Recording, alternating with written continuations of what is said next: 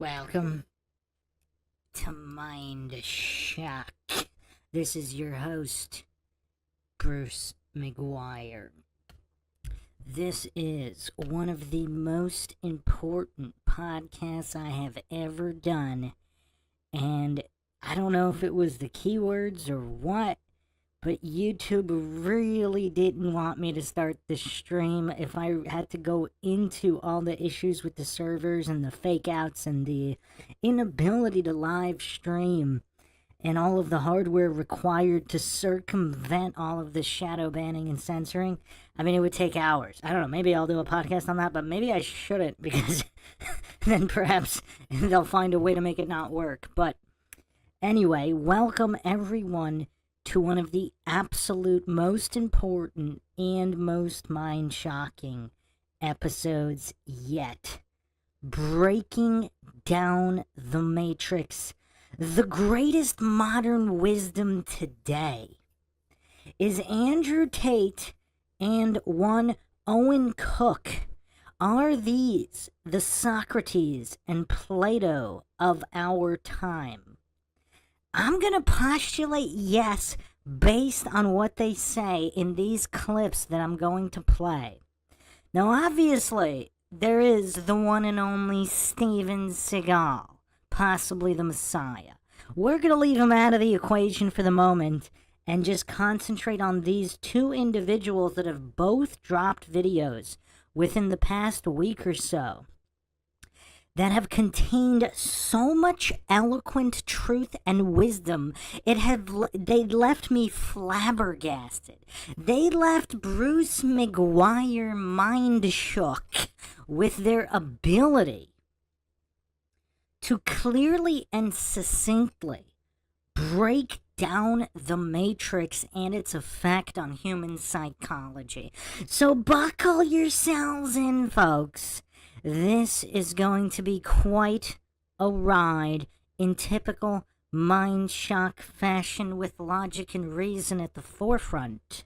If you want to help support the podcast, help logic and reason return to a world where it is quickly going extinct, and this podcast specifically will be going into how and why and the mechanisms behind this extinction, you can donate to our PayPal. Just check the link in the description. You can also become a YouTube member right here on YouTube. Help support the channel that way. Make sure you subscribe, like, and share Twitter, Facebook, Reddit, Patreon. Patrons do get priority for case, topic, logical analysis, code, podcast, or requests. You can also be a guest in the podcast depending on your tier. Questions, comments, theories, thoughts, suggestions, rebuttals, debunkings of any kind, leave them in the comments section. Unless you are with us live, and then you can just drop it in the chat there. I will try to get to each and every comment. All right, so I think everybody's familiar with Andrew Tate by now. I've seen a number of videos.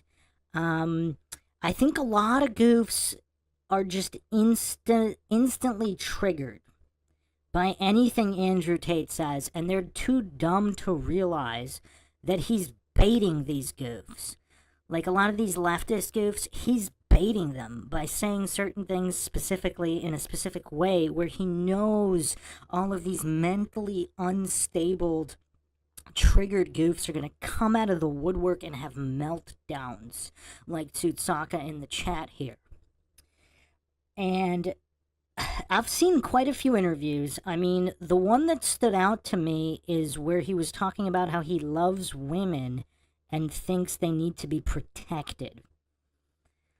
So I don't know if they changed the definition of misogyny, but misogyny is the opposite of that. So it's just kind of a weird thing. And everything that Tate said that I have heard was from step one. The woman gives consent and consensually enters a relationship with a man. Once that step is satisfied, everything Tate says is under the umbrella of the woman's consent. So I don't know why anybody thinks he's like anti-woman or something. It's kind of weird. But anyway, Owen Cook is another guy that's yeah, Tsutsaka is funny. He came in here complaining we weren't starting on time, and as soon as we start, he runs away. What a goof. I like that guy, though. His Dunning-Kruger stylings are so entertaining. So Owen Cook I don't know as much about. Apparently, he's some kind of dating coach, pickup artist turned life coach. Some controversy in the past, but this guy's pretty deep. I mean, I've seen little clips of him here and there, and nothing that impressive. But in this clip that he released recently, he gives one of the best, if not the absolute best breakdown of the human condition stuck in the Matrix I have ever heard. And this is what we're going over. We are going to start with the one and only Andrew Tate. And in this interview, his recent interview with Candace Owens, I think he's done a couple interviews. The most recent interview, I mean, it's almost like a different Andrew Tate. He went full philosopher mode. He went full modern day philosopher mode like I have never seen. And it's quite impressive, actually, I have to say. I've never really been impressed with anything he's said. I'm not saying it's true or untrue. Most of the stuff he says is pretty on point. But I was never truly impressed until this particular interview. And you know, if Bruce McGuire's impressed, this is going to be some truly impressive, mind-shocking stuff.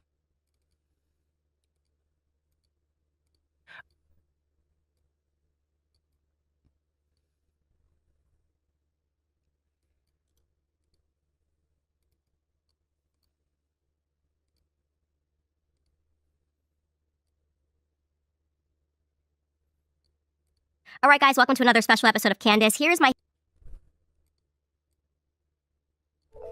theory. I believe that the elites are... I'm going to speed this up just because it's a really long interview. So I'm going to speed it up a little bit.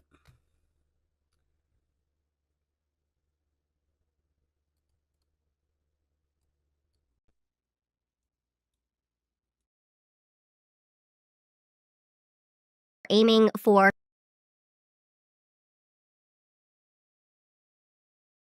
clinical retardation. I'm not kidding. I believe that if somebody produced a study right now and said, don't drink water, 50% of people in the world would, because they would suddenly just stop drinking water because the data says don't drink water. And obviously, I've showed you guys many times in my podcast my favorite clip on the internet this year because it explains exactly my philosophy in life. It's the reason why we designed the second edition of the Standis Cups to say don't care, built different. It's very important for you guys to take a listen to Andrew Tate explaining what... All right, guys, welcome to another special episode of Candace. Here's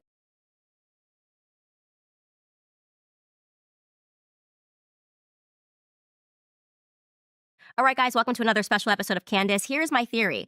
I believe that the elites are aiming for clinical retardation. I'm not kidding. I believe that if somebody produced a study right now and said, don't drink water, 50% of people in the world would perish. They would die because they would suddenly just stop drinking water because the data says don't drink water.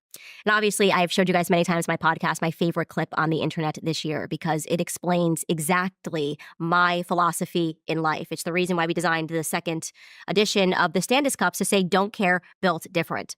It's very important for you guys to take a listen to Andrew Tate explaining what we can garner from the data, as he says. Take a listen.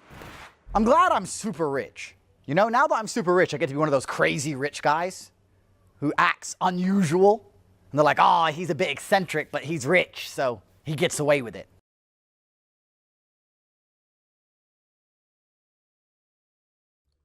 This is also the funniest I've ever seen Tate in this little intro clip before the internet. This is the funniest I have ever seen Andrew Tate. He could be a comedian. This is going to be really funny. And Candace Owens, pretty based, except when it came to the Convicting a Murderer documentary, where for whatever reason, she bootlicked the same government officials. She says, don't trust the government, but she bootlicked them. Now, I don't know if she's so embarrassed she doesn't want to reference that, because it did kind of seem like the Daily Wire almost forced her to do that. It was a little weird, but... Anyway, other than that, yeah, she's pretty based.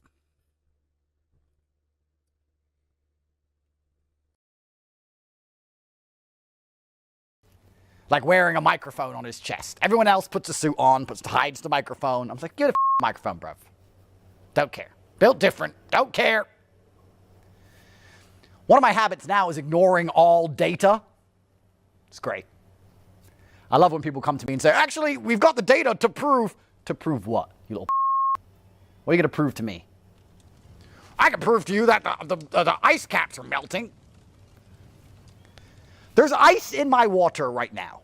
I'm going to leave the water unattended until the ice melts. Will the water overflow out of the cup? No. Why are all the richest, most important people in the world who are pushing this scam buying beachfront homes? Oh, but the data says. The data's from the Matrix, and you are the Matrix, and the Matrix is full of lies. Anyone who actually analyzes data nowadays proves they're a dumbass. Have you seen that graph thing, that meme, where you have the most stupid people and the most intelligent people do the same thing? Then you have the midwit in the middle. Data is for midwits, you know? Well, the data says. Yeah, the data says. Well, actually, I guess statistically, the pharmaceutical company who sells the jab made the data. Why are you even reading it?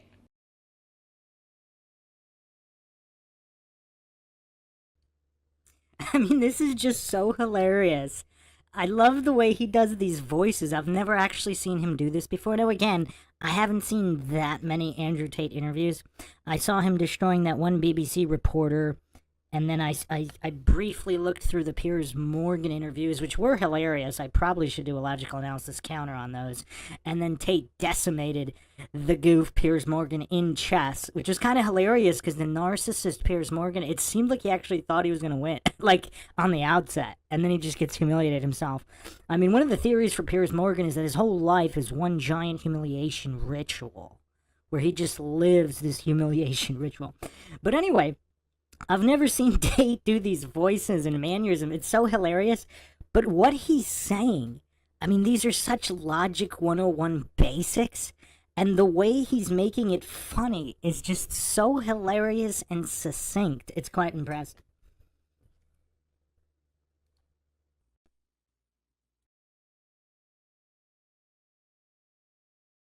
Why are you reading it? There were stupid people who sat there and said, the jab's made of 5G cellular data. And then there was extremely intelligent people like me who said, I don't trust these motherfuckers. And we both didn't get the jab. All the people in the middle were like, well, the data says, and the news said. They wouldn't just make us all take a jab for no reason. Jabby jab, jabby jab. If you even look at data nowadays, you're a dumbass. You should just know. Street smart people don't need data. We've just been around. You know? I've just been around. I just know things because I've just been around on the street. If somebody's trying to give you something for free so desperately, it's probably a trap. When you're street smart like me, you're on the corner. You, your boys, some bitches. Guy comes up to you, goes, you want a hamburger? Not really. Hamburgers are good for you. If you don't eat, you'll die. Yeah. You should really have this hamburger. I don't want it. If you don't have this hamburger, you're going to lose your job. I'm going to lock you in your house. I don't trust him or his hamburger. Why were you people like, well, do you have a study about this hamburger? Do you have some data on the hamburger? Oh, it says that protein's good for you. Give it to me. Dumbass. The guy who got the hamburger is trying to force it down your neck, pulled a study out of his. It's perfect. We're going to jump right into a conversation. Flawless.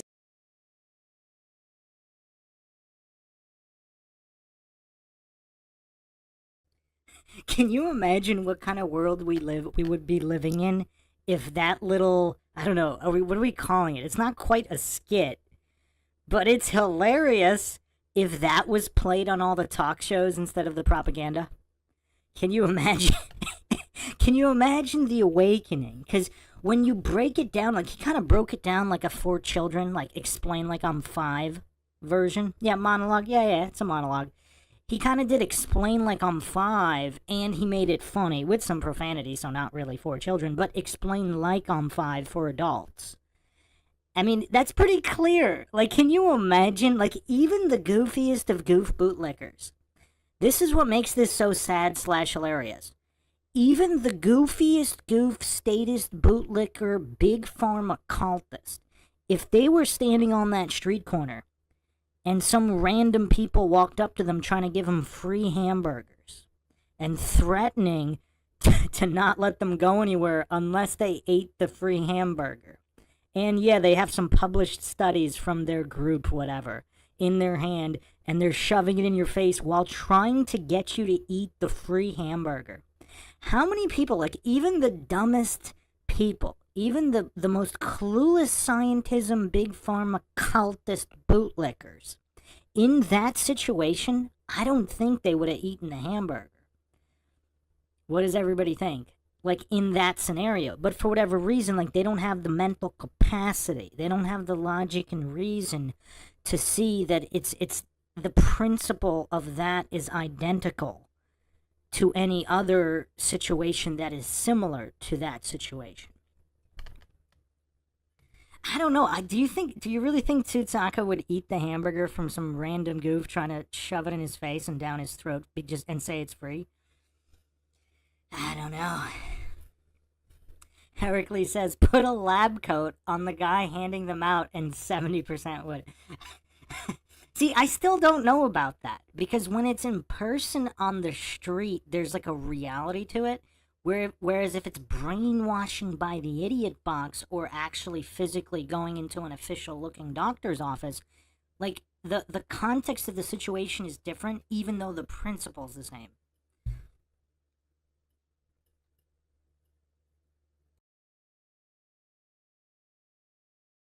With it's I've watched it too many times. Well, it's kind of funny because you probably have this also. You have a point of view and people say to you, where do you get this point of view? Why can you think that? What source does it come from?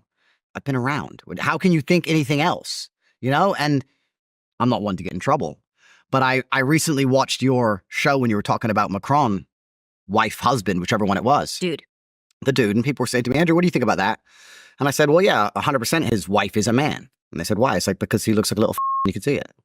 So what more do you want to see? You can see on his face. You can see on Macron's face that he's exactly the kind of person who would be groomed by a man. Mm-hmm. So it's obvious. And then it's the common sense aspect where they're like, first and foremost, they are producing no evidence to the contrary. 30 years on a single picture of this person exists. Yep. We have plenty of pictures of his brother who suddenly went missing at the exact same time that Brigitte was born at the age of 30. Yep.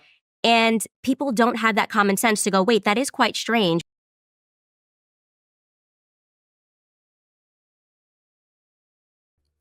That's not strange at all. That's just classic coincidence.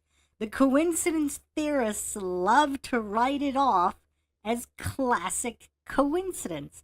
And the more ludicrous the ask, the harder they bootleg. That's what's funny.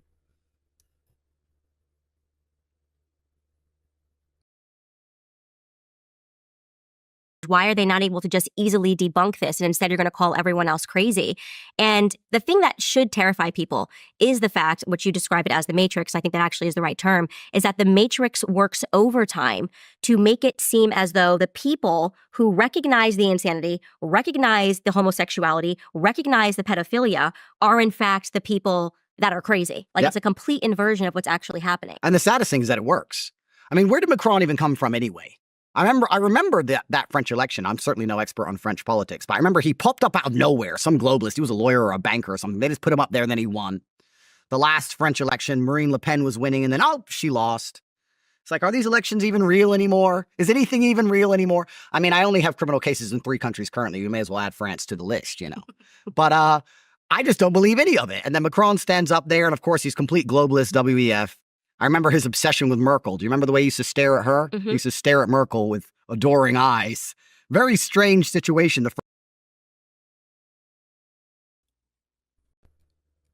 You know what else is kind of weird? All these status goofs, like they make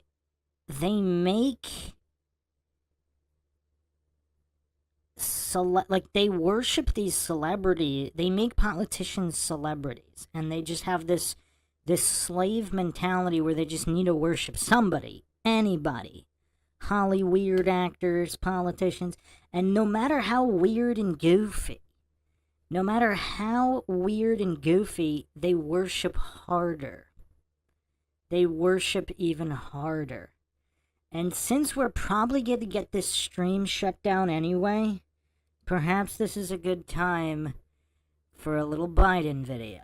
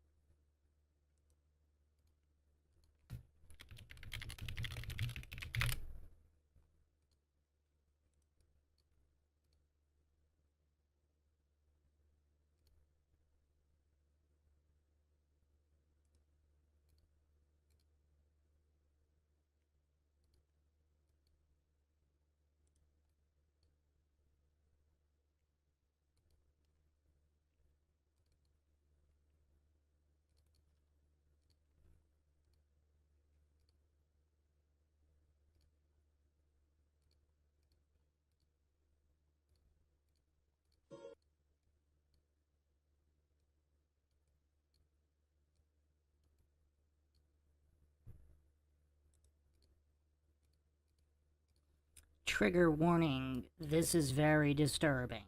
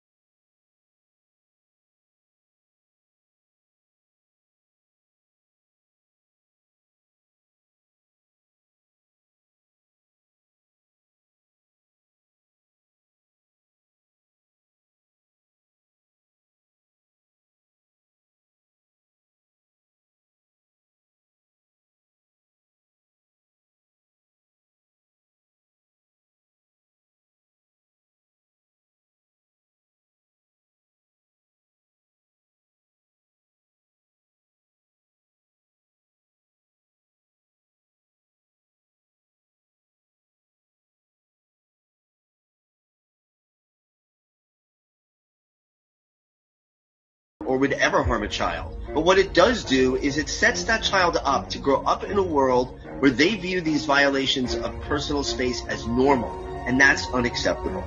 Everyone, regardless of their gender expression or age, deserves to walk through this world with their physical boundaries intact and not living in fear that they'll be violated.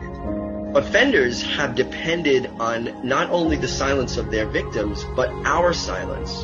If we allow children the permission to say no or speak up for them when they can't, we're going to go a long way in preventing so much harm.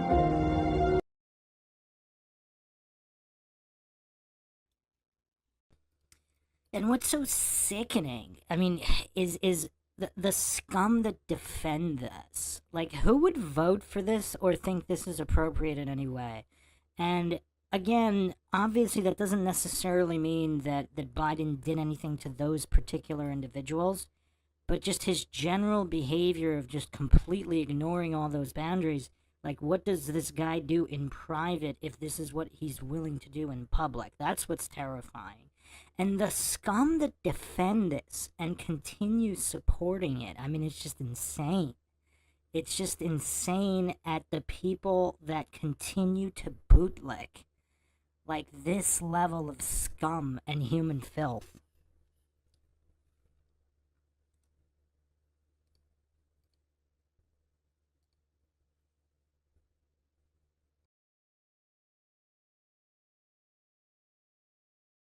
French find themselves in. And when you point these things out, you point out that it's strange, right? You point out and say, look, this is unusual.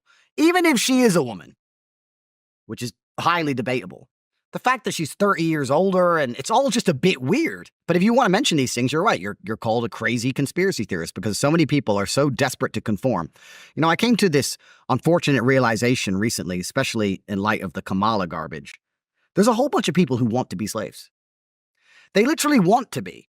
You sit and say, why can't you convince people to see the truth? And then you realize it's because they don't want to see the truth. They want to be a slave because it makes them feel the same way a child feels when they get attention from their parents. Now, again, a lot of people write Andrew Tate off. I mean, he's going Socrates level right now, and he's just getting started. I mean, that was actually very deep and profound. Profound. Because the subconscious is programmed in very, very early childhood. And he also says it very casually. I mean, is Andrew Tate a modern day Socrates?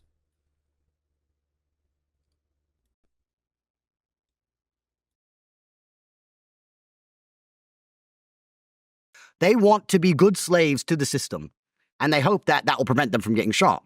Now, we know our history. It means they'll get shot last, but they'll still get shot. Right. So you have to make a decision as a man, especially, like, do I want to die first like a hero for telling the truth, or do I want to die a few years later like a coward? And I guess that's where you see the differentiation in the opinions, the dichotomy of the different types of men who are living in the world today. But it's really crazy that so many people will sit there and consistently consume lies and garbage after they've been lied to so many times, and they feel like they get some kind of, I don't know if it's satisfaction, I don't know if it's warmth, I don't know what they feel in their heart when they just subjugate themselves to these people. Maybe it's like cuckdom, you know? They like to feel like a cuck. They like to feel stupid. There's no other way.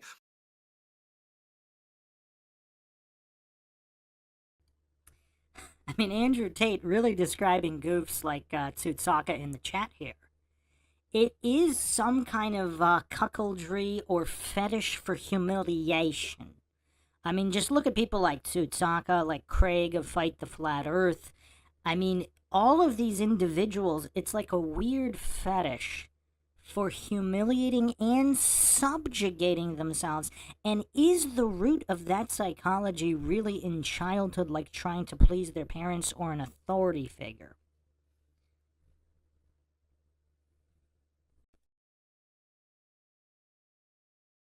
There's a whole bunch of people who want to be enslaved to these systems. I think slavery is natural, actually. I thought about this for a long time because I'm going, how could you accept this? Like somebody telling you to stay at home, not see your family, double mask, let your parents die alone. Yep. Everything spiritually should be coming online going, this is not natural, this is wrong, and I'm going to fight this.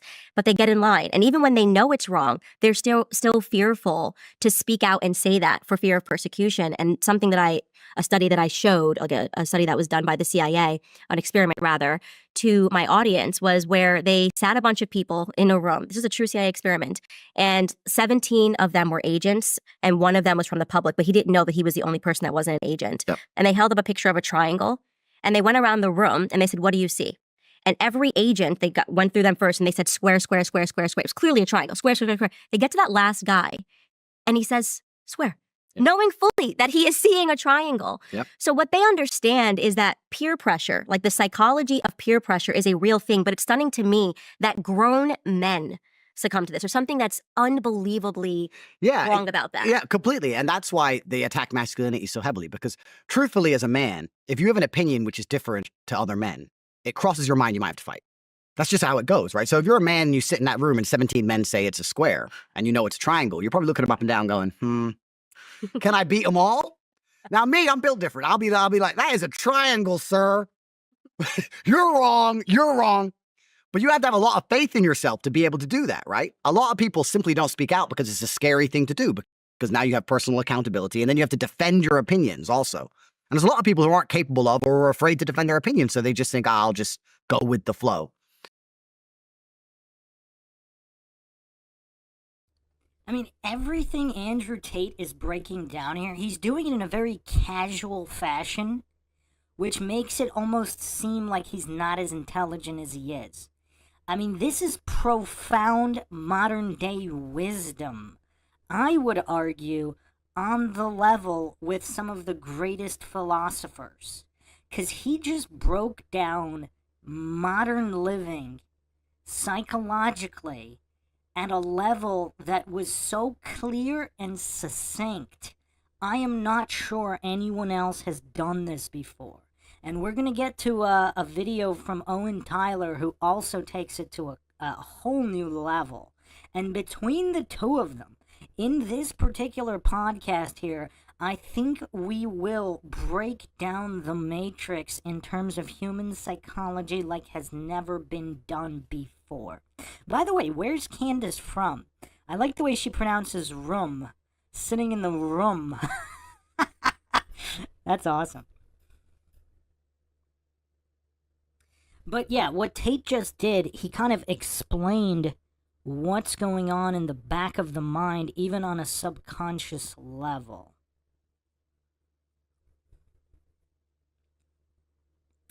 And a lot of people don't do that. But the cowardice and mental weakness that Andrew Tate is calling out here in such a profound fashion is quite mind-shocking.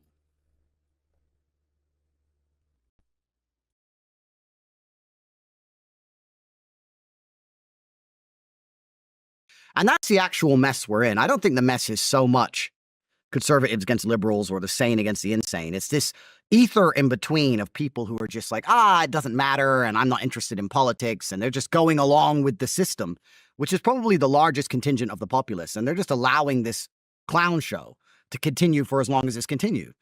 And I don't want to be a conspiracy theorist, but ever since 2020, I don't believe any of the elections are fair at all. I don't believe that any of the people in charge have our interests at heart at all. I believe it's a massive racket where everyone is just stealing. I believe if you speak against the system, the Matrix is going to come and they're going to use lawfare to try and destroy you. I said on a podcast I did 7 days before Trump's assassination attempt that there's no way they're going to let him win. Then his assassination attempt happened. Thank God he survived it. That was a miracle in and of itself. That's been memory hold now. That's been disappeared from the internet. Don't know if you saw this morning. All of the references between Bill Clinton and Jeffrey Epstein have been removed from Bill Clinton's Wikipedia page a couple of days ago. So that's gone. Nothing's printed anymore, right? So they just changed the typing. And you try and talk about this with people. There's people who understand you. There's people who disagree with you who are mentally unwell. But unfortunately, there's this huge contingent in the middle who are just like, yeah, I don't really know. And I don't know. And I'm just going to go do as they say. It'll be fine. And they're so perma-distracted with garbage.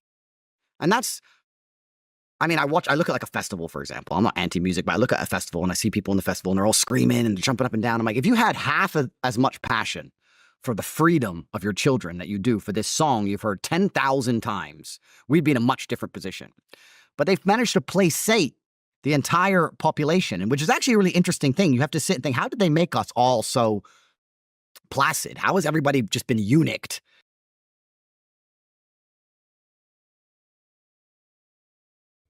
Tate's going deep here. He's also talking kind of fast and going over a few different concepts, but let's think about that for a second. Think about if the story about the Revolutionary War and the founding of America is true, but even if it's not true, all revolutions start with people who are actually passionate about the freedom of themselves and the generations to follow. But he's got an interesting point here. Look at all the goofs that worship celebrities and musicians very passionately, fervently. That's quite interesting. Yeah, a lot of people in the chat are talking about Tate being an actor, whatever. This isn't about that. We're dissecting what he is saying. We're dissecting the information, not the source per se.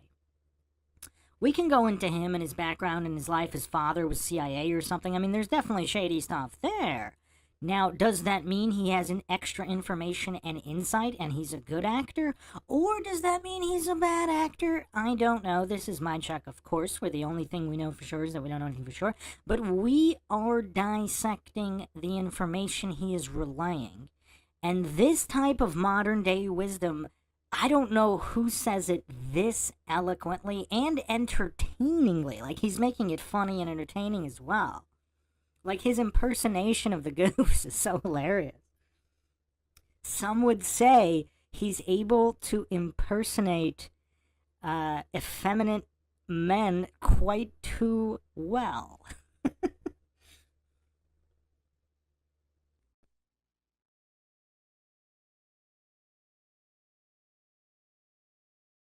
To the point where they're sitting there going, oh, well, I can't see my parents. I can't leave my house, but it's fine.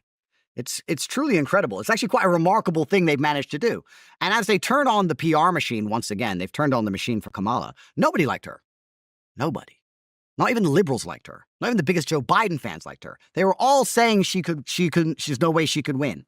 And here she is, the most loved person on the planet, like 2 weeks later. It's just incredible to me. They could do COVID all over again, Candace. They could do it again. I know. Isn't that scary? Yeah, it's very scary. And that's why I go back to this like peer pressure thing. I basically now, when I meet people, I want to know who they were in high school. I think it's the most significant time in your life. I want to know who you were in high school because it's somehow you see that their characteristics, they just reemerge later on in life. And right now what we're fighting is a system of losers, right? Yep. Who are writing their articles feverishly. They hate people that have confidence. They hate people that are self-confident and are not going to, oh, I said that the data says this and I'm smart and I went to Columbia. I don't care if you went to, I literally don't care. You are the dumbest person. I would never follow you, right? You couldn't lead a marching band, right? And somehow you think that writing articles in the Daily Mail, calling me names, case in point, New York Times former writer Barry Weiss. Candace, it's that insane. You are you're like a weird loser, lesbian, can crawl in a hole. Literally Barry Weiss would crawl in a hole and die. I could care less. And I say that knowing that there's going to be, how could you say, literally she would crawl in a hole and die. You think you have the authority, right, to tell people that I'm bat insane because I won't get in the line in the same way that you've gotten in line with the system your entire life? Yep. Like you're a Zionist,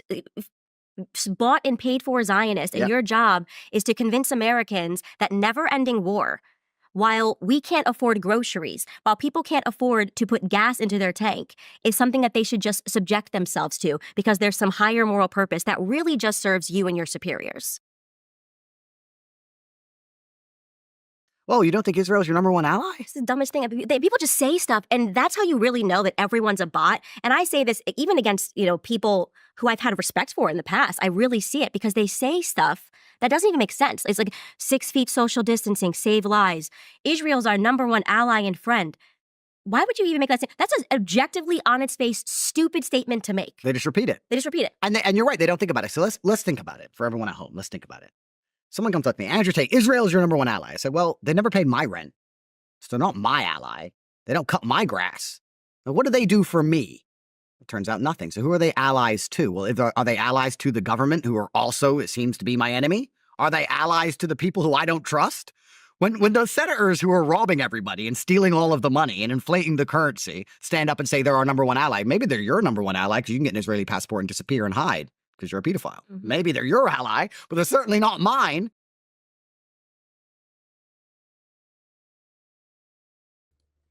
Wow.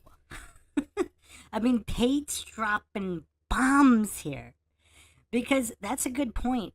Not only did he just expose the statist cult for what it is, a bunch of criminals, aka politicians, grifters, not only did he expose them, but he asked the important questions. He asked the real questions.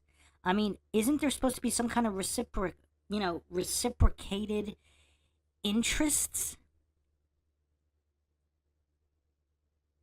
Reciprocity of some kind in order to be allied? I mean, where is the reciprocity other than in backroom deals and some kind of war machine deals? And those are the important questions that the NPCs do not ask. They can only regurgitate what they heard on the idiot box.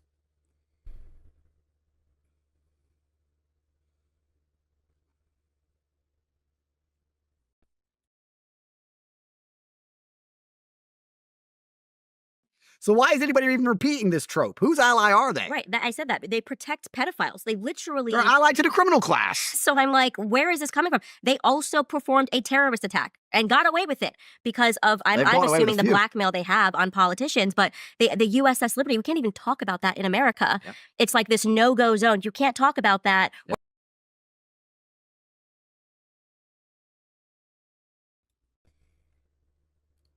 Now, I am expecting the stream to get shut down, so I might as well put these photos up here.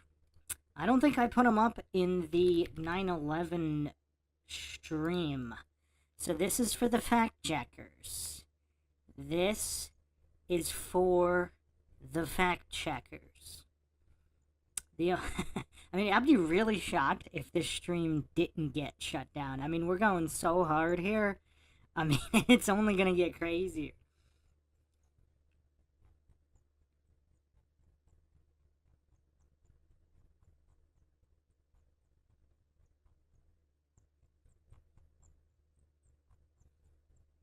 I wonder if everyone here has seen these images. They definitely raise quite a few questions. I'm going to put them on the screen in a second.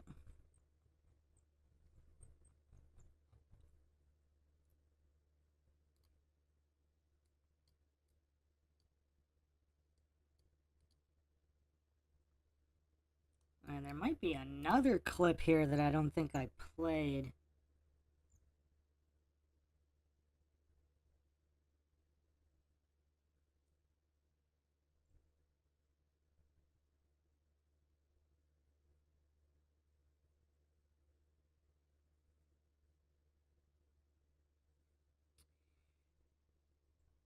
There...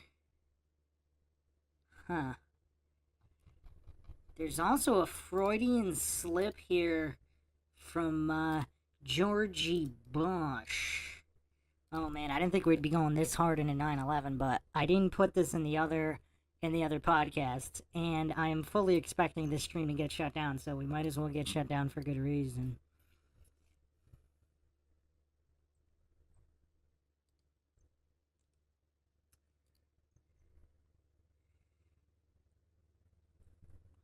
I have one video clip and a few images to put up here.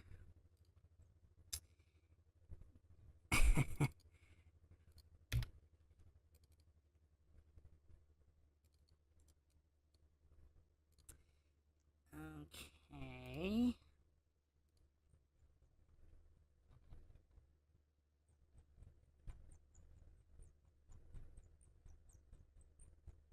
Just give me another minute. Should be able to find them.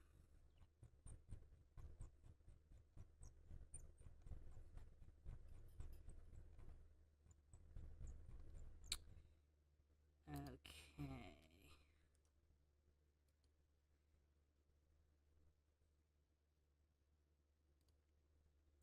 So these are images from alleged art students on the 91st floor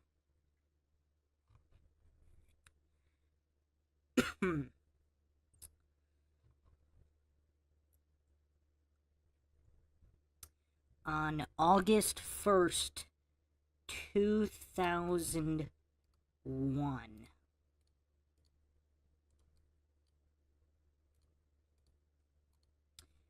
Now, does anybody have a guess as to why art students would be inspecting the windows? They also look like they have some kind of straps on as to not fall out of the building, as if they're going to remove these windows. These are alleged art students.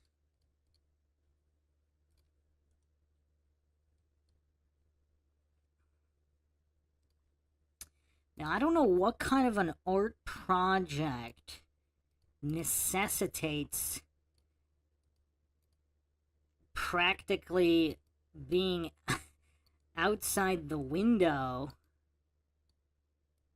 I mean, this is kind of weird.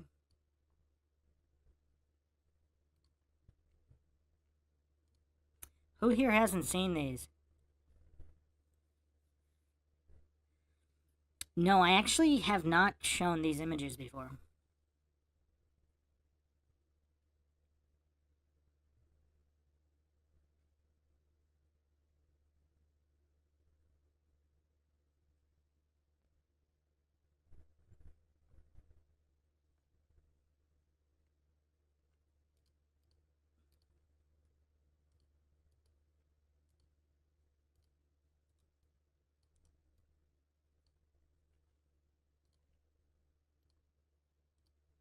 And I don't know where these images came from, but somebody wanted them out there. What's in all those boxes? Some people theorize some kind of explosives.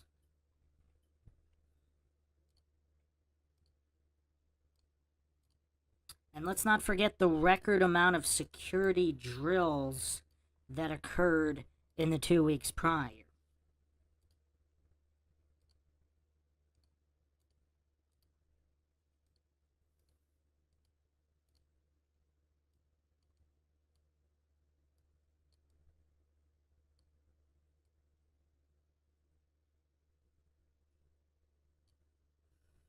Some people allege these boxes are some kind of fuses for detonators and bombs. But who knows? Maybe it's just business as usual on the 91st floor. Maybe it's all business as usual. I'm gonna Now describe. let's see who's heard this clip before.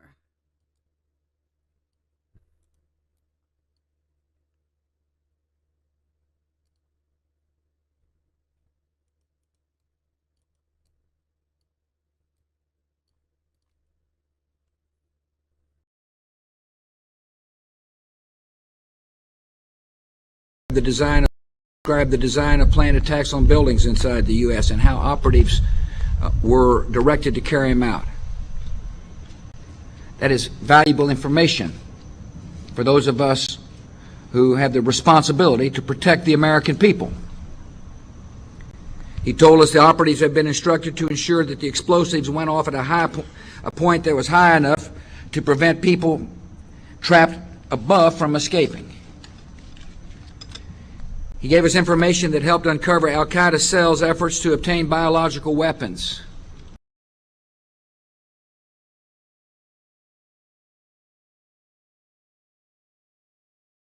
Did everybody catch that? He's talking about the explosives. Let's replay that a couple times for the coincidence theorists. Was this a case of Georgie saying the quiet part out loud?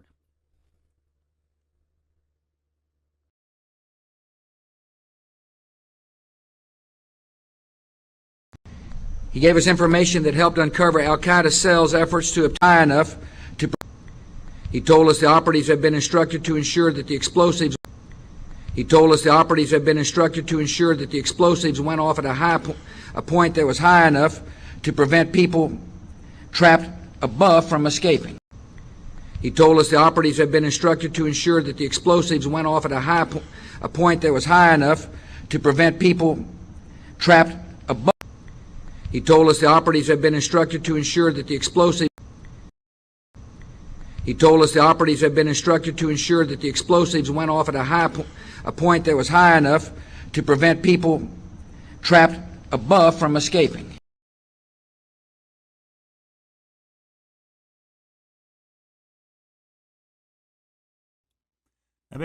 I bet you guys weren't expecting this level of mind shock tonight, huh?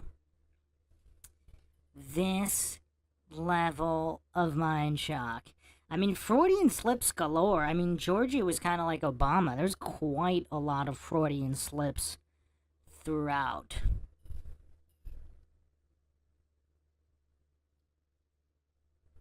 Heracles in the chat says, it's just art. You wouldn't understand. Yeah, Illuminati art is kind of weird, isn't it?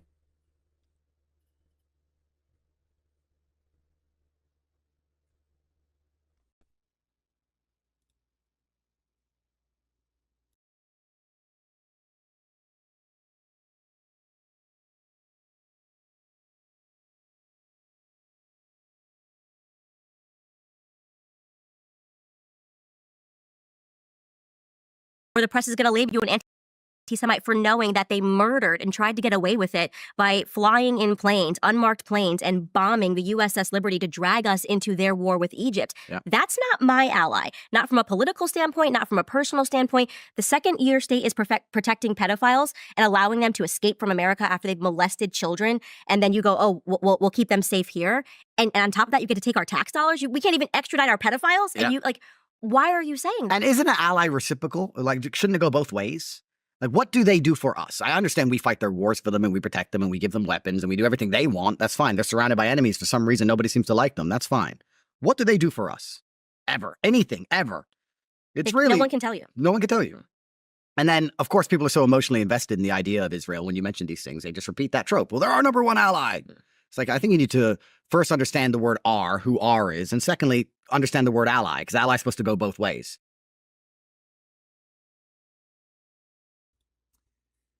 I mean, what Tate is saying is so basic yet profound, because nobody actually considers that. Catch you next time, Justin Johnson. Also, just keep in mind, this is MINDSHOCK. I do not claim anything is true or untrue. The motto here, of course, is the only thing we know for sure is that we don't know anything for sure. So all the YouTube censors and the fact checkers out there, that's the motto here. I am not endorsing anything Candace Owens is saying.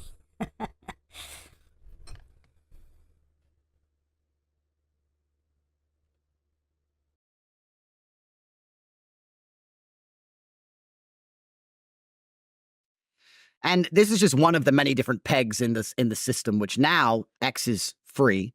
I have to admit, I feel like people are starting to realize and wake up a little bit about a lot of subjects. And Rumble is out there, and obviously you've got your own show, which is amazing.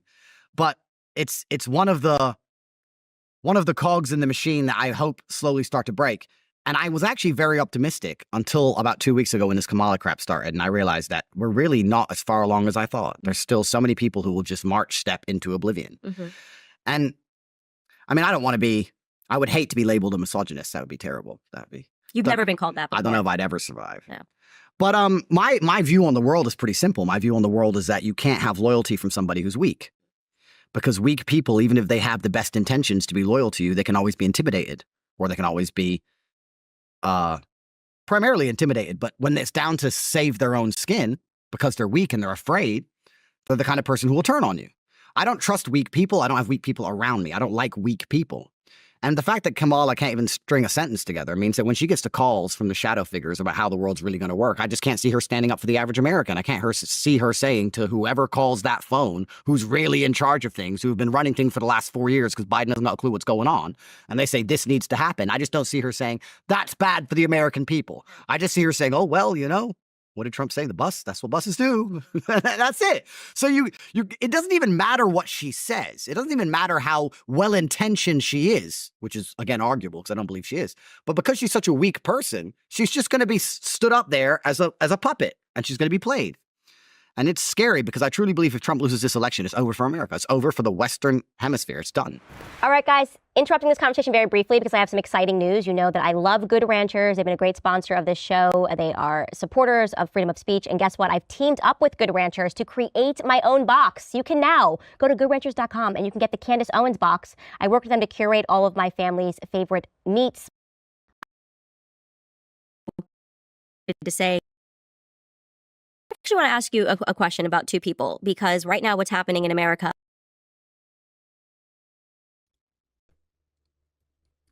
What he said about weak people is also quite profound, because weak people, even if they are well-intentioned, they get everybody in a lot of trouble and a lot of bad situations. Yes, fair use, of course. We are always in fair use. How could I forget to mention all the fair use going on in this fair use analysis?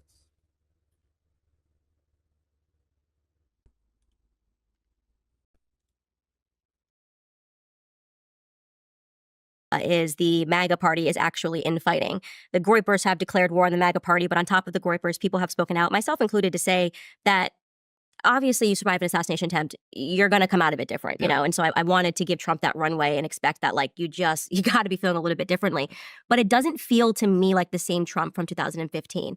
And obviously he's the better candidate. I want Trump to win as well. But it does seem that now that he's accepted money, that he can't be as hardcore about certain topics and certain issues as he was back in 2015 when there was no chance he was going to win, allegedly no chance he was going to win. And also nobody would give him money and no one would give him any airtime. And now it feels like, I don't know, like they've kind of, I don't want to say like buck broken him, but there's definitely a lot of consultants around money kind of always being the root of lies and evil, and I believe lies by omission, not saying things that you would say because, oh, well, this person just cut you a $50 million check. So I maybe stay away from that subject because that person is, from Romania and these are the Romanian interests. So, Good country choice there. Yeah, it's a great country choice. Yeah, smart.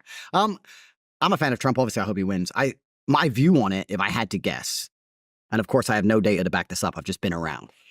Trump ran with a scorched earth policy, and he got into power, and they tried the whole Russiagate garbage. And I think Trump actually, in many ways, was very soft in his first administration, and he believed to a degree he could reason with these savages, and he thought that, I should put Hillary in jail. I should do these things, but they'll take Trump Tower off me, and they'll hit me with endless lawfare, and it's going to be a mess. And I built this whole conglomerate of real estate and money, and I'm still American, and my kids live here. And if you really declare war with the deep state on that level, my children are going to end up in trouble, and there's a whole bunch to consider. So he tried to be nice to them, and then he realized that doesn't work because they rigged the election. When he left, they rigged the election. They keep hitting him with lawfare to try and stop him being president again. And I think there was part of his mind that said, you know what? I'm really going to get back into administration and teach these guys a lesson. And then I think something happened. Someone came along at some point, and I think perhaps that deal was done. And they said, look, you won't go to jail. Trump Tower will stay standing. Your kids will be safe in America. Everything's going to be okay. But you're going to have to bend on these few things. And I think that perhaps, fatigue makes Napoleon said it, fatigue makes cowards of us all, and he's certainly no coward, but it's amazing how daily war can grind you down. I can talk from personal experience. After 3 years of every single day you're fighting, and that's what they do. They know that you're too powerful a person to take out with one hit, so it's like hyenas on a lion, and they just bite. If I had to guess, I'm still praying for a Trump victory. I still think he's going to be the best president. I still think he's going to do his very best. I just feel like somewhere along the line, something has been agreed to prevent post-presidency or post-death for his empire and for his children. There seems to be some kind of deal somewhere. Again, I have no data on this.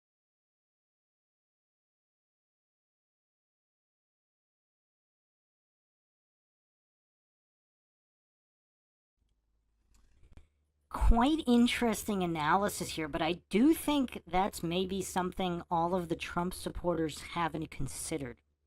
That if Trump is on the level, and I'm not saying he is, obviously, but if he is, this is an interesting mental exercise. Put yourself in his position with your children still living in the country, having to deal with the government and lawfare, etc.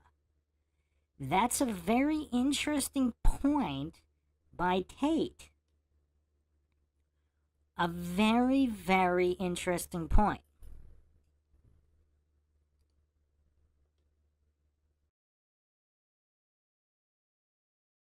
I've just been around. I feel like, and you look at the streets, let's talk about the streets, right? And the gangs, and they're out, and they're all killing each other. And then eventually you see one gang member walk past another gang member, and they don't kill each other. And you're like, something's been talked about now. It was different before. And it just kind of feels that way to me. I don't know exactly what the deal is. I'm not even going to say that I blame the guy for taking it. But some kind of agreement's been made, I feel like. I feel the same, and I'm wondering if you do as well. Elon Musk seems a little bit different too. And I will admit, I was kind of all in on Elon Musk. Like, I really thought, and I still give him tons of credit. He has fought a war that few people will ever understand, really, what he went through to really rescue speech at a moment where it was going to be the darkening. It was over. If they had gotten Twitter, it would have been done. And we saw what was happening, obviously, with all the COVID stuff, taking videos down, and people talking about their own experiences with the shot. And then Elon Musk rescued Twitter, and he went to war with that. You remember him on stage screaming at Bob, I think it was Bob Iger of Disney, and saying, you're not going to blackmail me and do all of these things. And now it seems, and I don't want to say that he's been blackmailed at all, but I just feel like it's a different Elon, and it could be what you're speaking about. Day in and day out, there is going to be some sort of a fatigue that manifests of having to fight people with a tremendous amount of power who do not let up one single day. Oh, they never let up. And you have to choose your enemies, right? And sometimes you have to do a deal with people who you perhaps don't even always want to do a deal with to survive. It's difficult at the very, very top. We're talking about the highest possible echelons of power. And there's a lot of different interests coming your way. And you have to sit there and go, can I really war all of them? Or can I just ally with this one team? Which is unfortunate, because people who know what I'm talking about know what I'm talking about. It seems to be the same team every time. If I can just ally with this one team, I'm good against everything else. Right. And then people are sitting in a position, and they're like, yeah, I guess, I want to live, and I want my children to live. And because it comes down to that. I don't think many people realize how violent the world is. We live in a world now where we have all of these facades on top of violence. But really, the world is just guns and bullets and violence. That's the reality of the world. When we talk about something like a court case, what is a court case? Well, a court case is a piece of paper. But if there was no threat of violence behind it, I wouldn't go, or no one would go, right? You get a speeding ticket, You don't pay the ticket, they add more money, you don't pay it. They say go to court, you don't go. They send another summons, you don't go. They send an officer, he says come to court, you say no. Violence. It's all just garbage on top of violence.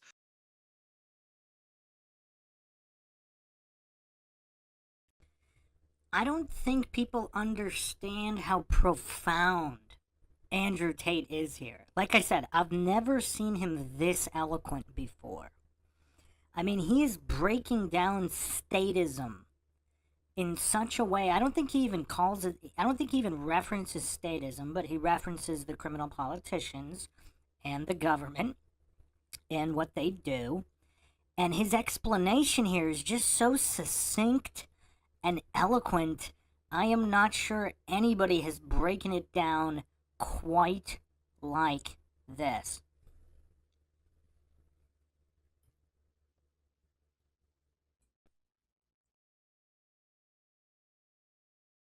And at the highest echelons of power, what they normally do is they skip all the garbage first. They'll sit down and say, look, you can do whatever and you can be Mr. Smartass, but it doesn't matter how much money you have or how powerful you believe you are. Bullets kill people and you have children and they're going to die. And I've been around. Now, let's talk about this professionally. If I know drug gangs who do that over control of a street corner, you're telling me they're not going to do that for control of the largest economies on the planet? You're telling me there's not going to be a single conversation about the fact that your children are walking the street for the largest economies on the planet? It's a very scary world these men live in. And I feel like they've had to do a deal with certain interests to survive, unfortunately. And it kind of feels that way, and it's scary. And then you end up looking at your own position, and you're like, okay, well, I do run my mouth a lot.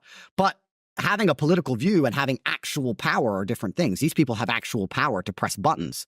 And those are the ones they have to keep their finger on. So it's I don't want to say anything bad about Elon. I really agree with you. He truly saved the world. Mm-hmm. But it's just a hypocrisy in so many people's views. You know, I talk to people and they're anti, let's say the UK right now, where they're locking down everybody for telling the truth about the immigration. And they understand that the native people of the UK want to keep their country British and they want to protect it. And they completely understand that. But then they're against Gaza. And I'm like, to me, you either believe in people's ancestral right to their homeland and to defend it, or you don't. But people seem to always have this hypocrisy on certain issues. It's very interesting. Well, that's psychology, too, and I spoke that on my show, and obviously I've earned the full ire of the mainstream media, and I don't care, because for me, and that offer was there, I mean, it was very clear to me that this is the one issue, if you don't talk about, well, you can maintain a comfortable life for you and your kids.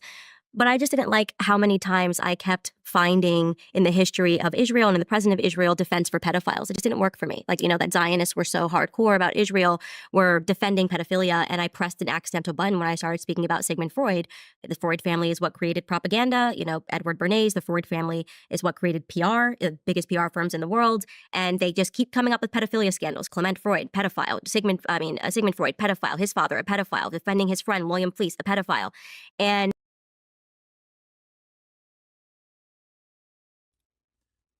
I mean, I'm sure that's all coincidental, including the Freud family links to the Madeleine McCann case.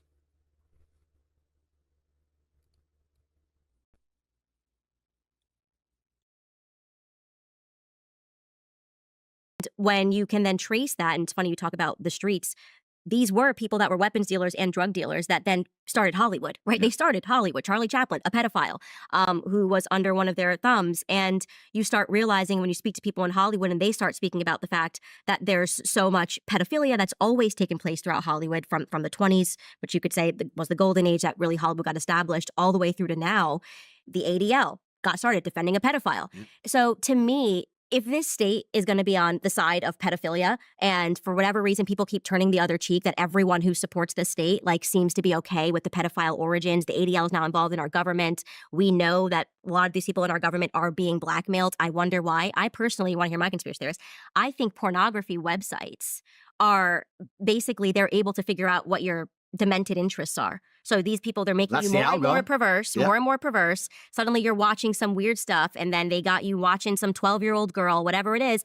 Boom, you're Yep. under their control. And I think this is what Jeffrey Epstein, all of this stuff is about, getting men who would be in positions of power to acquiesce to some like pedophilic pornography, and then they're under their control. I really believe that. I think you're right. And there's two things I'm going to say. First, I'm going to say they've checked my hard drives. And I love to say that to everybody who says, Andrew, you're a trafficker. They've literally checked my hard drives. For the last 4 years, my hard drives have been checked. Check the hard drives of 99% of people in the mainstream. Go check their hard drives. Here we are, 4 years into this human trafficking garbage. No one's even seen a video or a picture of a single woman claiming to be human trafficked. Like, it's completely insane. Secondly, you're right. There's also a psychological component, which I think ties into the masculine, because men are built in a way where we like to show dominance, and you show dominance in many different ways. But one of the ways you do it is by having access to things other people can't have access to. So I feel like if you get these losers and then you put them in a position of power for the first time in their life, and then you tell them that nobody's allowed to be a pedophile, but you are, that actually makes it more tempting than it was before. Not because of the pedophilic interest, it's because they're allowed to do something others can't do.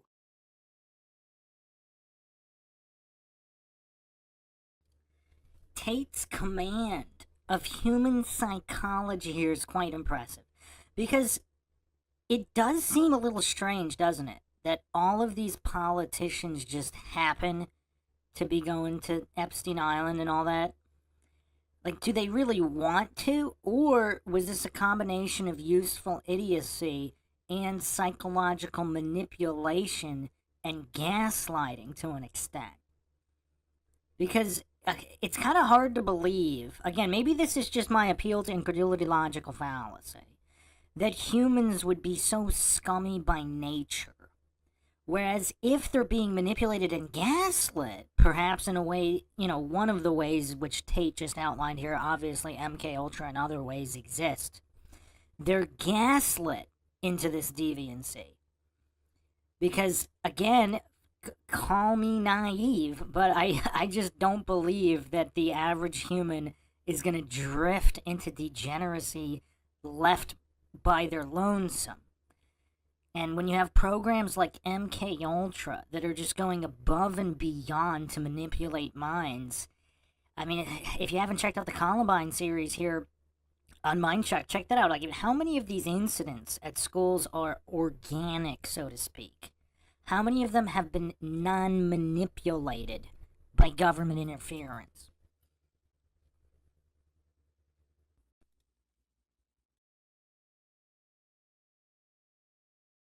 And that's a power ego trip, which once again makes it more appealing. It's kind of interesting how the male mind will work. But I know if you take an idiot and you give him some power and say, you can do this, but no one else can, he's going to be tempted by that thing no matter what it is.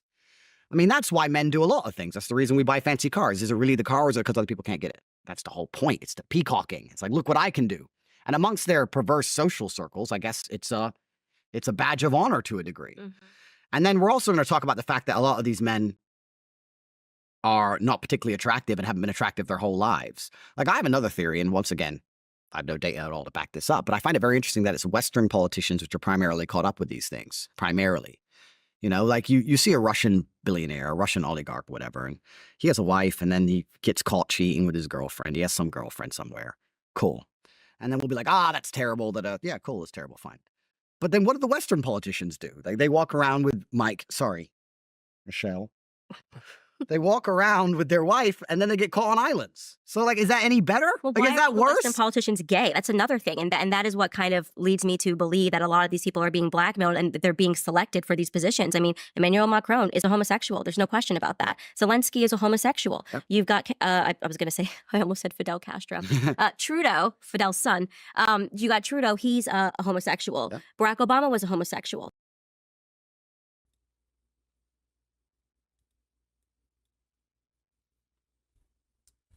Blasphemy. Blasphemy. Was the one and only Barry Soetoro? I mean, isn't this the most masculine man you can imagine? I mean, look at how masculine he is here. I mean, look at this. Look at the way he handles dogs. I mean, this is masculinity personified. I mean, look at this power stance in watching judo. I mean, look at that. I mean, is that not masculinity personified? I mean, his testosterone levels must be stratospheric. I mean, look at this masculine individual. This is blasphemy by Candace Owens here. Just sheer blasphemy.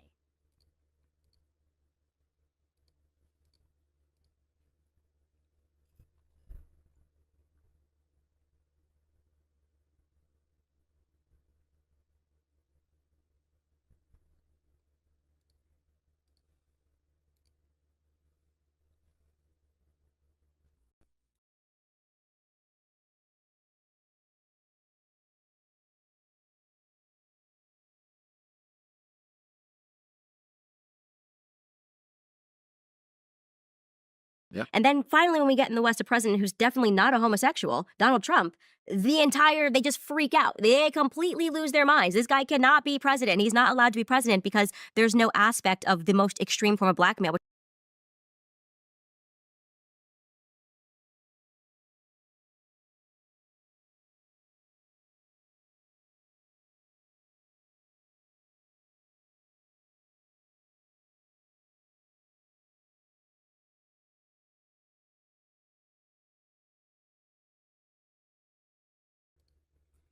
I forgot this one. I mean, look at this. He could have been an MLB player.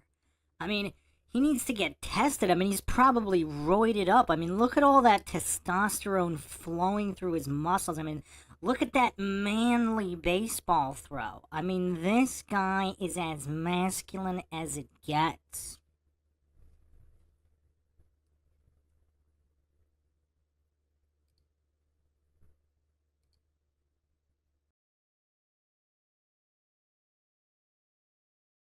Just like if we know that you have engaged in pedophilia, that you've been involved in any of these weird sexual scenarios, we can control you in office. Yeah. And there's obviously the deep state thing is not a conspiracy theory. It's part of the reason why they didn't want Tucker to conduct that interview with Putin, because the first thing Putin said is like, I don't deal with your president. I'm dealing with the CIA. Yeah. Right. That is the deep state. He's like, you couldn't even president, I don't talk to him. Yeah. The CIA is who's controlling your nations, which means that our democracy, the republic, it's an illusion. Yep. Oh, 100% true. And when I say things, I don't, obviously exceptions disprove the rule. I talk in the general, but in general, it is the masculine which protects the society in general. And in general, feminine are more accepting of certain things, and gays are closer to the feminine. So we say that we have men in charge. None of these people you named are men. None of them are masculine. There's nothing masculine about them. The true masculine essence is being prepared to die on a hill. And the number one thing we died for since the dawn of human time was our land and our women and our children. That's what we died for. And the reason we were prepared to die for them is because we know we could never be assimilated into another tribe. If there was another tribe on the other side of the hill, even if they outnumbered us 10-1, we knew that if they managed to get into the village, we were dead. The women can assimilate into their tribe because the women can join their tribe and have children. The women will be taken. We die. So we were prepared to fight.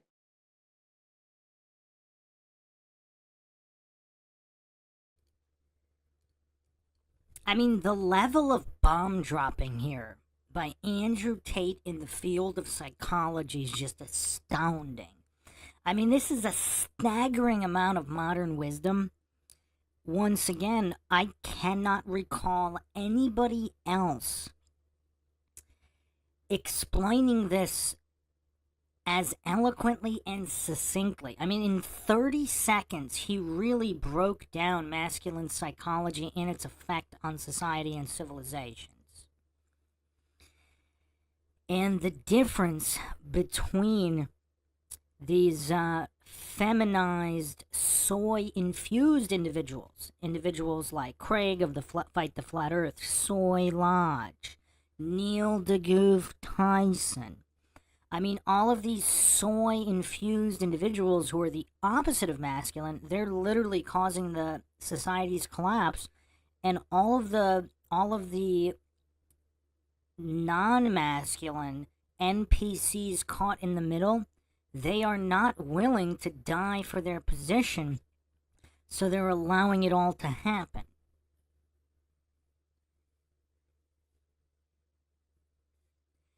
And again, Tate is saying it in a very casual way. It's almost like deceptive of his true intelligence level. I think Tate has ascended here to modern day Socrates.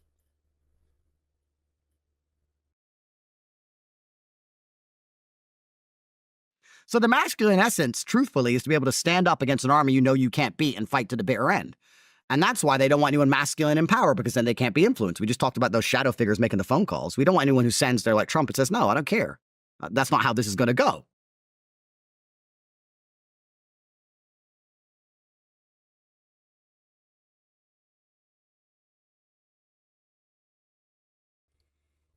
So, for those who think I'm exaggerating here, I am not.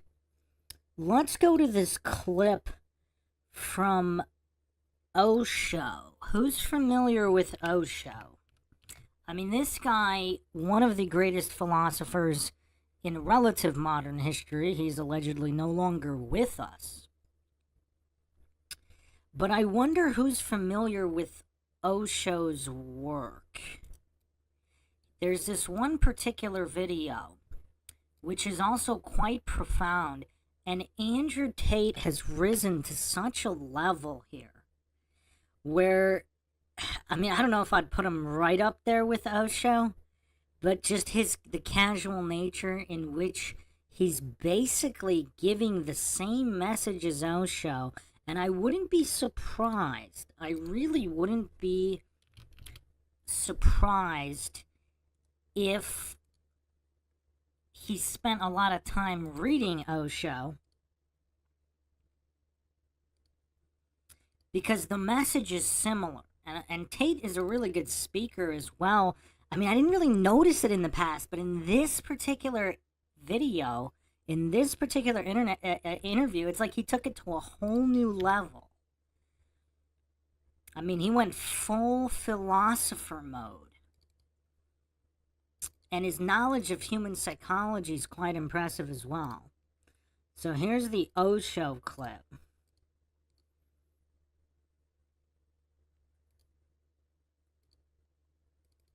Anyone surprised YouTube didn't shut us down yet?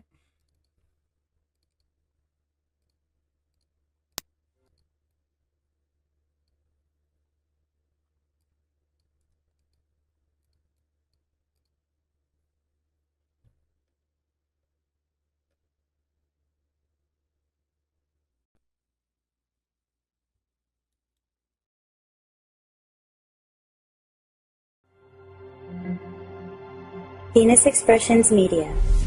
No society wants you to become wise. It is against the investment of all societies.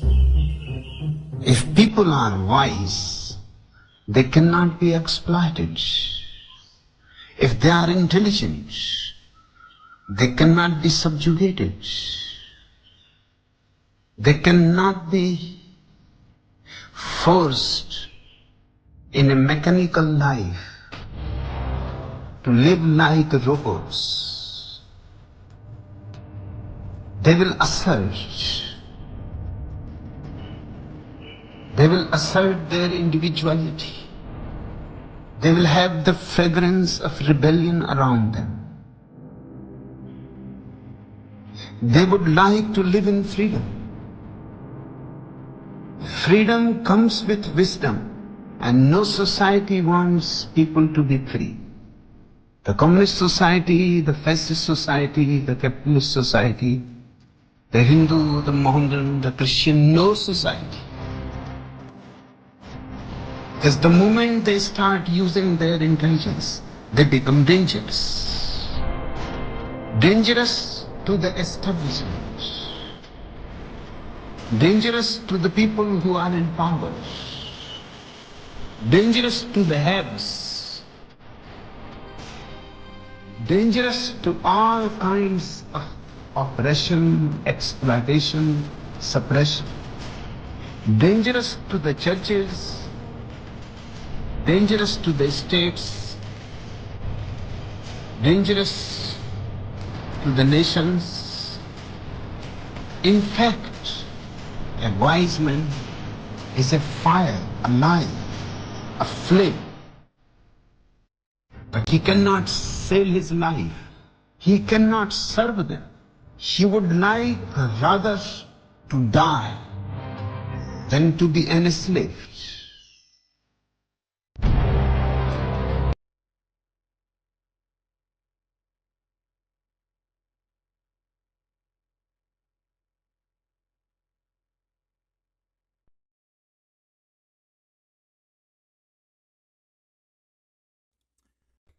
So that was quite deep from Osho, that someone who is wise cannot be subjugated and they would rather die than be enslaved. And that's pretty much what Andrew Tate is saying here, because you can't control somebody who is willing to die. And what he said earlier, I mean, it was kind of, I don't know if he was kind of just channeling 300, but be willing to die against an enemy you know you cannot defeat. And just that willingness to fight anyway. That's the masculine energy he's describing. which has been indoctrinated out of everybody, both mentally and physically, chemically, with all the soy in the diet and many other chemicals all over. So again, I don't know if people are giving Tate the credit he deserves here. He has ascended to full-on philosopher master, in Bruce McGuire's not so humble opinion.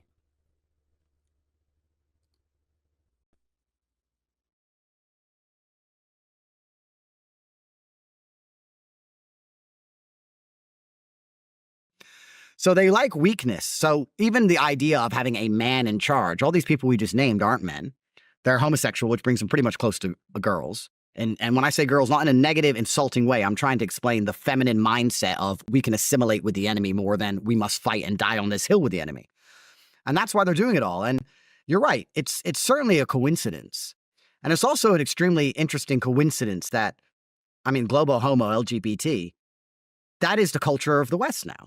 It's the number one thing you can't insult, you can't go against, you can't degrade, you can burn an American flag before you can burn a pride flag. You'll catch a prison term for that. It's truly the new God. You can insult Jesus all day long, but you can't insult LGBT in a Christian country. And if you look at any of the American embassies in all of their vassal states, the first thing they do is try and push this LGBT insanity. They try and push this global homo everywhere they can to erode the masculine spirit.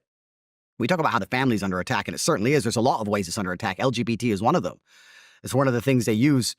But, I mean, there's a million different ways they've destroyed the nucleus of the cell. I was having this conversation the other day. I was talking to somebody, and we were saying, well, we're talking about men dying on hills, like I just said. It was after my Jesus protest, after I protested, because I was supposed to go to jail for that, because I didn't have a license. I didn't have a permit to protest. I'm on judicial control. I'm supposed to get 6 months mandatory. So I said bye to everyone, said to Tristan, ready for jail, packed a bag, went there to go to jail. So put me in jail for respecting Jesus. Put me in jail. I dare you. And even they knew better than that. So they were just like, please go home. So they didn't put me in jail. But I was ready to do it. And I was talking about dying on a hill. And I was talking to a girl, and she's like, yeah, but men aren't men anymore. And I said, but this is the thing that's so interesting if you actually analyze how they've destroyed society. Because you're right, men aren't men anymore. But if you want to talk about dying on hills, you don't just need rich men or famous men. You actually need the common man. You need every man. And most men in my position, especially financially, are not interested in getting in any kind of trouble, right? We're interested in protecting our profits.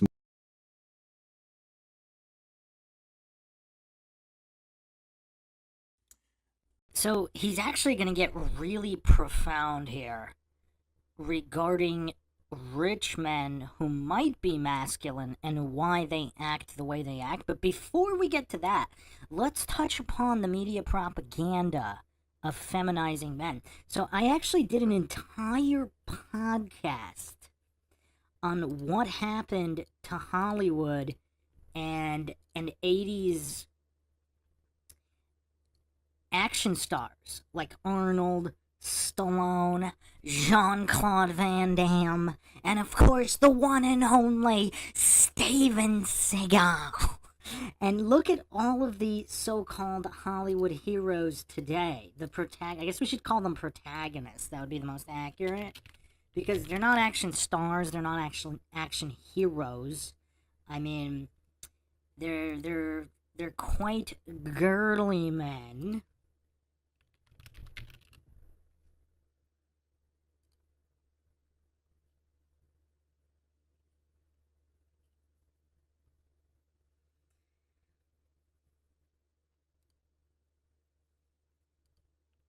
I'm going to put it on the screen in a second. If YouTube allows. Yeah, I'm surprised we didn't get shut down either. Yet either. Okay.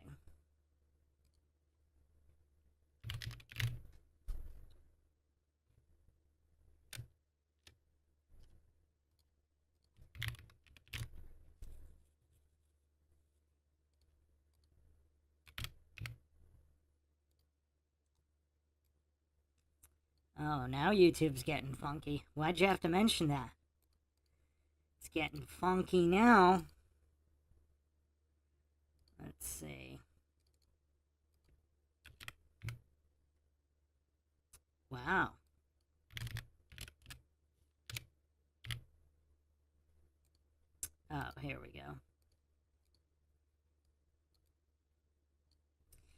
So I did an entire podcast on this. Like, this is who we have now. Now, no disrespect to Keanu Reeves. I mean, he's kinda charismatic and masculine, but he's not jacked. He's not on the level of the 80s and 90s guys. He's no Chuck Norris. He's no Arnold. He's no Seagal. And he's certainly no Jean-Claude Van Damme. I mean, we went from this to this. I mean, even Statham. Statham's alright. I mean, he has his moments. But, again, not on the level. Look at Captain America here. I mean, look at this metrosexual here. Look at John Cena. I mean, this jacked wigger. I mean, he's not on the level of the 80s and 90s guys with his pigtails and his girly clothes. I mean, even the Hemsworths are still kind of more metrosexual than testosterone ridden. I mean, and The Rock, the less said about The Rock, the better. So that's who we have here. I mean, these are the protagonists of Hollywood. Now, I'm going to unleash another conspiracy here.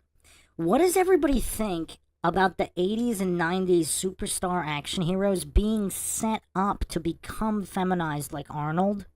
Because Arnold went full woke commie, which is weird.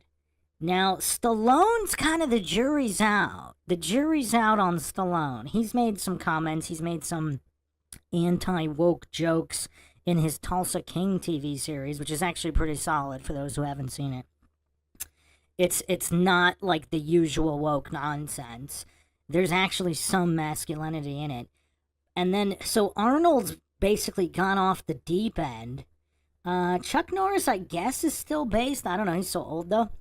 And obviously Steven Seagal, still the man, and blew the whistle. Are you guys familiar with Jean-Claude Van Damme blowing the Illuminati whistle?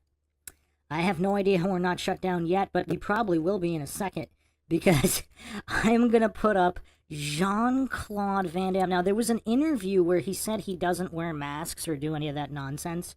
So, but that's been scrubbed from the internet. Like, I can't find it anywhere, not even on Rumble. But Jean-Claude Van Damme actually blew the whistle on the Illuminati. I think this was around 2016. So Van Damme, not a guy they could control.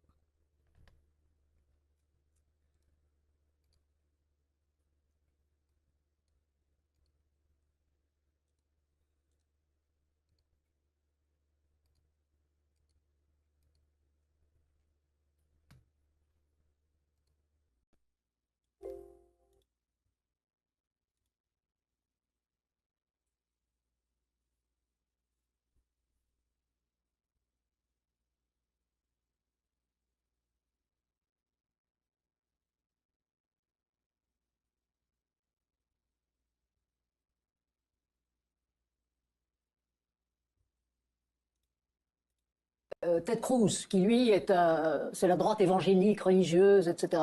Et l'autre, Marco Rubio. C'est la personne qui a dit que M. Poutine est un gangster. Cruz. Oui. Oui. Alors Okay. que Trump a dit Continuez. que Poutine est un type Non, mais épatant. enfin, les débats, restons politiques et restons droits. Parce que Oui, si mais jamais, l'un et l'autre. si jamais un monsieur, il ne va pas gagner, il y a quand même les Rockefeller, les gens comme les Rothschild, les grosses familles qui dominent quand même les continents. Donc c'est même pas la France, on parle des continents. C'est des familles qui ont grandi en 1827 avec des familles à 5 garçons où ils s'expandent. Vous parlez J'ai des dit c'est au sud de tout ce qu'on parle. Oui. Ok. Donc comme il dit, il y a les lobbyistes, il y a les gens qui se présentent aux élections. Oui. Et il y a des gars comme Donald Trump qui ont quoi, 10 millions d'euros. C'est pas lui qui dépense le plus. Enfin, il doit déclarer en Amérique, il faut qu'il En montre tout les cas- papiers. en tout cas, il a dépense peut-être, son propre argent. il a peut-être un peu plus. Mais enfin, un garçon comme ça, si moi j'ai des biens et j'ai travaillé toute ma vie pour ma famille, pour mes amis, pour un pays où je paie mes taxes, tout ce qu'il veut, je crois d'abord, c'est protéger ses intérêts. Donc, quelqu'un qui travaille gratuit, c'est quelqu'un de dangereux. Ça veut dire qu'il protège les intérêts de son pays. Bon, c'est vrai qu'on a des problèmes avec le Middle East, mais ce qui dit dans un sens, se retirer du Middle East, c'est... Attendez, c'est leur foutre la paix. Chacun a une philosophie. Attendez, parce qu'on m'a demandé, Non, bien sûr, Monsieur bien sûr. Vandam, vous connaissez la politique? Bien sûr, bien sûr. So I'm aware about that. Merci, Jean-Claude. L'autre. Si jamais un monsieur, voilà, il ne va pas gagner, il y a quand même les Rockefeller, les gens comme les Rothschild.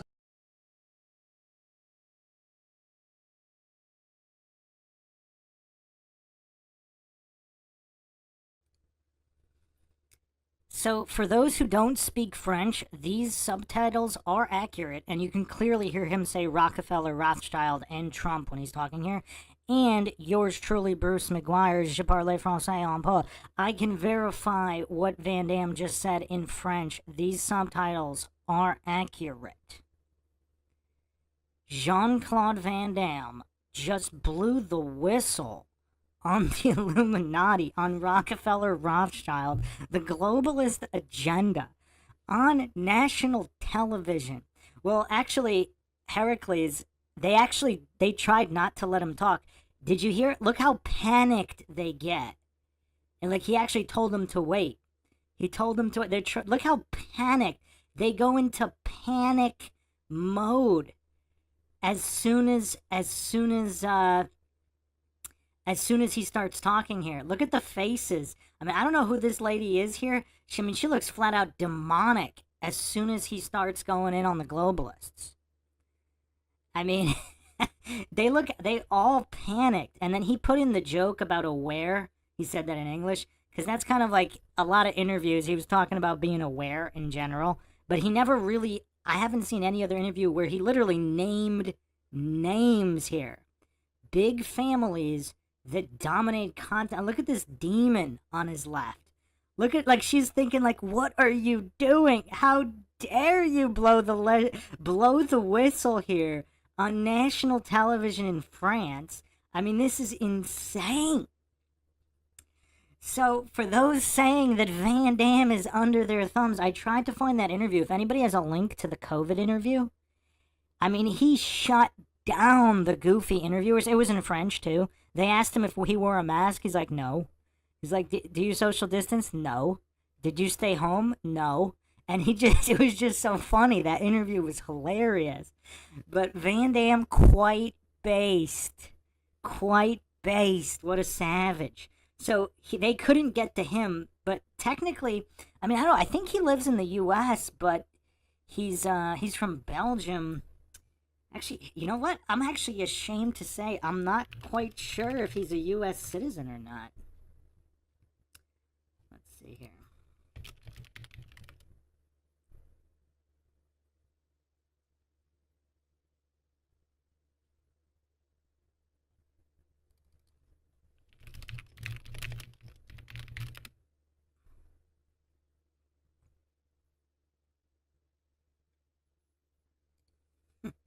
I actually can't find it. That's interesting. I wonder. And of course, Seagal, they could never get Seagal, so they blacklisted him. And obviously, if you haven't checked out the Steven Seagal series on MindShock, check that out. Check that out, because as soon as he went on Piers Morgan and blew the whistle on the Illuminati, all of a sudden, they start going after him with all these different allegations with zero police reports. And then he eventually moves to Russia. Now apparently he's training Putin's army. And he's also an ambassador to all these other countries. Steven Seagal, the man, the myth, the legend. And just a quick aside on Steven Seagal, let's look at the border situation before and after Seagal moved to Russia.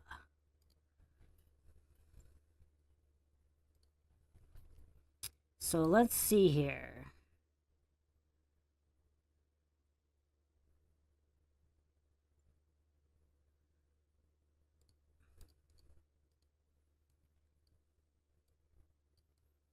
So Seagal moves to Russia.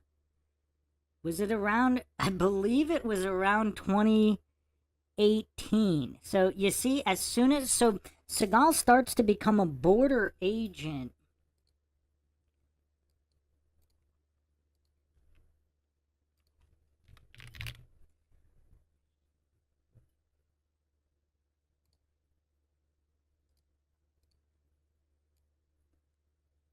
Right around here, you see this precipitous drop? They put Seagal on the border right here. Seagal gets put on the border. Then, so we have far less illegal immigration with Seagal stationed on Border Patrol. Then Seagal moves to Russia, and look at this gigantic spike. I mean, Trump tries to, mediate. There's only so much you could do without Seagal. But look at this Seagal drop right here. Look at the Seagal drop right here.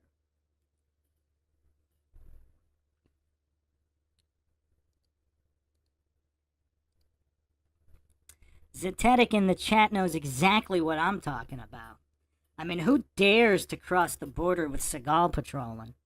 That was the last season of his Lawman series, was the Border Patrol. Then he leaves to Russia, and all of a sudden there's this explosion on the border of illegal immigration.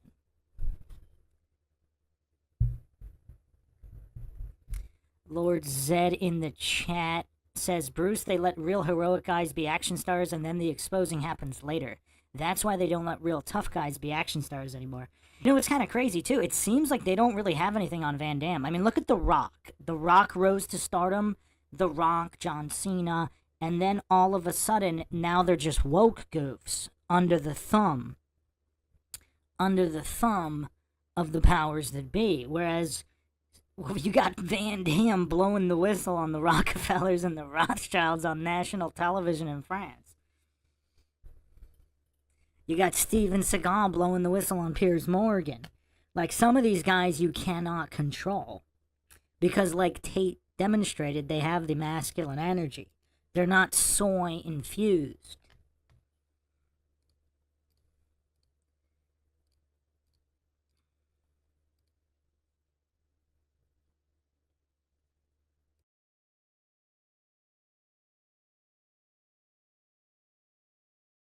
More than we are the protecting a particular street or a particular society or a particular ideal. Most of the people at my level of wealth just sell out and just bounce. So I'm like, you need the common man to be prepared to die on a hill.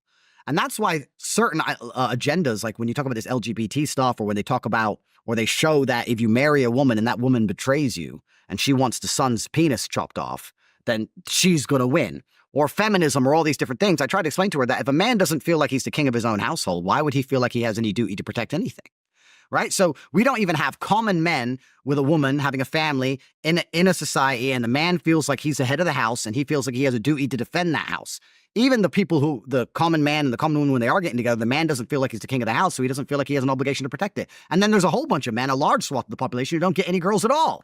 And girls are just on social media trying to chase the top 5% of men who are only interested in protecting their profits and nothing else, who are globalist anyway because they fly all around the world. And we look at Western society as a whole. I was talking to this girl and she's like, yeah, but men don't stick up for us. I'm like, the man you need to stick up for you is the exact kind of man you ignore. You don't even reply to his messages. You want the guy over there in Mykonos who has no interest in anything but yacht fuel pricing. So, like, society is actually so truly broken that they've managed to just infiltrate it from every single level because the nucleus of the cell is damaged. And LGBT is another huge part of that, right? They are so desperate to prevent the idea of a man loving a woman having kids and the man being the head of the house and the man being prepared to protect that house from all ideals. That's what they're scared of the most. Well, this gets into why I think that they attacked you. It actually wasn't my idea, so I have to give credit here to Dave.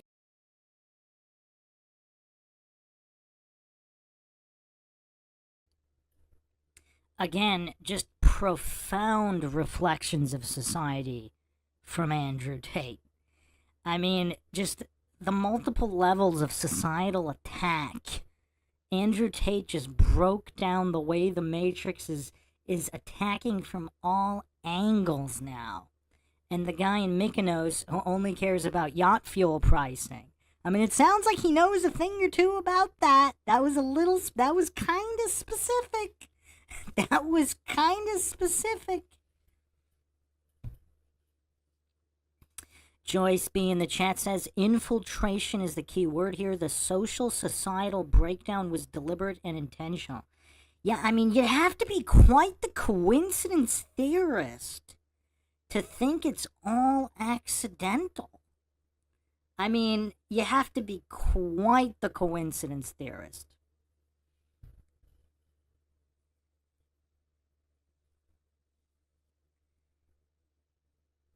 There was another clip I wanted to put up here, and not to alarm everybody, but this is probably has nothing to do with this particular stream, but my software is freezing up.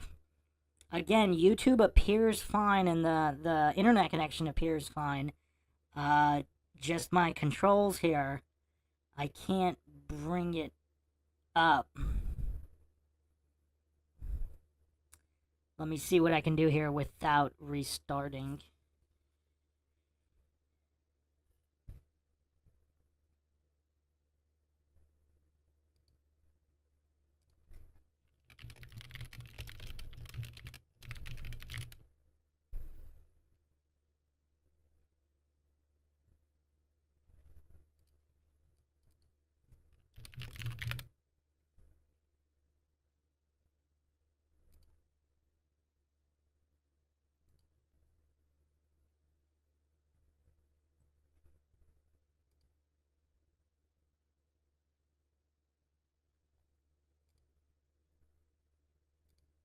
Just give me a second.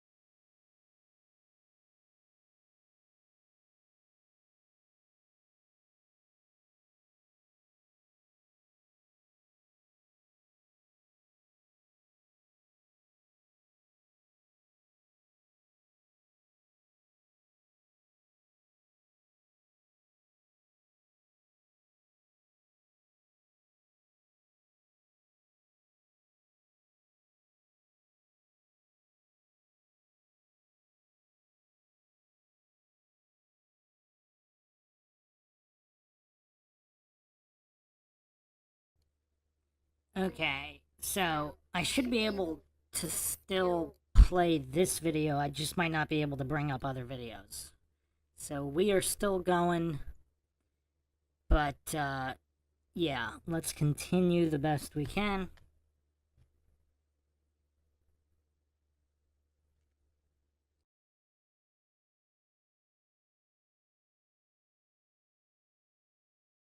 Smith, because he's wonderful, and I had him on for a couple of hours last week, and he introduced a fact to me, and I've like, oh my gosh, this is totally why they attacked Donald Trump. It's why they attacked you. He was actually referring to David Duke and how there was this full media left and right attempt when he was running for governor to take him down, and how somebody had written an article about how strange it was because they tried to say it was because he was in the KKK, but obviously people that were in the KKK just went on and became the Democrat Party. Like nobody cared about that. Yeah. And actually what it was that he unexpectedly galvanized the populist right. And he said it's the only thing that the establishment is actually really fearful of is people that for whatever reason are able to galvanize real men. He's like, the populist left, nobody cares. Like, the blue hair, tattoos, skateboarders. But the populist right are people who know how to shoot, who know how to hunt, and who will go to war for their families. Yeah. So any person that unexpectedly galvanizes men that like embody true natural masculinity is going to be attacked by the Matrix. I never understood why you were so, it made no sense to me. It's like, I met you with George years ago, and then suddenly I looked up and every single person was doing like an Andrew Tate is this video.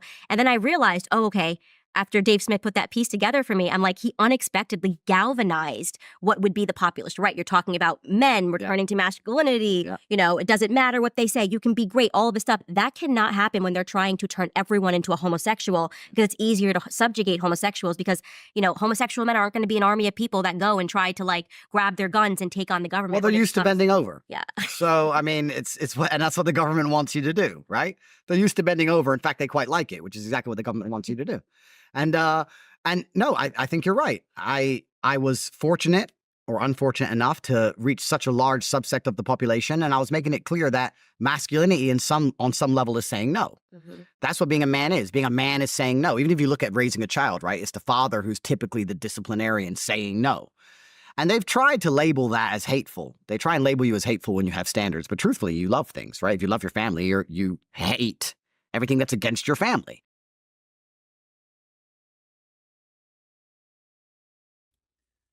I mean, what he's saying is so simple but profound. I mean, it's just so insane on how he exposes all the propaganda and agendas in such an easy to understand fashion, and all the triggered goofs who subconsciously recognize the truth of what he's saying, they're so ashamed of their own mental weakness and subservience and bootlicking of the powers that be. The most anti-human behavior you can have, that's why they hate him, because he's calling out their weakness. It's kind of like the same thing of the goofs who doubled down on certain medical treatments somehow magically working, even when they're clearly not working. Obviously, I'm not saying which medical treatments we're talking about here, but they keep coming down with a particular alleged illness, despite a certain medical treatment that was claimed to prevent the illness. And no matter how many times it happens, these goofs continue to bootleg. Similar to what Tate is pointing out here, the goofs that bootleg, he's calling them out on their bootlegging, and that's why they hate him.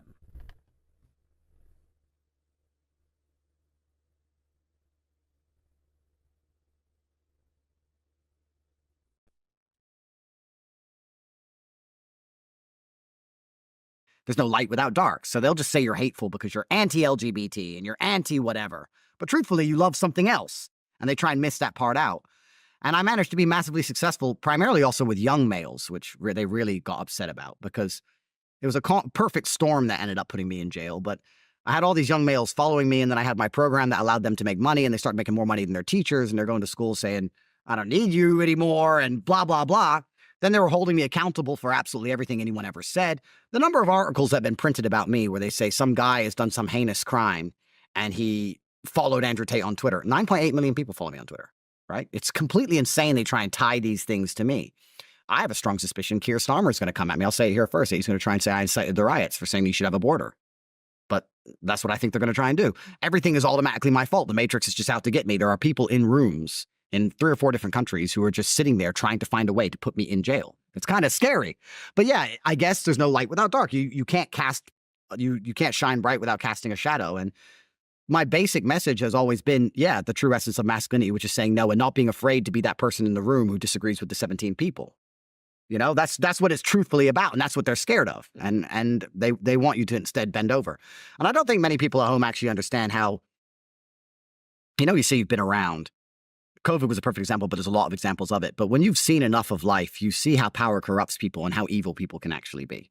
I think the large swath of the populace who are just slowly going along with all of this, they don't believe that people are inherently evil. They're like, oh, well, I'm not evil. And why would they do that? I heard that all the time. Why would they make us get an injection if it doesn't help us? Why would they? Why would they?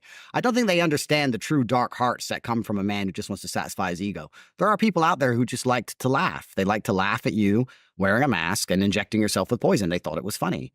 And power absolutely corrupts. We're run by these people in the world now. They're born into these families, or they're so corrupted morally, but also financially. Money's not even real. We talk about a lot of things. People say, oh, it's all about the money. And I say that is such an optimistic view that you believe it's all about the money, because it's not about the money. It's about controlling people, and it's about destroying their spirits. It's about destroying their souls. These people print money. Why do they need money? They print it. They don't have to make it. They just press a button. If you think they're doing things for money, then you don't understand how deep the rabbit hole goes. They don't actually care about money, which is why they destroyed the whole economy in the first place. They don't care about money. What they care about is making you comply.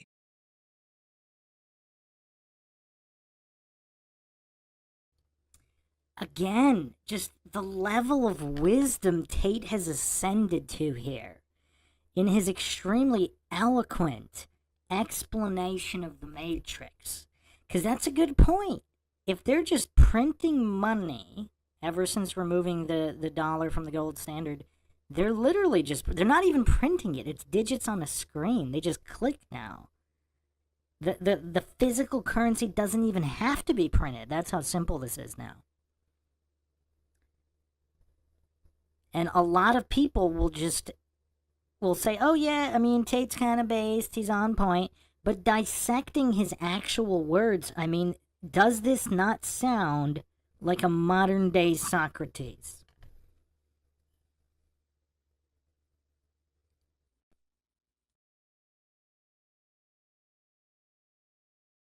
For the same reason a loser becomes a police officer.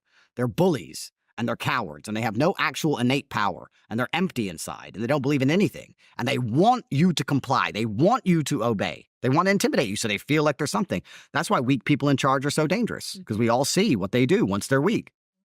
I saw Keir Starmer's stupid face. Put me in jail. I saw his stupid face standing up there. Oh, we're going to arrest everyone, trying to act like a tough guy. I saw the weakness in his eyes. I know what kind of person he is. He's not a good person. And he's saying the people of the UK are not allowed a point of view anymore. You're not allowed to speak. Full Stasi. It's incredible. It's actually quite scary. Yeah, and what's interesting, too, is there were a ton of studies done. The globalists, even at a certain point, and I am talking about the reason why Sigmund Freud, despite the fact that he was a pedophile and protected pedophiles, is still taught in the classroom, is because he is considered the father of psychology because he gave them this award, and he was actually a Kabbalist, and so he worshipped the Jewish Kabbalah, and the Zohar was his book. And so he basically trained, and they ran these programs to even see how they could create a psychopath, right? And how they figured out that they could create a psychopath was molestation was a component of this, like molest them from the time that they are a child. Yeah. And so I don't think people understand that if a man was raped when he was a child and then was exposed to all of these other elements and then becomes a world leader, he has an element of psychopathology that has been intentionally bred into him. And he will do things in a way that you will be shocked. People talked about how Emmanuel Macron during COVID, the French people were saying like they realized he was a psychopath. Like there was something he was getting, like there was a sadistic element in nurturing people in a way that, for example, if you had a woman with a family, this is why even saying like women should have families before you allow them to go climb a ladder, they're removing these aspects that are natural where you're going, oh, maybe I shouldn't torture these people and let these people die alone. Well, these leaders don't think that way. Like you have to confront the actual evil that we are facing. Like this is a cult of people and they are literally deriving pleasure from your pain.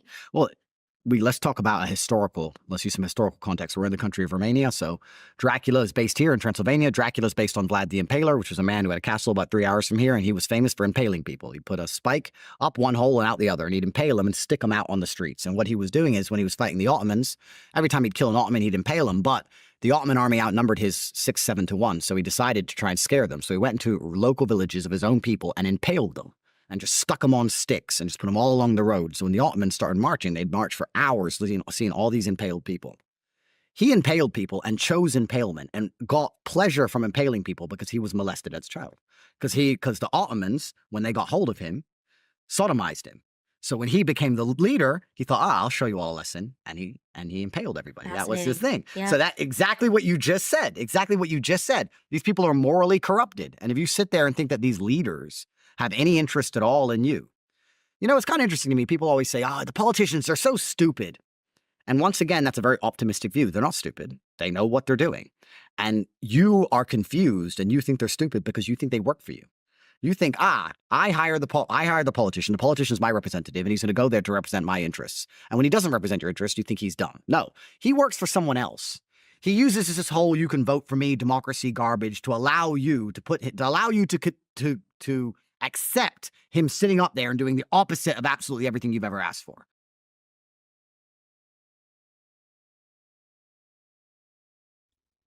Again, the way Tate is absolutely exposing statism in the Matrix here is just astounding. He's breaking it all down without even using the word statism, but everything he's saying is exposing the cult of statism.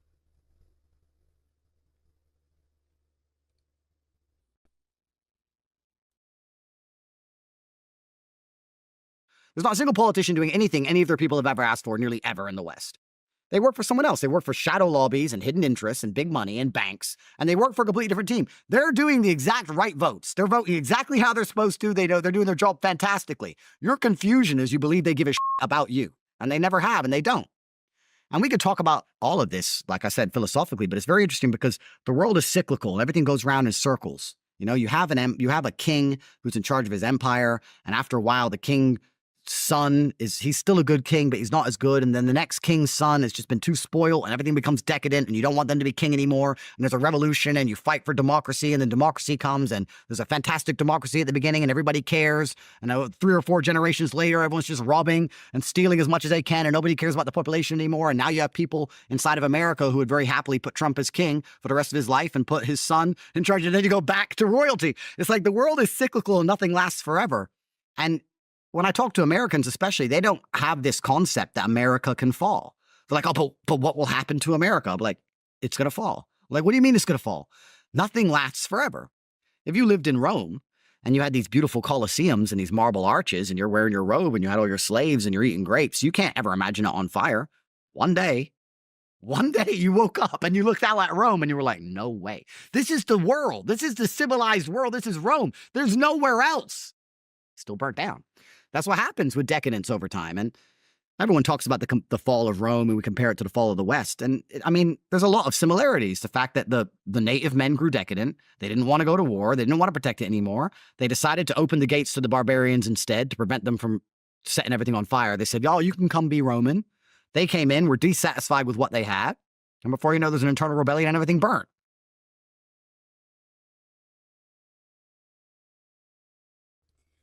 When was the last time anybody heard an interview where a guy spit this much truth in this little a time frame?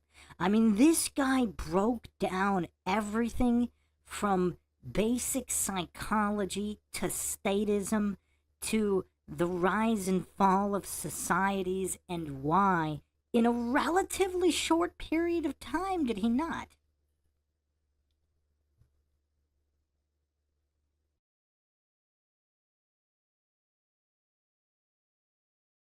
And it's really interesting to watch America as it is now. And the answer to all of these things, it starts with masculinity at home, but I think the reason they actually fear Trump so heavily is not because he's going to make any large policy changes, because they still have their fingers on all of the strings. And even if he makes a change, they can change it right back.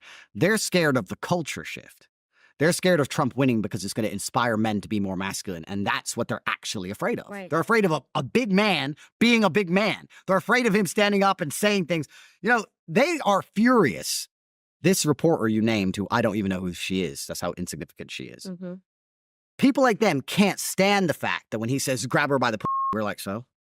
I literally So? couldn't have cared less Yeah, about that. so? Like, this is like locker room talk. Who Yeah, cares? who cares? Who cares? And they're like, what do you mean you don't care? It's like, I don't care. Okay, I hate to interrupt again.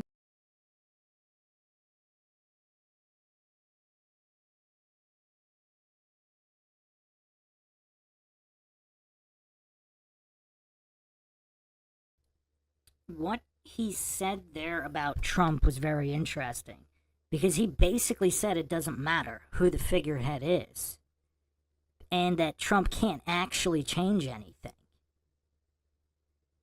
Who has said that that's pro-Trump in the mainstream? Who has ever said that?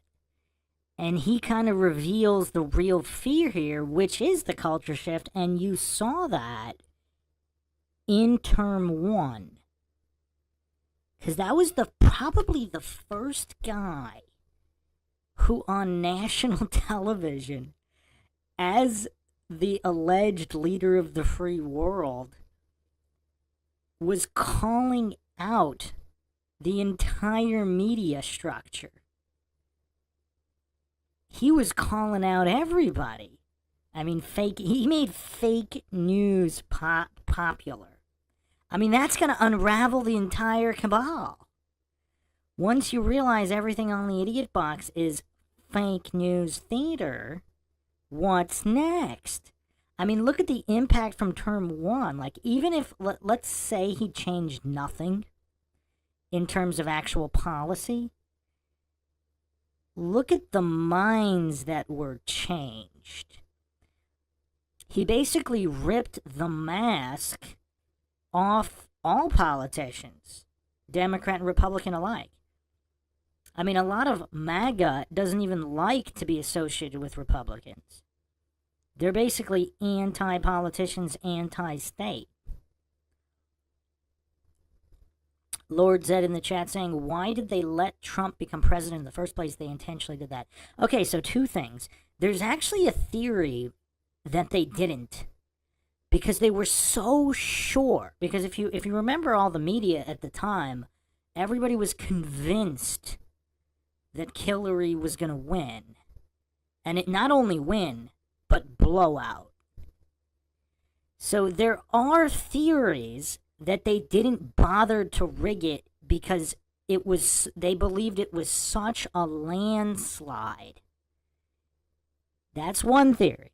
The other theory is that they did let him win, so to speak, in order to sow more division, to accelerate towards martial law and the New World Order.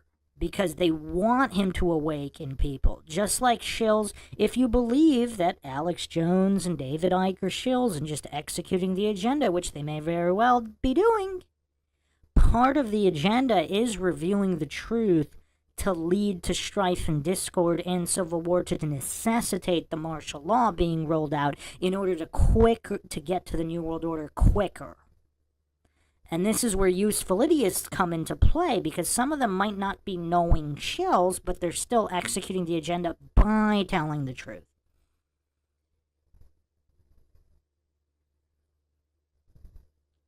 So does that answer your question, Lord Zen? One of two possibilities.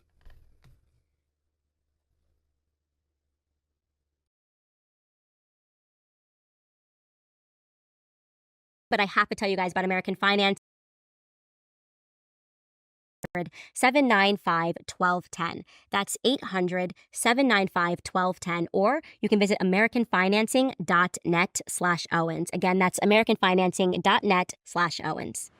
You know what's really interesting about American elections? I've always found this interesting because I watch all the rigged elections all around the globe, and they're all rigged. But the American election is a very interesting one because it's the only election I've ever seen in the world where everyone is obsessed with killing their own children. There's no other election I've ever seen this. I've never seen the French talk about it. I don't see the British talk about it. It's not even on the agenda. And I was talking to somebody who I'm actually quite personally close with, and they were a Joe Biden supporter, and they now admit that Joe Biden was corrupt, and they admit that COVID was wrong, and they admit the vaccine's poison. They admit all of these things. I'm like, so you're voting Trump? It's just like, but I can't vote Trump because of Roe versus Wade. I was like, listen, we're talking about World War III, Israel, Lebanon, Gaza, Iran. World War III, Russia, Ukraine. We're talking about inflation. Nobody can even pay their bills. Talk about an open border where thousands of people without passports are parading across the border, blood on the streets, drugs on the street. Don't you think there's more important things than at which week you can kill your own child?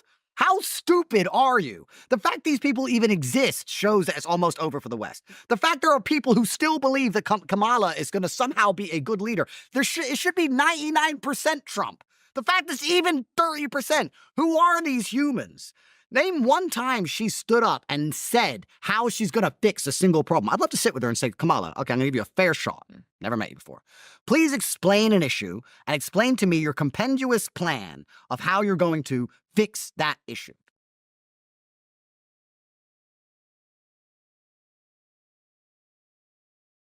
I mean, it's almost kind of hard. It's hard to even keep up with this amount of truth bombs coming this fast. If you haven't checked out the abortion episode on MINDSHOCK, I lay out all the logical arguments, and nobody has been able to rebut a single one. Now, what you usually hear is, right, my body, my choice, but, I mean, is it really that difficult to understand that a fetus, aka offspring, aka small child, whatever definition you're using, unborn human, it has its own body. So how does that argument work? The only argument that works is it's on your property.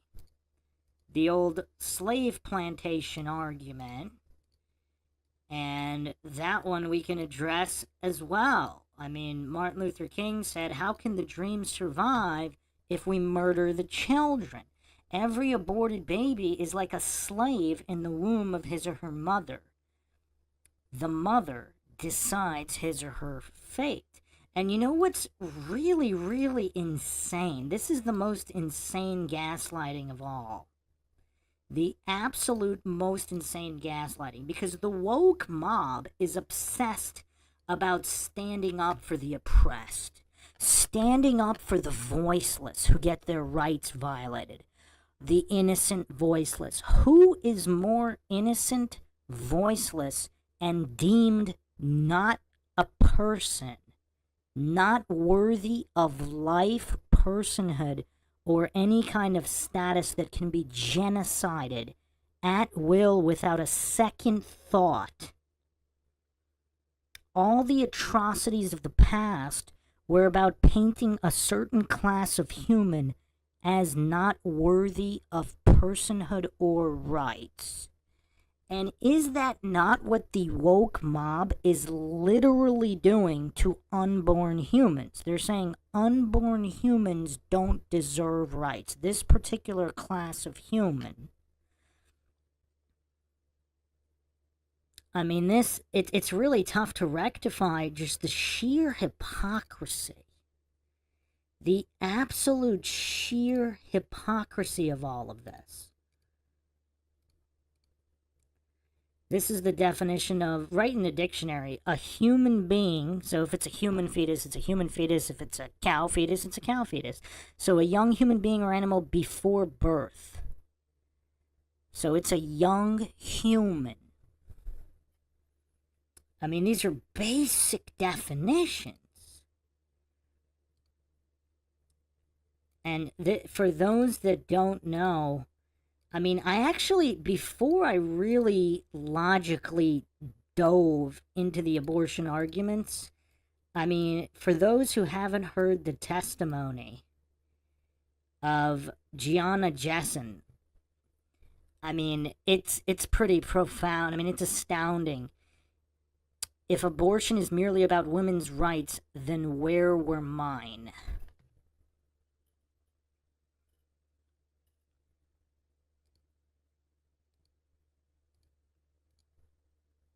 All life tries to survive. I mean, that's the imperative. That's just the imperative of nature. It might not be a cognitive choice, and actually, humans actually don't develop concept of self until the earliest development is, from all studies that I found, were 5 to 6 months. So a 1, 2, 3, 4 month old baby does not have a concept of self or will. So if that's the argument, then that means these genocidal maniacs can do that to a 5-month-old. So then it's not really about born or unborn if concept of self is the requirement.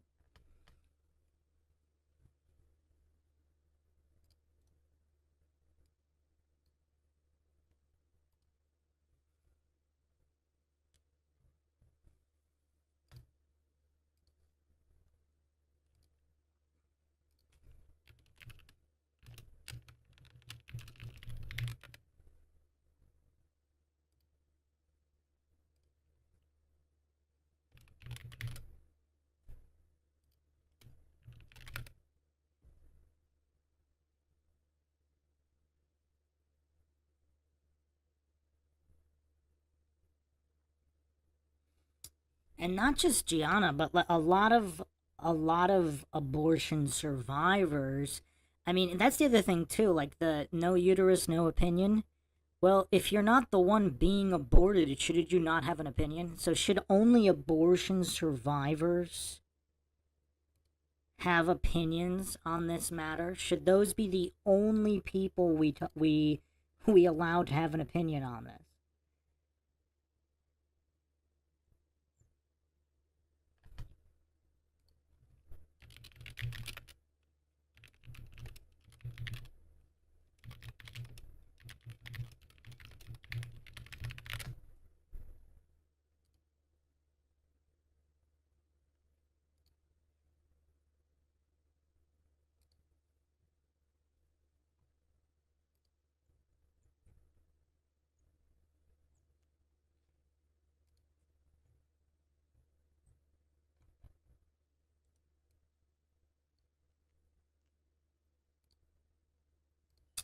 Here's another quote from Gianna here.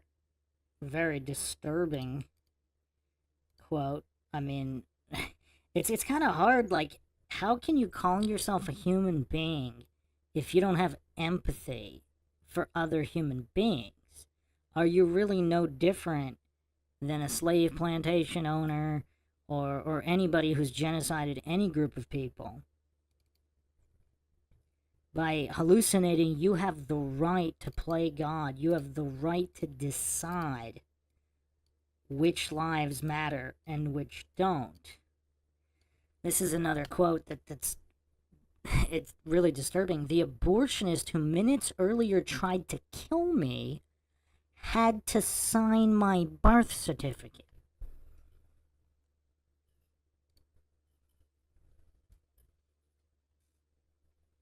I mean, this that really makes you think. I mean, how dark of an inhuman person. I mean, you want to talk about not human. How not human does one have to be to not be impacted by this testimony?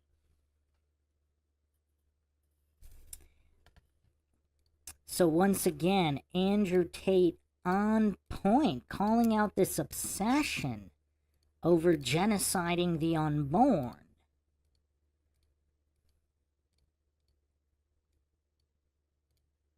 I mean, who is the most marginalized group whose rights are not respected? Is it really all these other groups, or is it the unborn?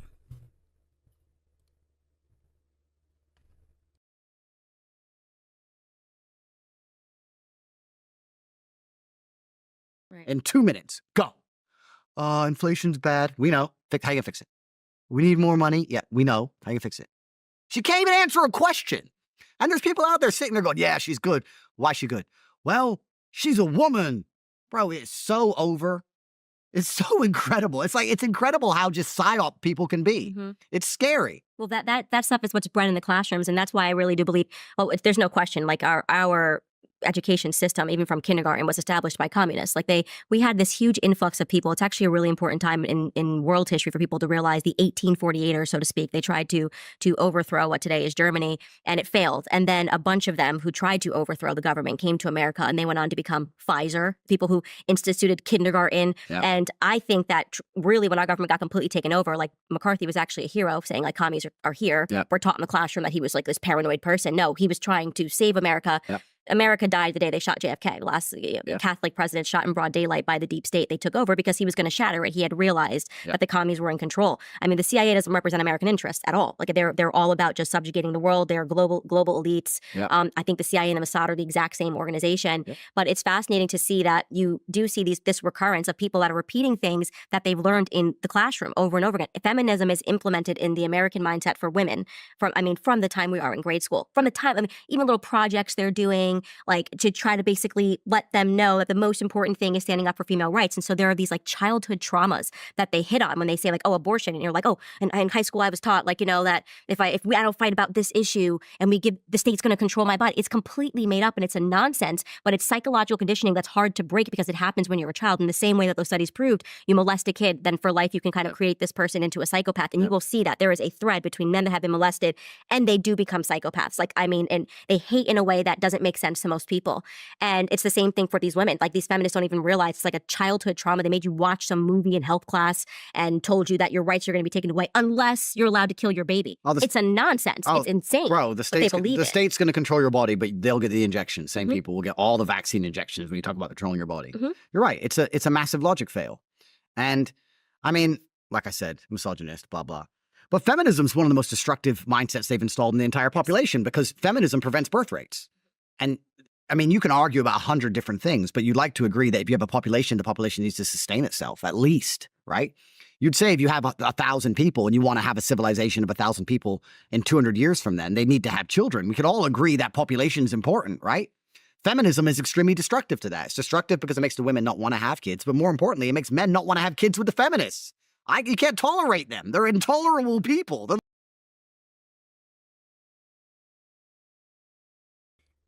Wow. I mean, all I can say is wow. I mean, it's just truth bomb after truth bomb. I mean, a lot of people don't touch upon that either.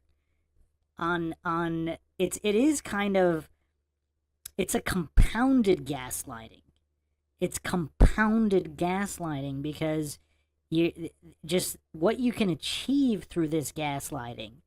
If your goal is population reduction, what you can achieve with this level of gaslighting, it's crazy.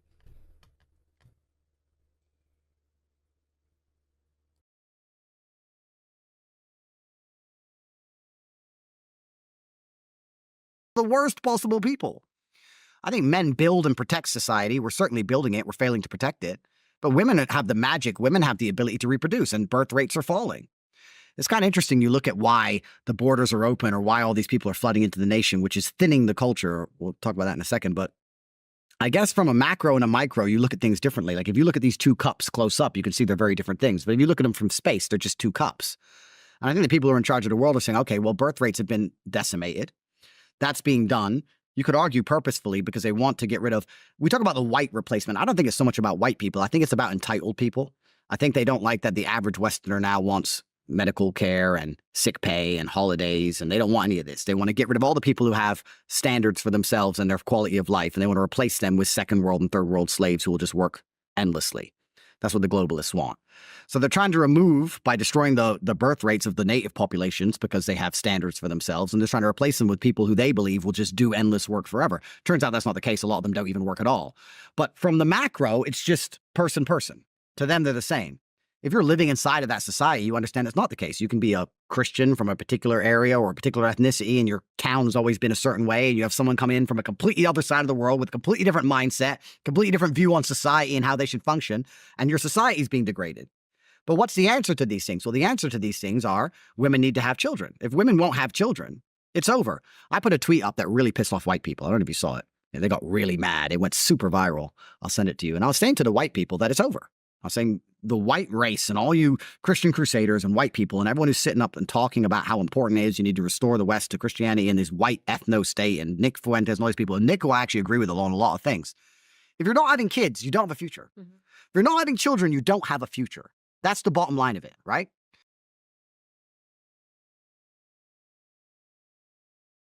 It's almost easy to get lost in this. He's like the opposite of Sartain. So Michael Sartain, the current reigning, defending Dunning-Kruger champ, verbal diarrhea master, Michael Sartain, he just spews nothing but faith and fallacy and nonsense.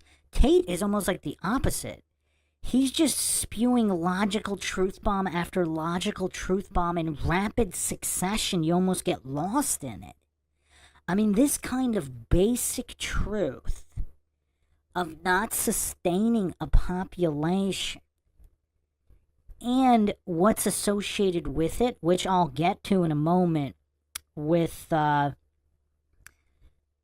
Owen here, this other modern philosopher who's been elevated to this Socrates, Aristotle, Plato level with his recent video. Again, similar to Tate. He's done plenty of other videos. I've just never seen one where they seem to have just taken it to a whole nother philosophical level here. Because Tate is going so fast with these bombs, a lot of people aren't even going to let them land. You have to really think about what he's saying. I mean, the associations with it. When everybody's playing video games and is sedated and is indoctrinated into being a narcissist goof, all they care about is being Instagram famous and making a ton of money, both men and women.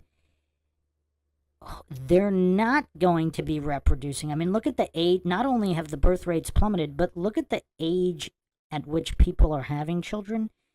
It's getting pushed, even before the plummet, it was getting pushed back more and more and more.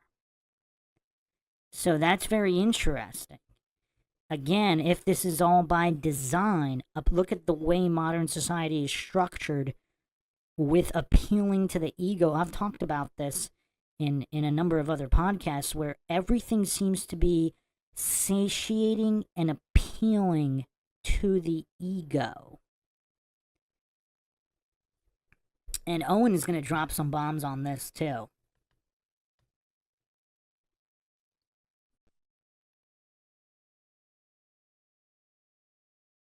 So they talk and they insult these immigrants, which I completely understand why they do it. They're like, we're going to have mass deportations, which is a fantasy. And they're saying, we're going to keep our countries for us. No, you're not, because an immigrant turns up and has 7, 8 children. You're paying for it with your taxes.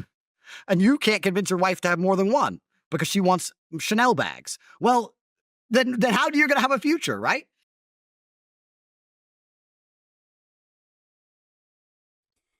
I mean, if this isn't modern day Socrates, I don't know what is.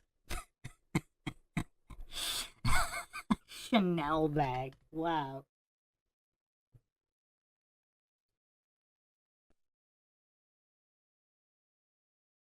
You can argue whether it's the weakness of the man. I don't know if it's the weakness of the man or if it's the feminism that's inside of the woman. I don't know what it is. But I even just started doing this experiment when I wrote that tweet out. I was like, how many white families, pure white families do I know, outside of the Mormons, they do all right, that have more than 2 or 3 kids? There's hardly any. So you could talk about the replacement of white nations. Yeah, it's happening because there's no native birth rate. And that's down to feminism. And that's down to this whole gender dynamic being broken. Well, they're also trying to convince women to act like men and for men to act like women. I mean, even straight men are homosexual.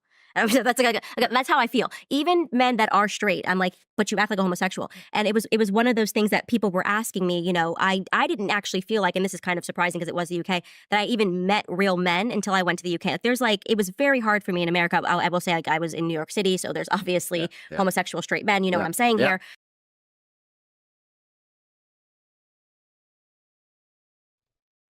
Owen is actually going to explain this extremely well. He's going to fill in the gap here. So she calls them straight homos. Interesting observations by Candace. And also, we have to give Candace credit for saying she was kind of limited to New York City. I mean, she obviously needs to visit some of these rural areas because apparently she has not. Plenty of masculine men outside of the cities, and even in the cities, it's just there's a ratio issue, obviously. So if 90% are soy goofs and there's millions of them, you're really not going to run into the other 10% that often. So there is a ratio issue that she's totally on point about. But if she had spent some time traveling through some rural areas throughout I mean, pretty much as soon as you get, I would say at least 1 to 300 miles away from a city. I mean, you got some pretty based people out there in every state. In every state.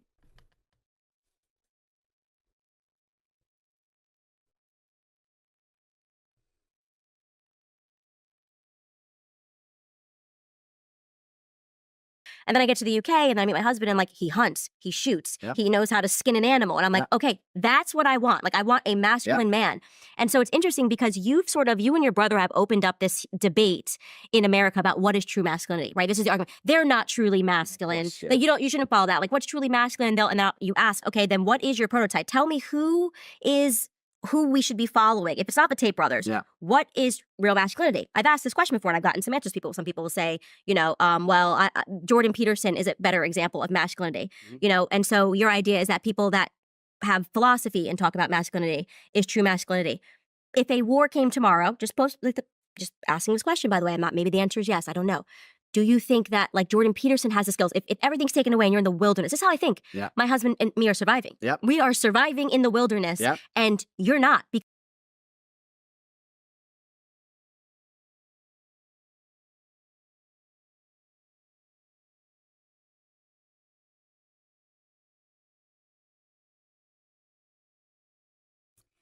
Yeah, Candace is not going to like me for this. I'm going to bring up an image of her husband. I am not 100% sold on his masculinity. Also, where did she meet him in the UK? Is he rural or is he like London, a Londoner or city boy? Is this guy a city boy? Does this look like a masculine individual?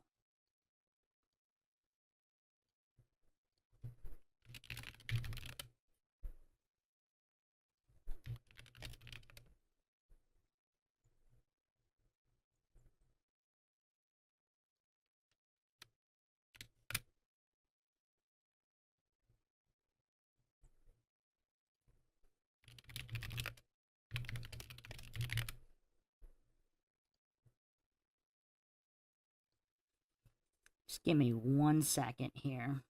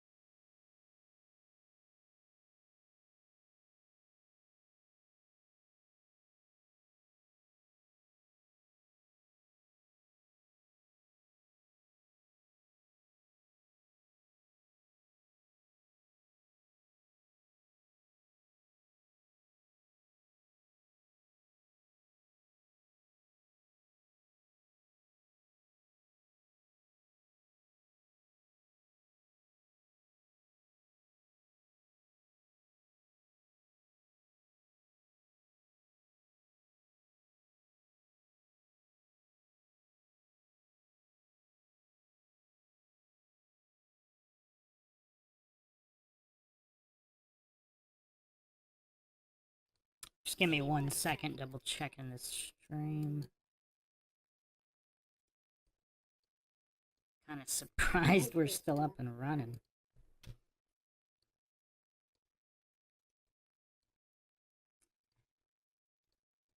So what does everybody think of Candace Owens' husband here?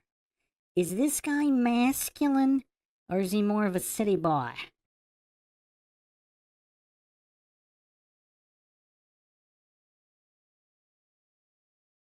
Ooh, would you look at what we got here? City boy thinks he's gonna solve a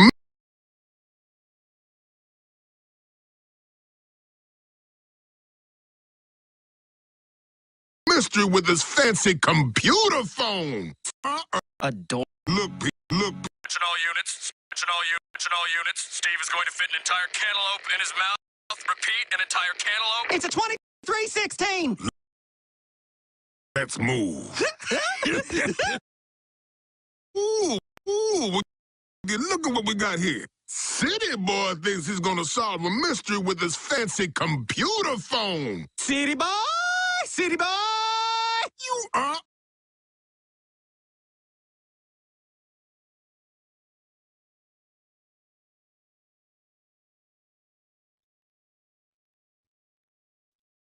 Is Candace Owens' husband a city boy?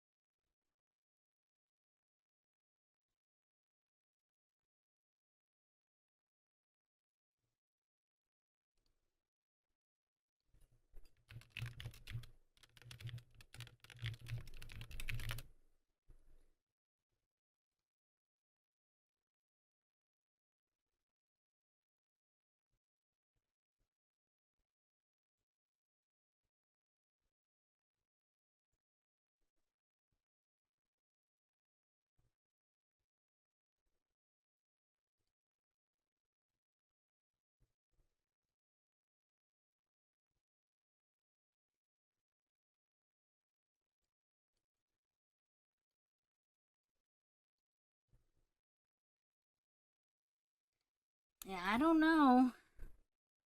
know. He kind of looks like a city boy.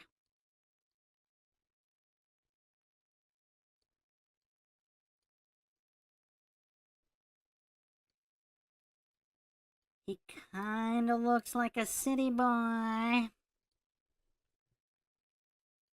Let's do a poll.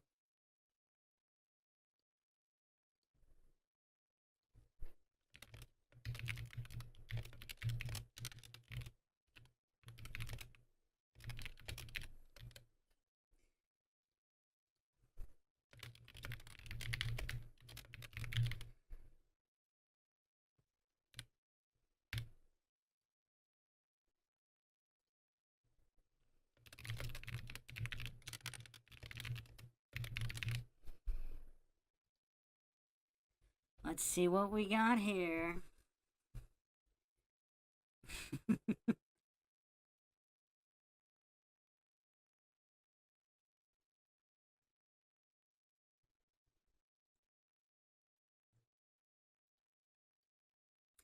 But I don't know, a lot of these, what do we call them? Aristocrats, like these rich aristocrats, they do hunt, but they do it in the aristocrat, like British type way. I wouldn't say that's quite as masculine as they throw down in the rural areas of the US of A.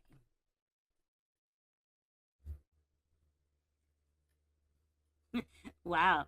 78% city boy, 11% too tricky to answer, and 11% are stating that this city boy is more masculine than even the mighty Steven Seagal, possibly the Messiah. I mean, this is straight up blasphemy. Is that Suitsaka making that vote?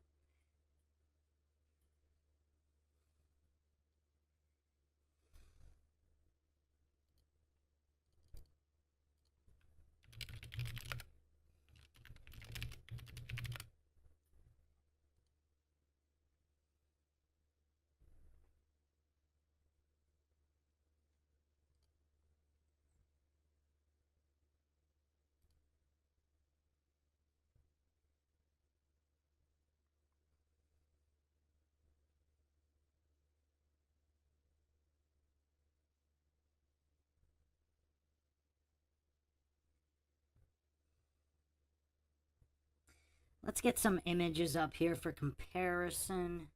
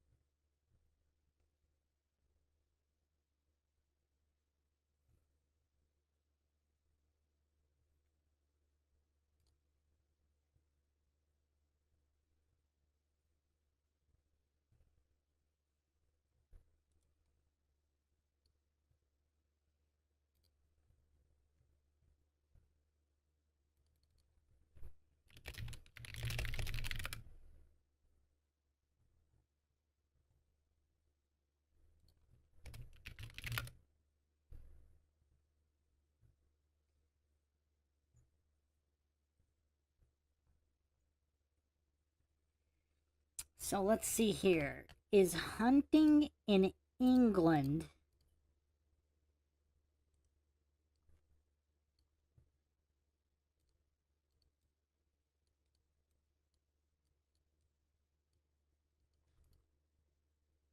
more masculine than hunting in the US?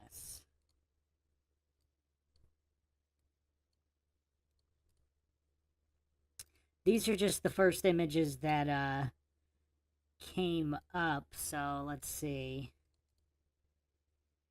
We got these guys hunting in England. I don't know. I don't know. Is that masculine? And then we got hunting in America. I mean, I don't know. What does everybody think? Are British hunters, no offense to British hunters, but are British hunters more masculine than American hunters? I mean, I don't know. Alright, so the final poll here with Candace O's husband being a city boy, 83% yes. Now, let's see.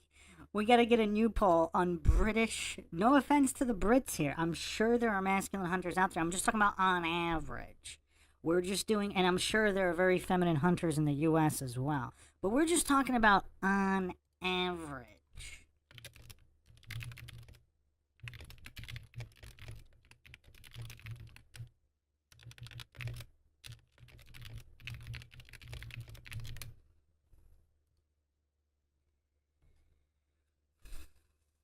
So let's see what everybody thinks.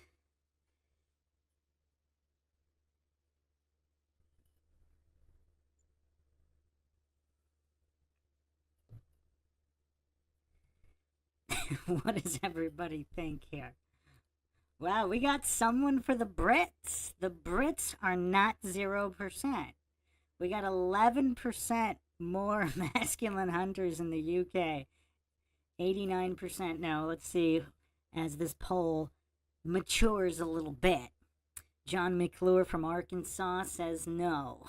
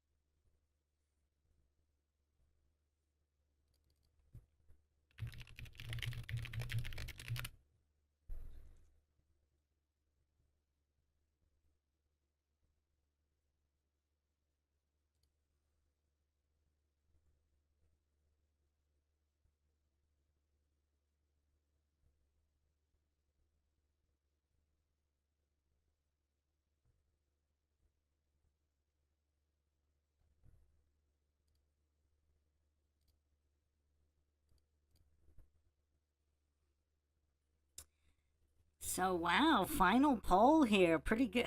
Wow. Crazier than I thought. 18% say hunters in the UK are more masculine than in the US. 82% say no. Very interesting. But anyway, yeah, Candace O seems to think her husband is masculine because he hunts in the UK. I don't know. Heracles says the things you can hunt in the US will hunt you back. That's a good point. That's a very good point. But I'm actually going to wrap this up here. We're going to have to do a part 2 on this one. I'm actually quite amazed we made it through without getting shut down. I mean, that's pretty impressive. Pretty impressive stuff. No offense to Candace O, but I am not sure that her husband is the poster boy for masculinity. I'm just not sure about that. And she is speaking to a kickboxing world champion, so that's interesting as well. But anyway, hope everybody enjoyed another edition of the MindShock podcast. Found it interesting and informative. Plenty more to come. I will be doing part 2 tomorrow. So we will get to finish breaking down the Matrix with these modern day philosophers. Very, very eloquent and powerful truth bombs here. If you want to help support the podcast, you can donate to our PayPal. Just check the link in the description. You can also become a YouTube member right here on YouTube. Help support the channel. That way, make sure to subscribe, like, and share Twitter, Facebook, Reddit, Patreon. This is Bruce McGuire signing off. Catch you guys next time.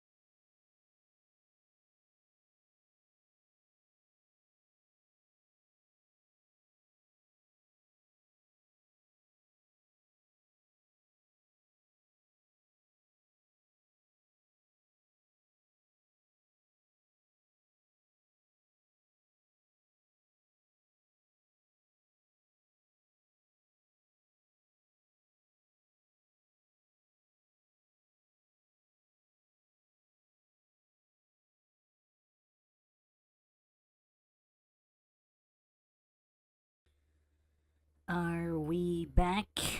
I think we should be back. Okay, the technical difficulties continue here. I'm sure it has nothing to do with the content of the stream. Alright. Can everybody hear me now? Let me know in the chat.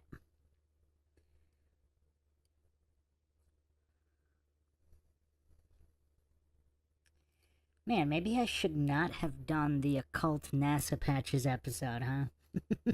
Would have a lot less glitches. Okay, so we're back. I'm, of course, your host, Bruce McGuire. You're listening to MINDSHOCK. This is Breaking Down the Matrix, The Greatest Modern Wisdom, Part 2, where the one and only Andrew Tate and Owen Cook, some kind of pickup artist turned life coach, are breaking down the Matrix in a manner that might elevate them to the equivalent of a modern-day Socrates. That's what we are discussing and going over tonight. Mind-shocking stuff, very eloquent and profound testimony from Tate and Cook. If you want to help support the podcast, help logic and reason return to a world where it's quickly going extinct, you can donate to our PayPal. Just check the link in the description. Make sure you subscribe, like, and share. Twitter, Facebook, Reddit, Patreon. Patrons do get priority for case, topic, logical analysis, co-podcaster requests. You could also be a guest in the podcast depending on your tier. Questions, comments, theories, thoughts, suggestions, rebuttals, debunkings of any kind, leave them in the comments section. Or if you are with us live, just drop them in the live chat. I'll try to get to all of them. You can also support us by becoming a YouTube member right here on YouTube. Once again, just check the links in the description.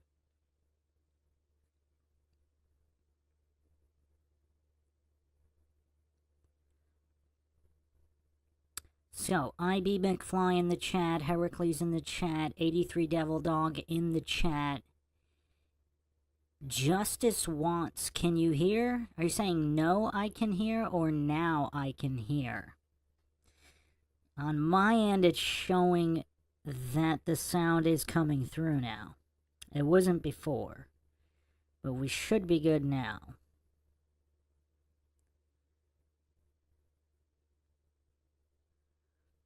Welcome, Saddlebum, as well.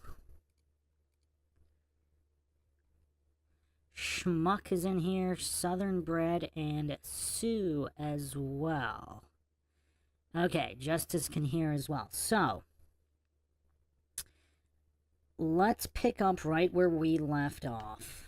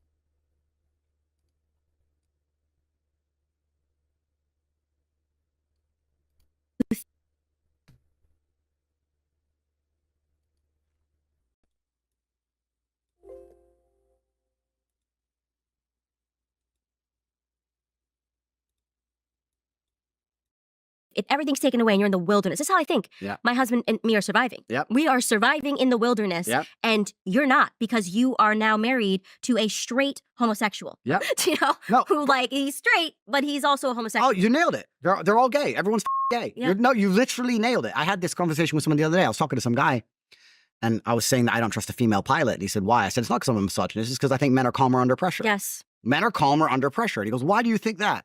It's like, why are you pretending you're confused as to why I think that?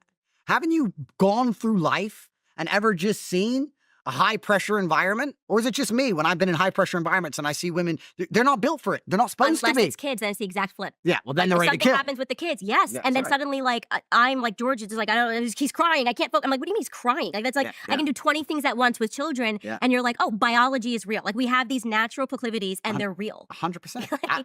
Absolutely true.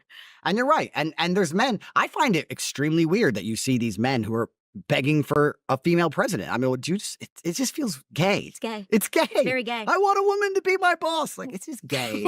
It's just gay. I don't know what else to say. It's so weird, these people. And you're right. They often say, oh, Andrew, you're not masculine because, you know, you're insecure. And I say, well, why am I insecure? Well, why do you have all those cars? Because I'm rich. Yeah, but why do you need to show off all those cars? It's kind of interesting. Like, the modern world was built by men trying to prove their capabilities and prove they could do things. That's what the whole world is. That's all it's ever been. We've now come along with this whole globo homo bullshit trying to get.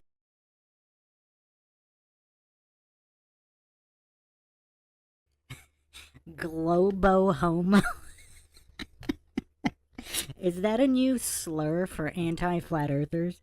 Globo homos. Okay, I want everybody to keep in mind what Andrew Tate is talking about here, because once we get into the Owen Cook clip, he's actually going to explain the mental mechanism behind these people either being confused or pretending to be confused on why someone wouldn't want a female pilot in an emergency situation. Now, again, we're not talking about outliers. Obviously, there are some very capable females out there.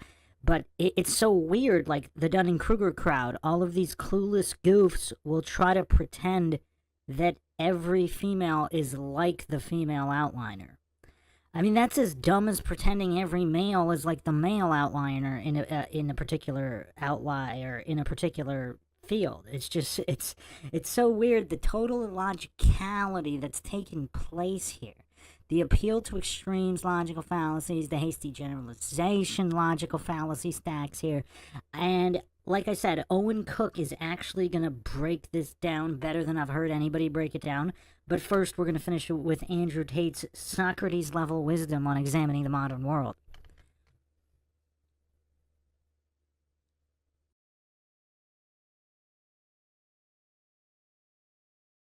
Convince you that a real man is so secure in himself he lets his wife get Yeah. Okay, great. That's a real man. But truthfully, the real men were, I'm going to go over and try and cross Antarctica by foot because no one's done it. Well, that doesn't make sense. You'll freeze to death. Maybe, but I might do it. Right? So why do men, why are we in skyscrapers? Why have we gone to Mars? Why do men buy expensive things? Why do we do hard things? That's what masculinity has always been. That's how the world was built. But now they're going to come along and say, no, that's not masculinity. Masculinity is not trying to be the best version of yourself and proving to the world that you can do what others can't do. The reason I bought 65 cars is I can put them in a row and it looks funny. Yeah. Haha, look, I can. Peacock, look what I can do. Ha.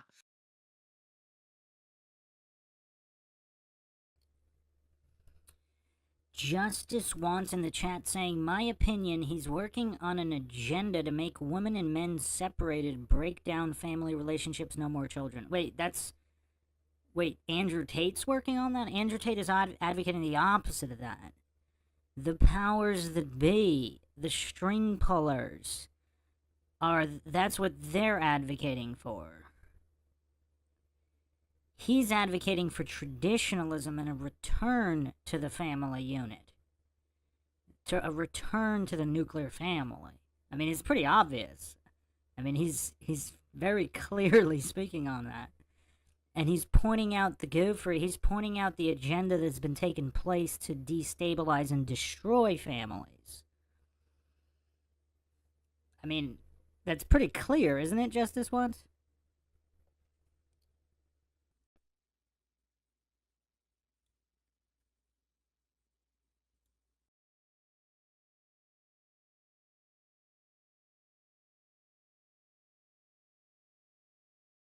That's it. Mm-hmm.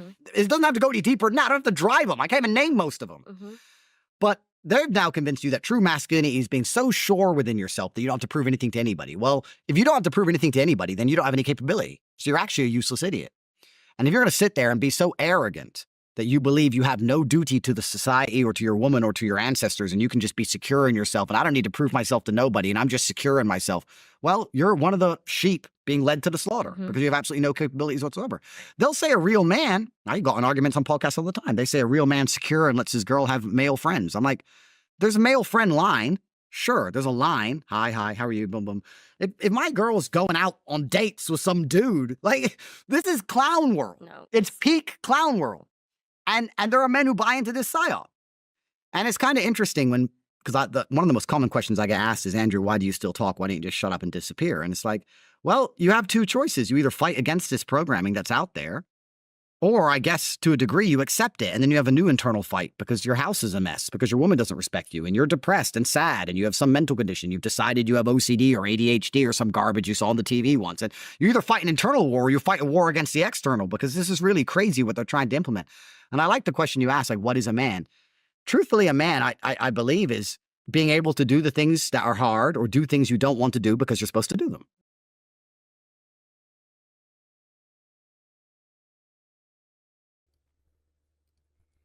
What's also really crazy, I mean, what he's saying was common sense not even 20 years ago, 20, 30 years ago.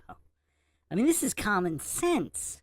You do what needs to be done even if you don't want to do it. But the participation trophy generation has caused a lot of issues.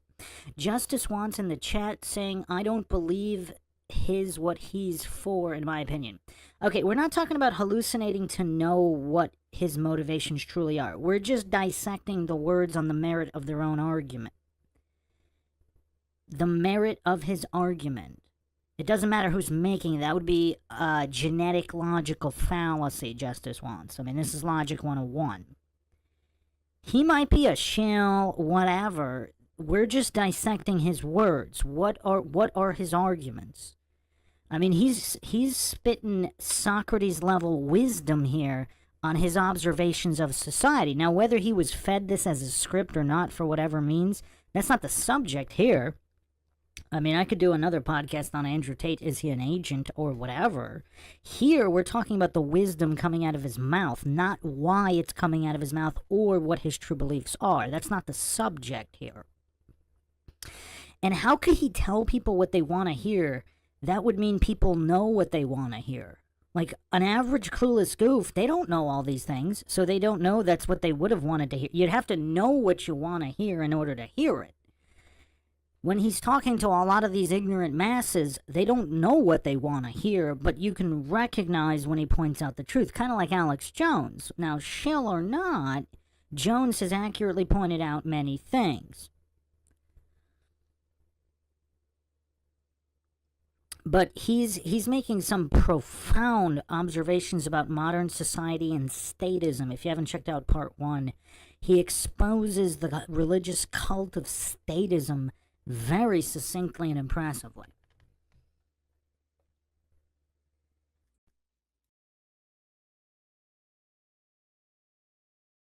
I think that's what a man's always been. A man is supposed to be strong. He needs to be strong, so he has to become strong. That's his job. A man is supposed to be brave. It's not that you can't feel fear. It's that you have to be brave. Oh, an attacker's here. I'm afraid, but I'm a man, so I will go and engage the attacker. It is my job. And now we're teaching men, you don't have to do what you don't feel like doing. You can do what you do feel like doing. And they somehow think that this is dismantling toxic masculinity, when in fact it's actually doing the opposite, because men are born with an innate propensity for violence. And then you have men who rape and kill and murder and school shooters. When you tell men to act out their feelings, you have some little idiot who's been on drugs his whole life for some imaginary mental condition. This is why you get school shooters in the first place. He should be being taught stoicism, not this garbage. So, yeah, no one can even answer what a man is. They need to be aggressive. I see this. I now have 2 sons. My son, he wants to go to war. He wants to be a Spartan. He wants us to send him into the wilderness, and he's going to come back in 2 weeks, like the beginning of the movie 300, and see if he survives. I'm like, okay, this is innate. He wakes up, he grabs a sword. Him and my husband just instantly go at it, you know? And I'm like, dude, please just come to me if you want to hug. Like, I don't want to fight. I don't want to say to you, I don't want to wake up and grab swords and fight you. Come to mommy when you need love. And when he's sick, he comes to mommy. You know, but when he's feeling good, he wants nothing to do with mommy. He wants to go fight. He's like, he wakes up and he goes, where's my father? And he's holding a sword. You and I'm just like, think he's in there, Yeah, right? yeah, You know what I mean?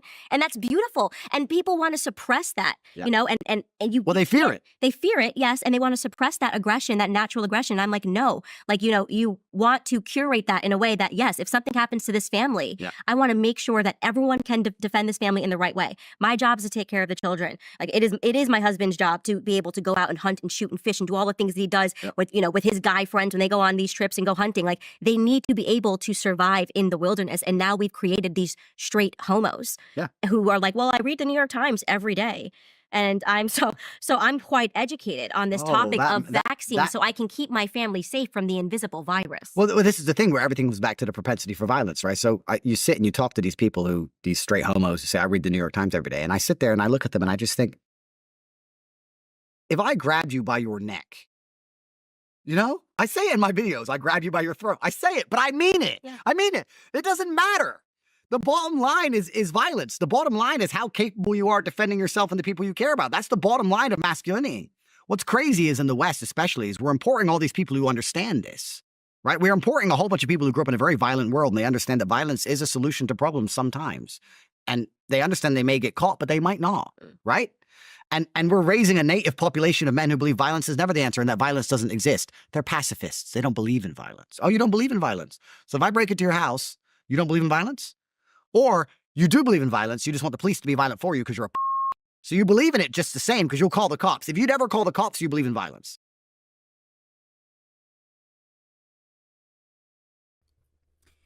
Again, just the succinct nature in which he's breaking down statist cultists. I mean, this is quite profound. Justice wants in the chat saying, we all know what he's saying. We've known most all along. What do you mean by we?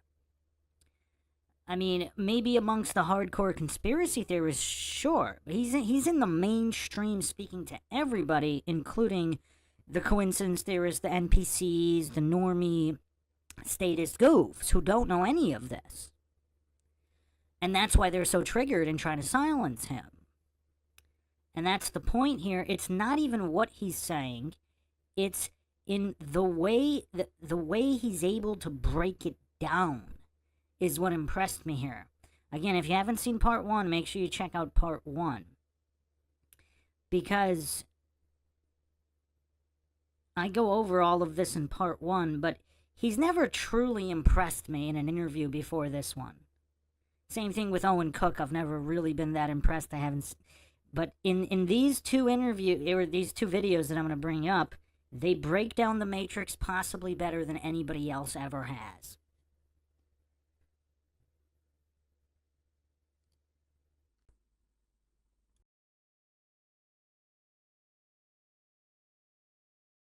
Because you just want to do it by proxy. So everyone believes in violence. They just want to be detached from it. We want to pretend we live in a world where violence isn't real. Violence is the underpinning of absolutely everything. And I don't think many people also understand that large wars often bring a period of peace. Most people seem to understand that. You have World War II, and then there's peace that comes afterwards, although that's arguable because the American military-industrial complex has been at war ever since World War II. Nobody talks about they had World War II, and everyone talks about that one. Then there's the forgotten war in Korea. Then you got Vietnam, and then you got the first Gulf War. They never stopped going to war. They've been at war permanently the whole time, which is why they had to de-link the dollar from gold because everyone worked out they were printing too many dollars, blah, blah, blah.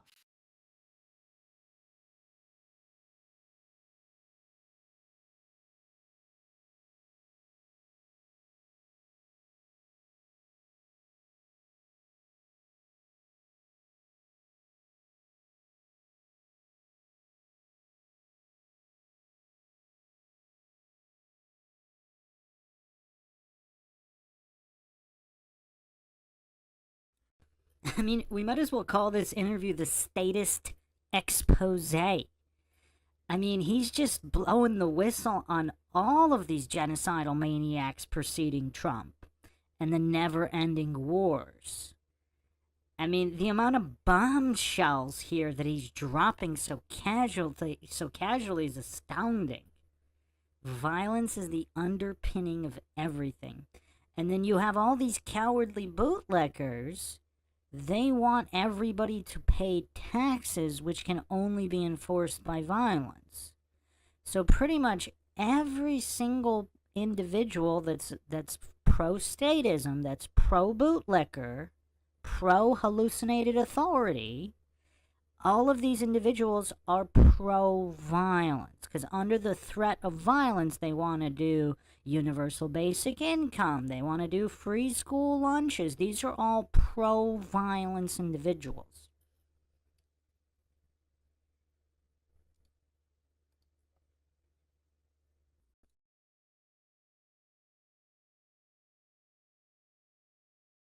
But large periods of peace also bring war.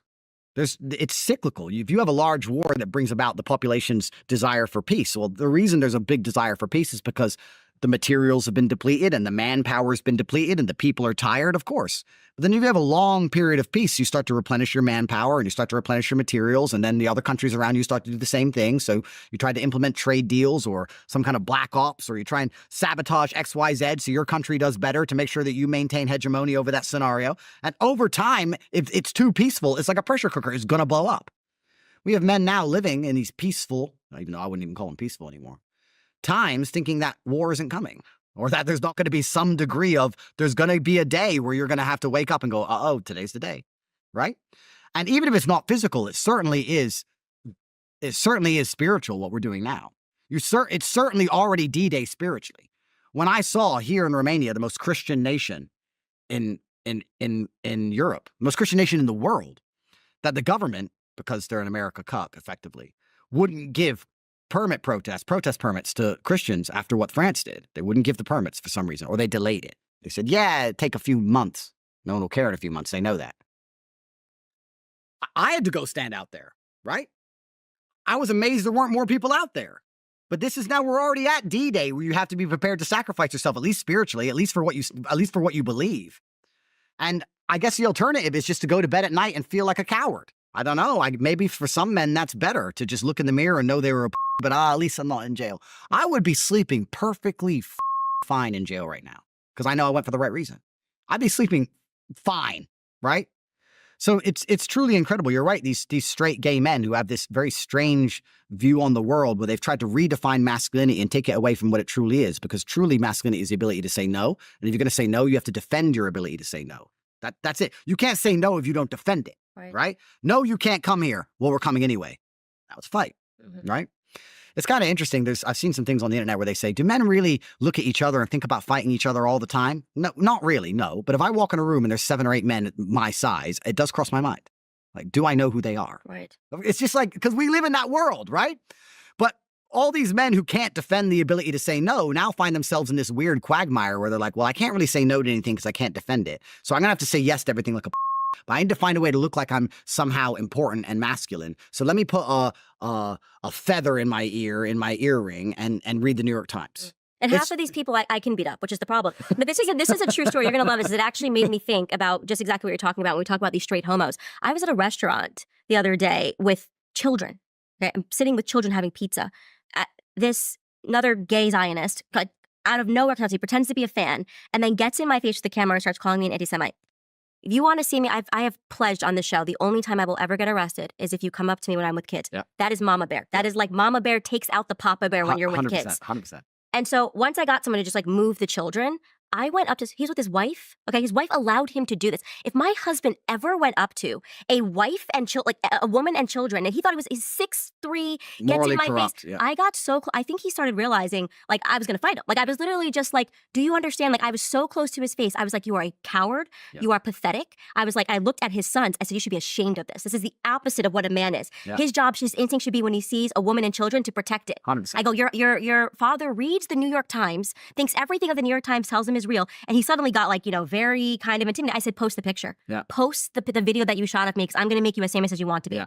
Still has not been posted. Yeah. Please, if you are watching, post it. Like this straight homo needs to become famous. And I said to his wife, you should be ashamed. You think this is a man to come up to children and a woman because you read something in the New York Times that told you Candace was an anti-Semite because she doesn't support Bibi Netanyahu blowing children to smithereens. Like that is your worldview now, that this means I hate all Jews. Like it's such a nonsense. But this is the average man now, where I was like, he needs to understand. Like this man needs to have his ass beat. And I say that in the most honest sense. Like you should be be required as a man to be in a fight. Yeah. Like, because it changes something within you. 100%. Because you think you're fighting a tough battle because you're walking up to a woman and children to talk about BB To defend the New York Times? Yeah. Like, you're just like, you're a straight homo. Bro, yeah, 100% straight homo. It's clown world. You know, it's funny. This reminds me of a story. I haven't told this story. But he would have never done that if it was you sitting with your daughter. never.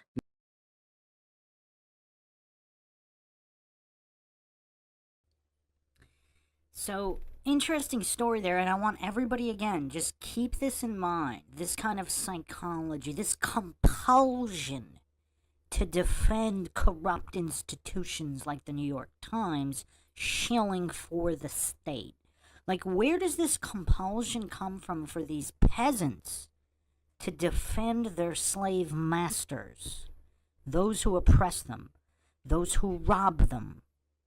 I mean, how much money has been looted in the name of taxes from each and every United States citizen over the course of their entire lifetime? I mean, they're robbed to the point of destroying their quality of life, and they'll still stand up for those robbing them. I mean, we're talking about mentally gone individuals here. You can call, Candace is calling them straight homos. These people are zombies that are mentally gone, and Owen Cook is actually going to perfectly explain the mechanisms behind that after this interview.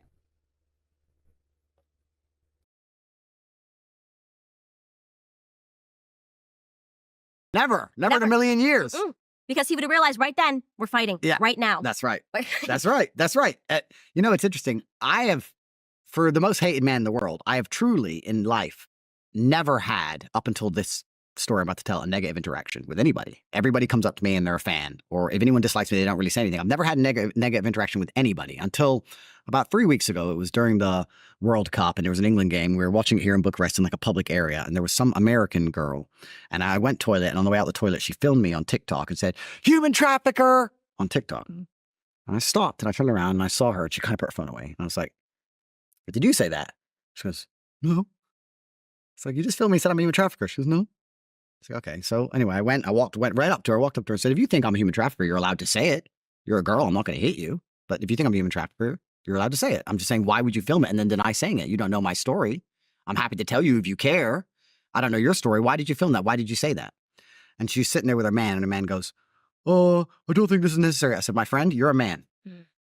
I will kill you." And I turned back to his girl, and he just sat there and never said another word. He just sat there while I berated his woman. Yeah. Then I went back downstairs. I saw them arguing, and then they left, right? So I guess she got in an argument with her man for not defending her, but the man understood. I can't fight. What can I do? Yeah, what are you doing? What do you do? Yeah, that's right. Another straight homo and some silly woman. Mm-hmm. But it was interesting dynamic. But when you say you want a man who will defend you completely,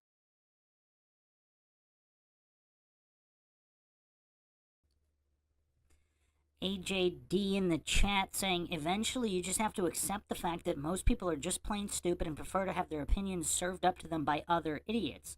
Not so fast, AJD. Because after this interview, I'm going to go over an Owen Cook clip where he describes the mechanism by which the Matrix, so to speak, controls all of these individuals that are, as you said, just plain stupid and prefer to have their opinions served up to them by other idiots. But why? And Owen Cook is going to give possibly the best explanation I have ever heard after we get done with Andrew Tate here. I think Justice Wants in the chat is kind of triggered about Tate. I mean, right now we're not discussing whether he's a shill or not. We're simply addressing how eloquent his delivery here is in exposing the state, because Tate has said similar things in bits and pieces before, but in this interview as a whole, he's probably dropping more wisdom than just about anybody ever has in the modern era.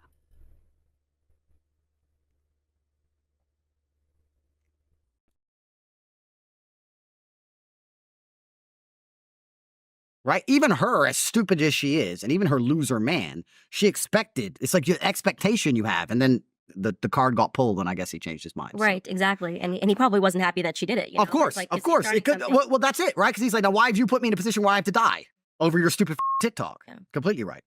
But these straight homos, it's very interesting. I love the point you just made about how he feels like he's defending society. Would Israel give a shit about him?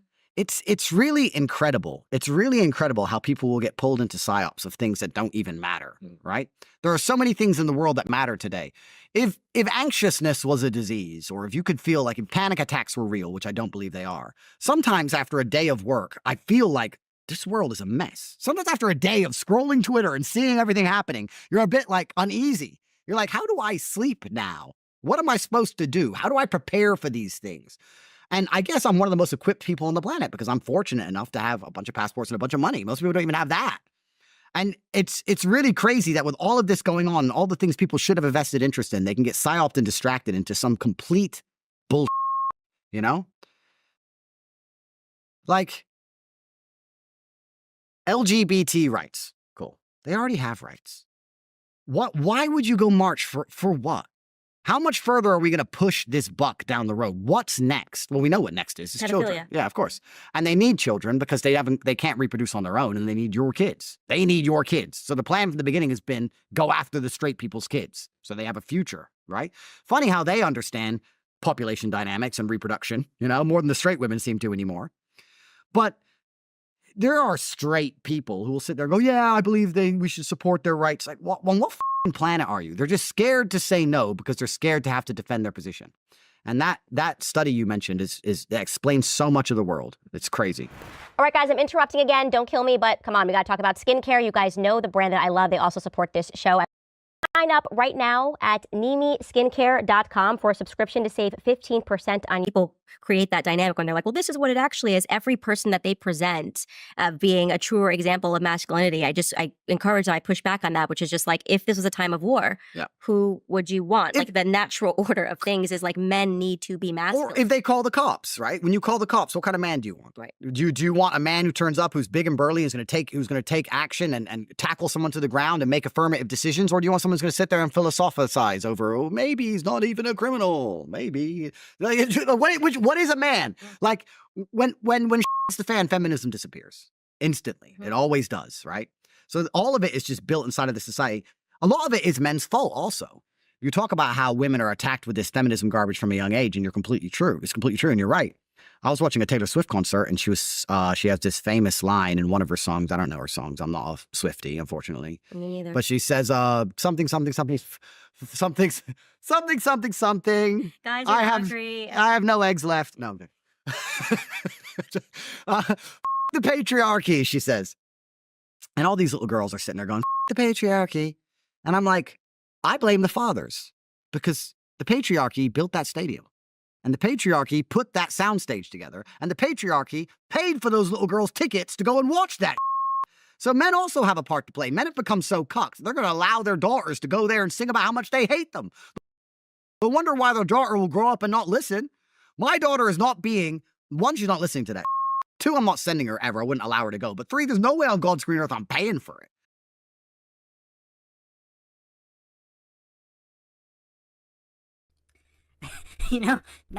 Andrew Tate touched on something kind of interesting here.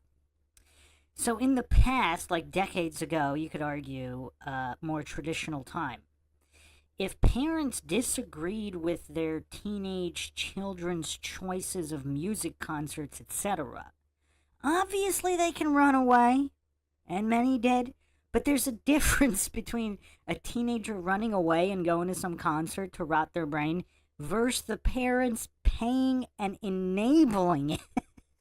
And I mean, look at the sheer incredulity on Tate's face on the entire system, really. And it is kind of humorous because all of these, and by anti-American, I'm talking about the principles of liberty. I'm not talking about the corrupt government officials. A lot of goofs can't tell the difference between what you can call the American spirit and bootlicking government and government officials. Those are two different things, and not only different, complete opposite ends of the spectrum. So what he's talking about here is the idea that all of these anti-American goofs are using the American platform to preach their anti-American ideas, And obviously the whole, I probably should do a podcast on patriarchy itself. One could argue we actually live in a matriarchy, or something closer to a matriarchy than a patriarchy. Because everything's kind of designed with a slant to benefit women instead of men. Everything from the educational systems to the workforce and government and all that stuff. For the past, I don't know, at least 3-4 decades now, the slant has been obvious. Was the slant always there? That's an interesting question. That is actually a very interesting question. Because, women and children first, I mean, that's been established for a really long time. So it's difficult to actually delineate the exact point where the slant became extremely obvious. I mean, you could probably argue somewhere around the 70s, the rise of feminism actually aligned with more of a matriarchal system than a patriarchal system. And it's obviously all by design by the string pullers to kind of pit men and women against each other as well, and sit back and laugh at all these goofs falling for the feminist ideology as it destroys them and their society. Same thing with all the ideologies, like the manufactured race baiting that all the goofs fall for, while the Illuminati string pullers just sit back and laugh at the peasants fighting amongst themselves because they're too dumb to see all of this. But there is something to say about parents, particularly fathers, actively funding and enabling their children to take positions against not just their family, but the families in general, and the continued degeneracy of society as Taylor Swift specifically promotes.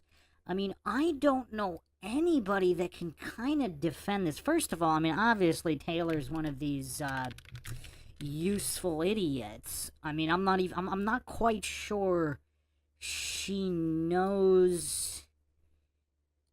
Mentally, what is she, 13, 14 mentally? I mean, the comprehension, the mental capacity is just not there. So she might be well-intentioned and well-meaning. I'm not saying she is or she isn't. I don't really know.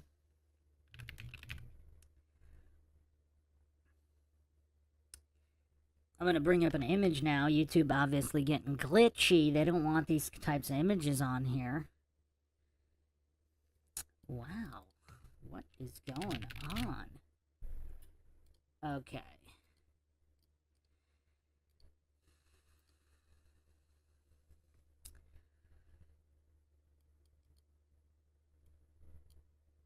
So, I mean, who is defending this from Taylor Swift? I mean, I don't know. But either way, it's almost like a humiliation ritual for fathers to enable their daughters or their sons, not just fathers and mothers, to enable daughters and sons to go to these concerts that promote degeneracy. I mean, they're anti-human.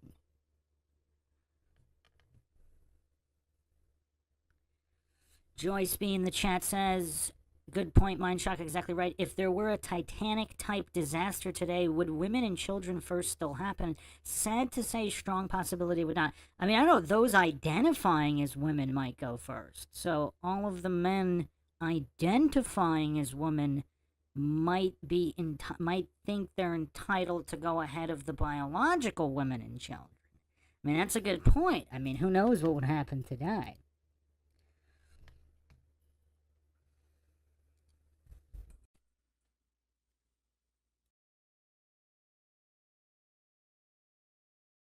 Like, it's also so crazy what position men have been put in. And if you say that to a man, these straight homos, they're gonna sit there and go, I'm secure, I'm a real man. You don't let your daughter listen to Taylor Swift? Huh, call yourself a man? Bro, it's crazy what level the Western society is sunk to. And what's scary is that we live in a world where we think the West is the whole world because we live in the West. It's really interesting. I don't know, did you ever see that conversation on the BBC News between a Chinese It was some Chinese guy. He worked for the Chinese government, and they were discussing about the electric vehicles between China and America, England. No, I You didn't. ever see it? It's really interesting, and I don't want to misquote it, but I think people can find it and send it to you. They were saying that China produces 90% of the electric vehicles, and the UK is concerned about that they produce too many electric vehicles, and that the UK wants to produce some more electric vehicles because they don't want China to have a complete hegemony over the future when we use EVs, etc. And the Chinese member, and they were talking about competition between the two countries. So how do you feel about UK trying to compete with you in the electric vehicle market? And the member of the Chinese government said, we see the UK as a country that was historically important that we'd like to have good relations with. But when it comes to population, when it comes to production capacity, when it comes to safety on the streets, when it comes to educational performance, when it comes to the ability to project force, the UK cannot compete with China in any regard. Correct. They're historically believe it's still World War II, but effectively they're a small island far away who we'd like to have good relations with, but we do not see as a competitor or a threat in any regard ever. He just nailed it. Like, who the are the UK? Pretty much what Putin said, by the way, too. It's like, this is behind. The system is old. Yeah, We're who moving cares? forward. Yeah. That's right. Completely right. So in the West, we think, the West is the center of the world. But truthfully, we're not the center very much at all. There's a lot of countries in the world that don't see us as important as we see ourselves. And we don't have a population as large as most of the rest of the world. We don't have the natural resources. We don't have the capability to produce anything. And we're now entering a dynamic where our men, because it's going to be our people against other people, right? Especially in the bipolar world, our men and their pussy-footed approach to life are going to be pitted against men who are prepared to fight and die for real. Yep. And we're going to see how that all works out. I guess the idea of the Western elites is that they can just continue to use the dollar to subjugate these nations, and that they can use AI and machines. I mean, for right just now, launch a world war out of nowhere. Yeah. You can reset everything by bombing and exploding and then stealing people's that's right. resources. Or having better technology. We think, we don't need real men in the army because we've got better tech, et cetera, et cetera. I mean, we'll see how that all works out. But I think the next 100 years are going to be very interesting when we see that. I mean, we can look at it right now. Let's look at it right now in the UK. 3 little girls were stabbed. The girls that were stabbed were the same age as my daughters. I have 2 daughters age 4. 3 little girls were stabbed to death. A man shouldn't have to feel what a blade is like entering his body, let alone a little girl. It's disgusting. I have seen 0 conversations about how to protect little girls. All I see are the straight homos marching, talking about how they're not racist. What the are you even doing? Right. Have you lost complete context of the situation? Every single conversation should be about how to protect children. And there should be nothing off limits. We shouldn't be afraid to discuss the fact that if people come from X country, they commit violent crime at a 300% higher rate than if they come from other countries. Because everyone talks about the UK being racist. It's probably one of the least racist places on the planet. You want to see racism? Go anywhere else. Japan. Africa. Yep. They're racist in Africa.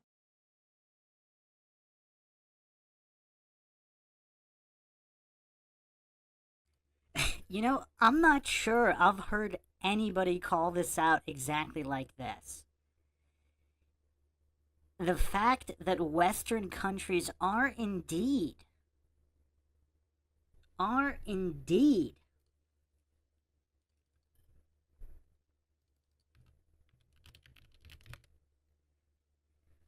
probably the least xenophobic countries in the entire world. And they're getting, and just the ideology, again, it's like this is one giant Illuminati humiliation ritual where the string pullers are just sitting back laughing at these goofs marching and saying on how let's use the word prejudice, because there's only one race, there's only one human race, and it's just based, for whatever reason, it's only skin color. Nobody cares about hair color, eye color, sneaker brand preference. It's just the obsession over skin color because the string pullers know that the gullible goofs are easily manipulated over that. Where they're America, UK, like the least prejudiced countries in the entire world, and look at the ideology spewed by the clueless. I mean, it is kind of crazy.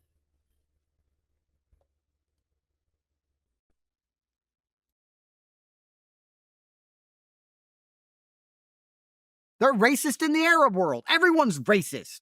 We're the least racist place. And instead of marching to protect little girls, the man who stopped the knife attacker should be a national hero. He should be everywhere. I haven't even seen his face. They don't want to show him because they don't want to remind people the little girls were stabbed. Instead, they wanted to divert the whole conversation to don't be racist. And now we have all these straight homo men walking around. We showed the far right. Yeah, don't be racist. As if they've achieved something. You've forgone the argument completely. When the knife-wielding attacker is near you, you're going to piss your pants and run. And now you're walking around saying, don't be racist. Now, I agree with don't be racist, but if you are asinine and stupid enough to believe that if you're going to allow thousands of people into your border unchecked, that some of those people are not bad people, you're an idiot. Mm-hmm. And I wouldn't even say that you're too stupid to conceptualize that. I'd say they're too cowardly to admit it because they're too scared to be racist. So now they're too scared to admit that by refusing to refute that idea, they're letting bad people in. They're going to say, no, all 1 million we let in are all good. They're all doctors and they're all physicists. You don't have to be racist to understand it's not about skin color if people come from a war zone.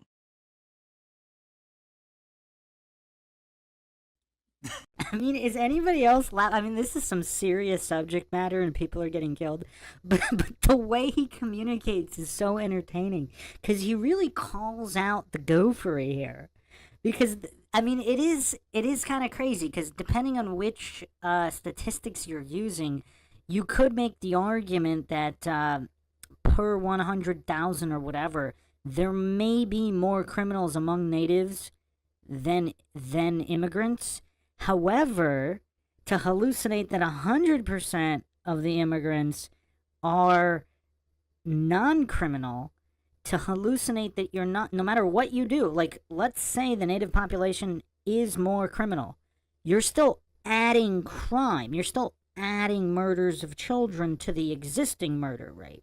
And for whatever reason, these goofs, they don't have the mental capacity to process that. Or Tate says they do, but they're too cowardly to admit it. So all the added murdered children are all okay because the natives are committing crimes at a higher rate per capita. That means it's okay to add the murdered children to the existing statistics. That's the level of goofery presented in the mainstream.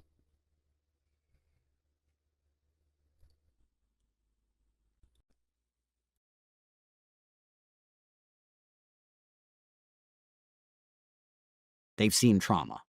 And they're not going to be particularly balanced all of the time. I would argue if a child sees their parents blown to smithereens, they're not going to grow into a pretty balanced, happy, normal, sane individual. They're coming from the worst places on the planet. Well, that's part of it, too. Is like, people, don't be racist, don't be this.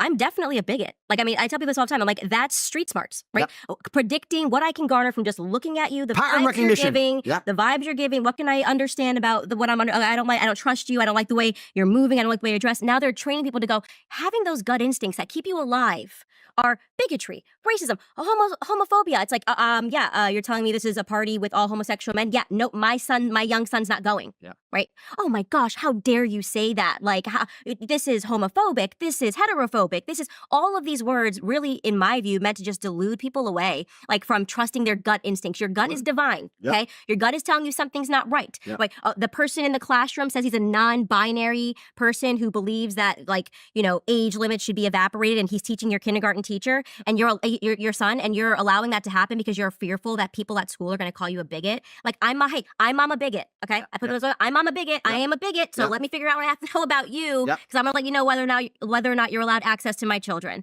And so I tell people, do not allow them to call you a bunch of names that essentially rinses you from that divine gut instinct that you have. That's the Holy Spirit saying you don't trust this person for whatever reason. And then you have the government telling you that whatever reason that you have, is not right because it's some ism, sexism, misogyny, homophobia, whatever. It's pattern recognition. And they don't want you to have basic pattern recognition skills anymore. And that's what's so crazy, especially with all the things you just said. Absolutely nailed it. And especially with this racism argument. Like, would you hire a male nanny? Bro, you must get this. You must get this more than me, right? Because I'm mixed, half black, half white. You were black, right? So they must say, why are you racist? Why have you turned on your own race, etc. It's not even really truly about race. Like, in jail, I saw people lose their minds, right? I saw people in jail lose their minds, and I saw that they weren't the same anymore. I didn't want to be a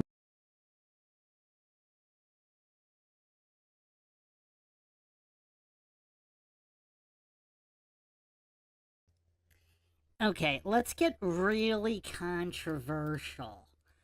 because Joyce B made a comment in the chat here. A certain name we are not allowed to criticize is 100% a supremacist-based apartheid society. Write down a separate license plates on cars to ensure the roads racially set apart or kept separated. Okay, a certain country. Well, let's name the country. I'm guessing you're talking about Israel. Now, this is the greatest ally of the Western world, is it not? They get trillions of dollars. The greatest ally. Let's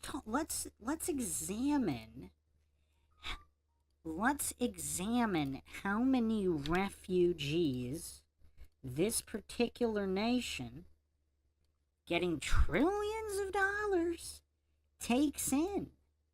Let's look at this.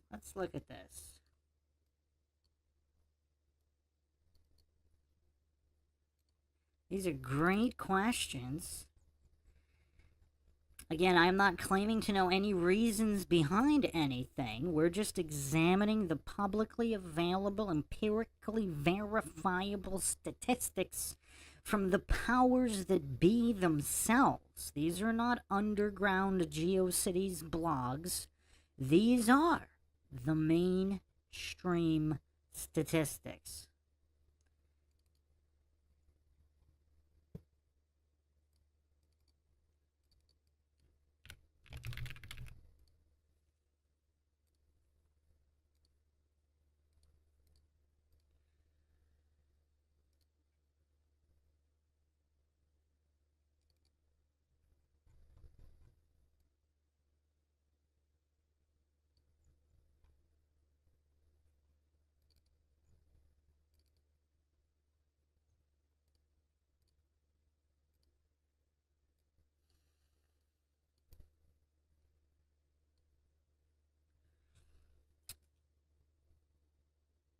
So they take in roughly 1,000 to 2,000 refugees. Oh, 2019 was 16,000? Wow, that's a lot.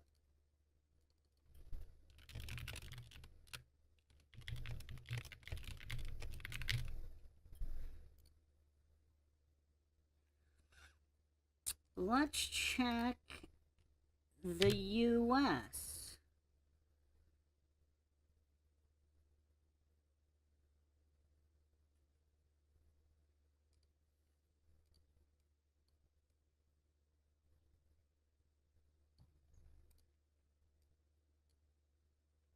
Now, obviously, official refugee stats are different than illegals.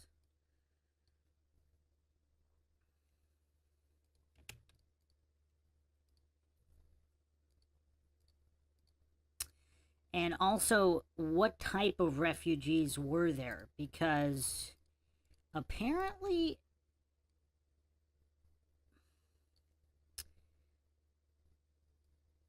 so 60,000 2023, interesting.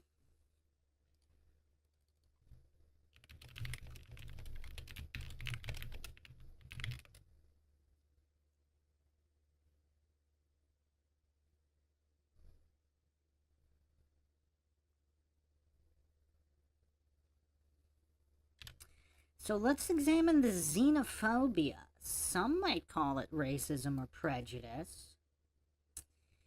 But how easy is it to immigrate to this greatest ally of the West, receiving trillions and trillions of dollars for some reason?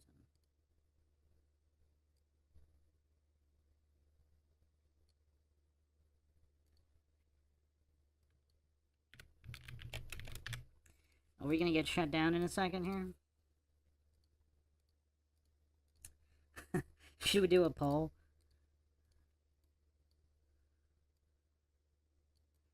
That's curious. Why are they so xenophobic or prejudiced? It's kind of weird. I mean, they receive trillions and you can't immigrate there? That's weird. Anybody find that weird?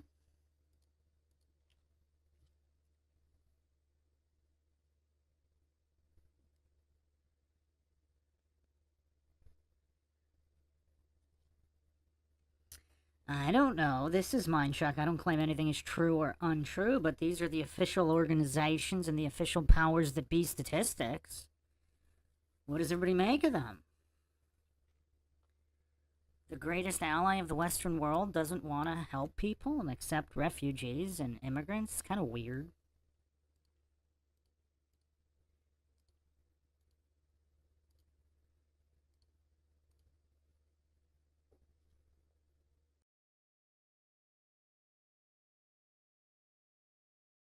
Around those people, I would avoid them as much as possible. I hate the idea of them now being loose in society. That's just jail. In a European nation, okay, it's the worst jails in Europe, Eastern Europe, it's bad. But, you know, we're now talking about war-torn countries which we've blown up. We have bombed. And people are seeing their families destroyed. People are seeing children headless on the street. You're telling me these people are now sane?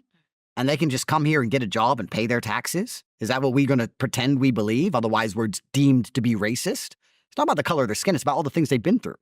And I don't want them in the society. But now, like I said, 3 little girls are stabbed to death.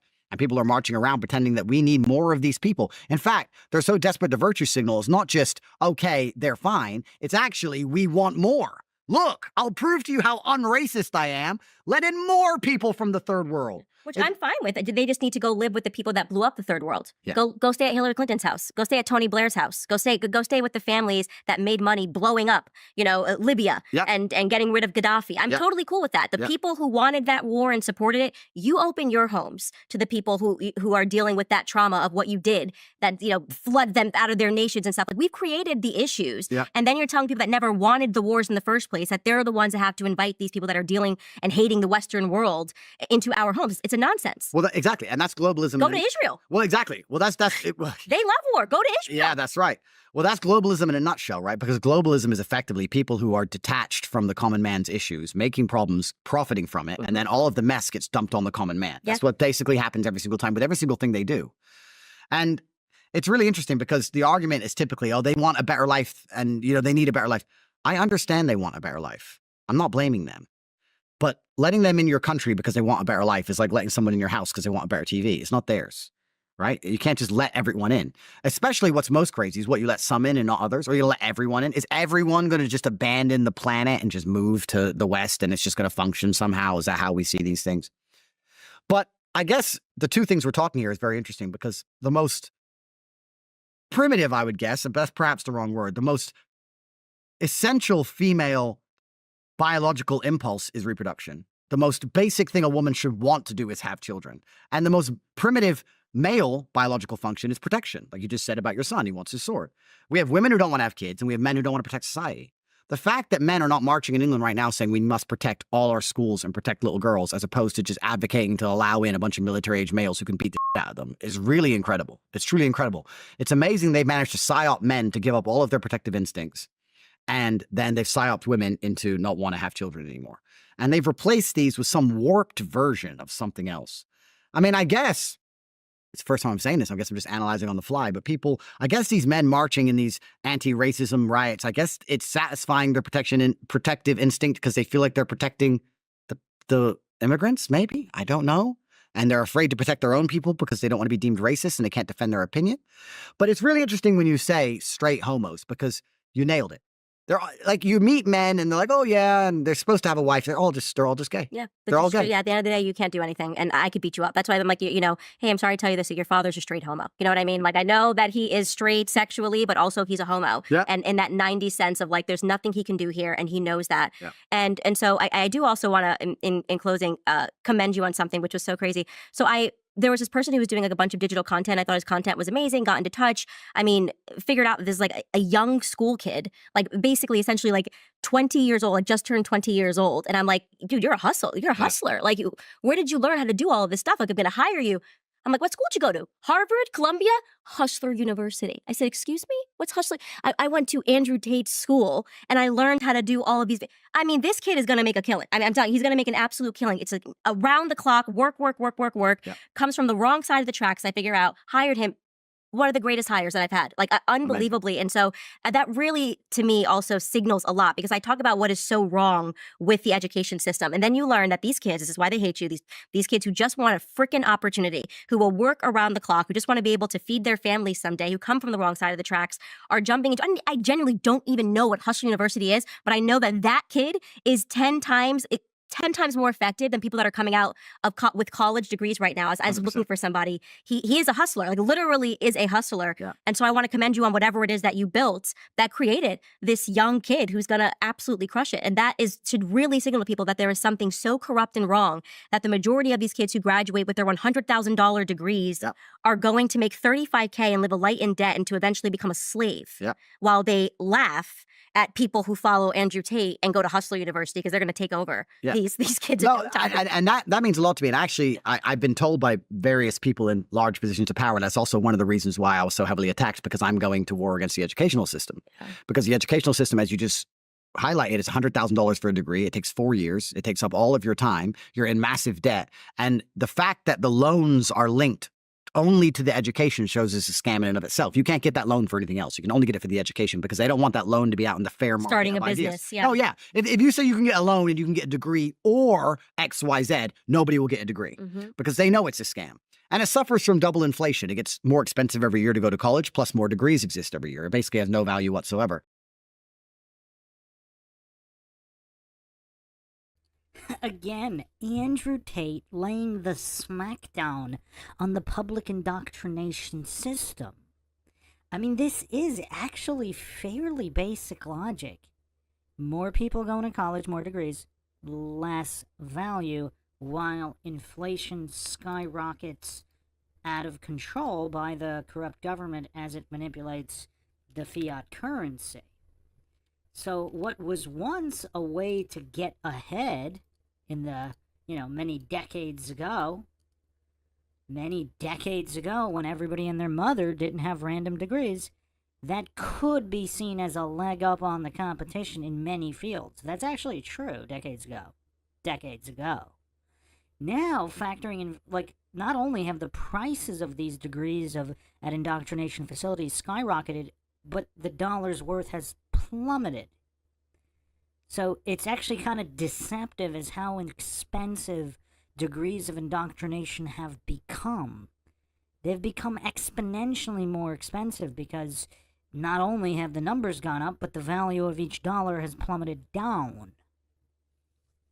And the level of goofery from the mainstream in kind of pretending and hallucinating this isn't the case, it's kind of weird. It's definitely kind of weird.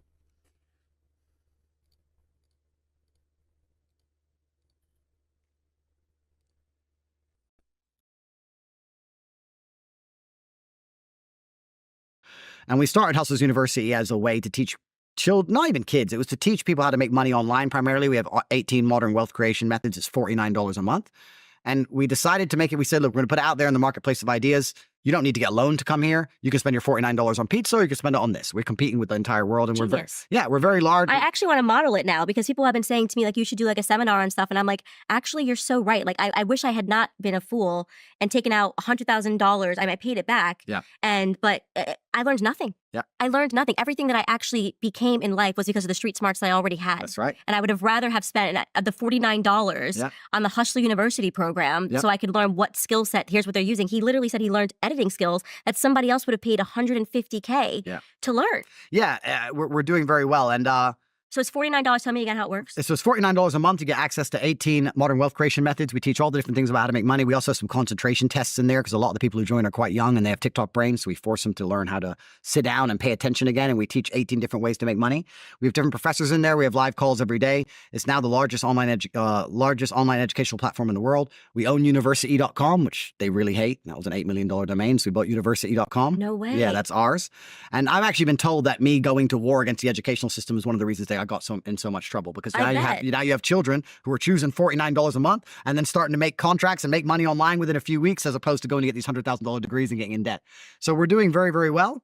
And I'll tell you I something. hired someone. He even said I graduated at the top of my like Hustler University class. I mean, he was like, yeah, I was one of the best in like sales, and I was just like, I think it's incredible. I love it. As someone who came with a family that could not afford a single dollar towards the education system, someone I was then forced to drop out in my senior year, who then became a slave to loans. Yeah. I really want to commend you on that, because that kid is now cutting so many corners in life because of something that, you know, the monstrous Andrew Tate taught him how to do. But Yeah, we teach agency, and also one of the reasons why we decided to do that is I also think that it's a lot easier to resist depression if you have the ability to make your own money. A lot of these people, once they start working corporate, they're screwed. You know, if you work for a corporation, you're going to have to get the jab, and you're going to have to wear the mask, and you're going to have to go to HR meetings, and you're going to have to call that he or she. So by teaching people to make their own money and have their own, or at least have their own faith in themselves that they can make their own money, it allows them to be freer in their minds.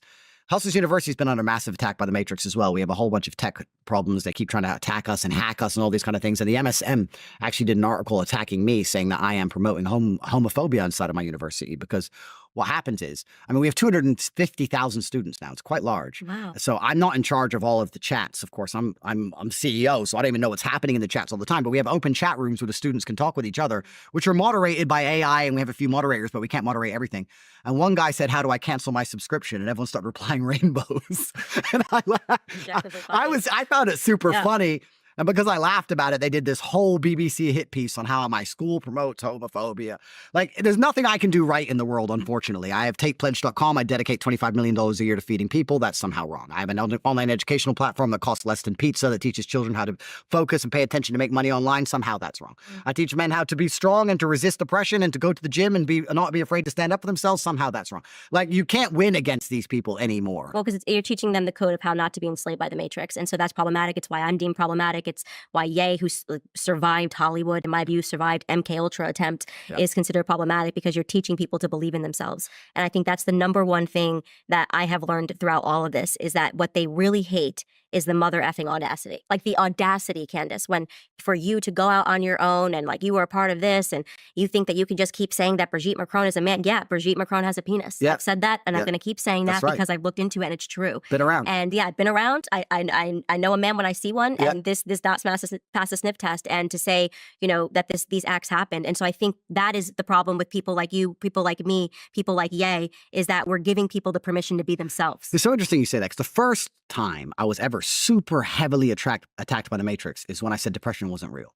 And the backlash was incredible. Because drugs. They drug these kids out of their minds. That's right. They were so desperate to try and convince me or demonize me for saying depression wasn't real. And I was like, look, feeling depressed is real, but I believe you have control of your own mind, and it's down to you to fix it. You don't need drugs, and you haven't caught a disease. You just need to change your scenario, change your settings. Now, PTSD is real.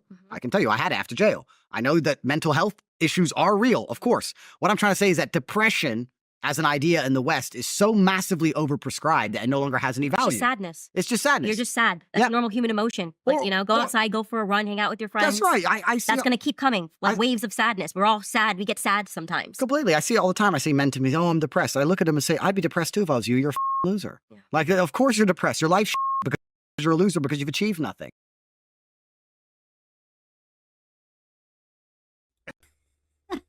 Wow. I mean, that amount of bluntness, modern society has just become so weak that it just can't handle any amount of bluntness.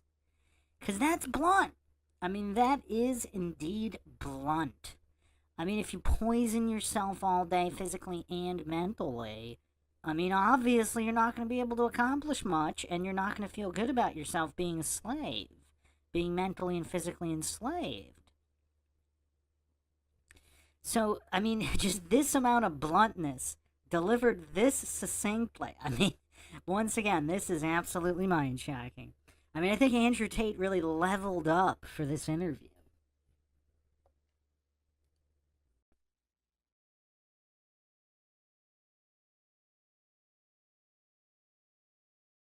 So it's not a disease. You've got work to do. That's the bottom line of it. We've overprescribed it to the point where it has no point at all. I'm sure 1% of depressed people might have something wrong with them, of course, fine. But if you're going to say everybody has depression, I don't.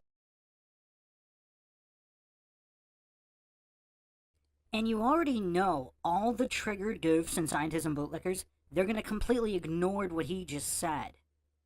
He said, obviously, there are a select few, whatever he said, one in however many, actually do have some kind of legit condition.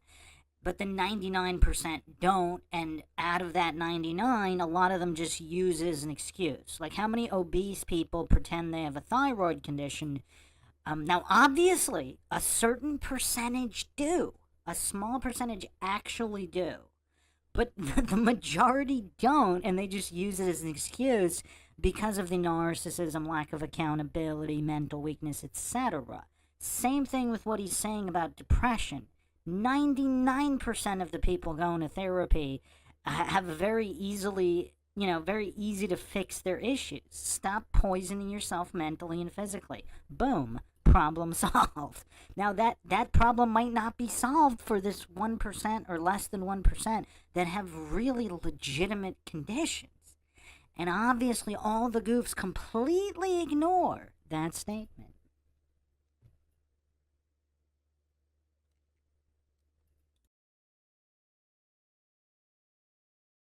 I don't even know what the statistics are, but I read something very scary about the amount of people in America that are on some kind of psychotropic They start drug. them young. They'll be like, oh, you have Is it anxiety. like 20% or 30% of people or something? It has to be more. It has to be more. Genuinely, like, everybody is on these drugs, and they know long term that these drugs eventually make you crazy because you're playing with the chemistry of your brain. You should never do that. See, I apply this to my current circumstance. I apply this to my current problem because the way you always attack men to try and damage your influence is sexual crimes, right? So I'm applying this to my own case.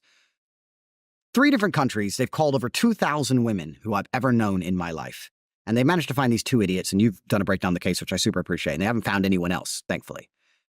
But if 30% of the people they're calling are on mind-altering drugs, that's scary to me. I'm thinking, wait, as a full-grown man, if you ever get famous and you ever talk against the Matrix and you ever have any kind of money and influence, because your ability to speak freely is directly correlated with your insignificance. You can only talk freely when nobody listens. If people listen to you and you talk freely, you soon realize that there really isn't that much freedom of speech because they will come for you and they will try and wreck you with everything they can. Right.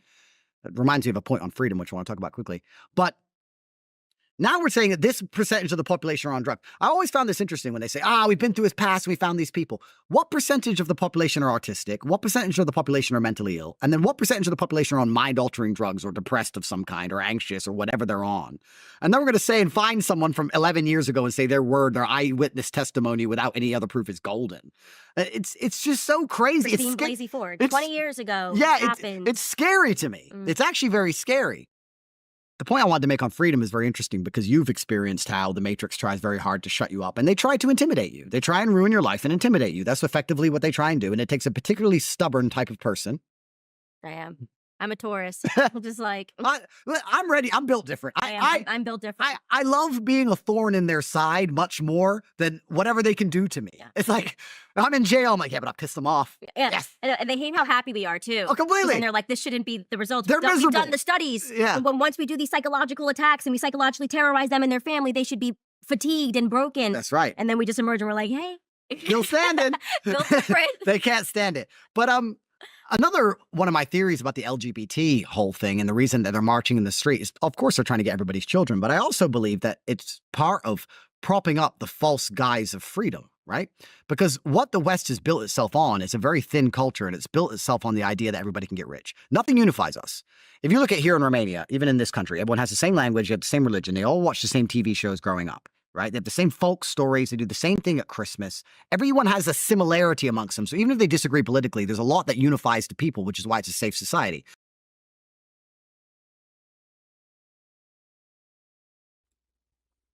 Again, the level of truth bomb drops here is just absolutely astounding by Tate. Look at American society before the rollout of social media. There were these unifying points before streaming, before all of these infinite choices or illusion of choices.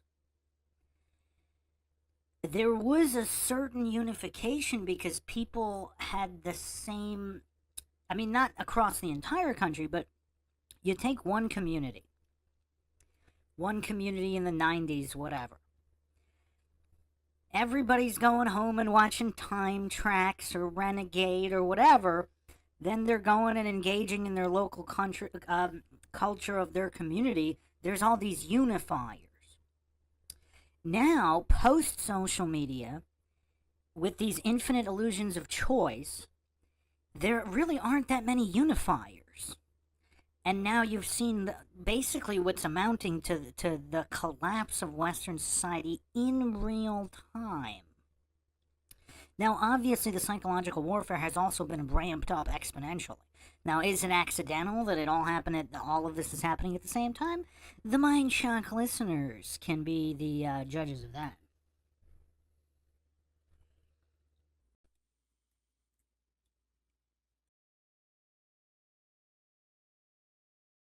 I remember when we went to school when we were young, you'd go and you'd talk about the TV show from the night before that everybody watched. Everybody. And now we don't have that anymore, right? So the only thing that unifies people in the West, because there's nothing that unifies us. We don't agree on the flag. We don't agree on religion. We don't, not the same skin color. We don't speak the same language. There's nothing that unifies us except this idea that we can become rich. Go to the West, get rich, be nice to people. But now everyone's realizing you're not going to get rich. And this is where the problems are coming, because they're realizing the American dream's a sham. And it's a lie. So we have this very thin culture. And we say these other countries, well, they have thicker cultures. Their cultures aren't thin, and a thick culture is good for the cohesion of society, but they're not free. And we're free. And then I sit and think, well, if you speak against authority in the West, they teach you a lesson, so you're not actually free. So how do they prop up this false idea of freedom? What they do is they put the freaks to the front. So what they do is they push the freaks to the front. So they say, look, this person chopped their off. We're free. In other countries, you can't chop your off. It's like, okay, that's fine. But I am not free to do anything important, like speak against power, like speak against APAC. You're free to hurt yourself. You're free to do dumb. You're not free to actually talk about anything important ever.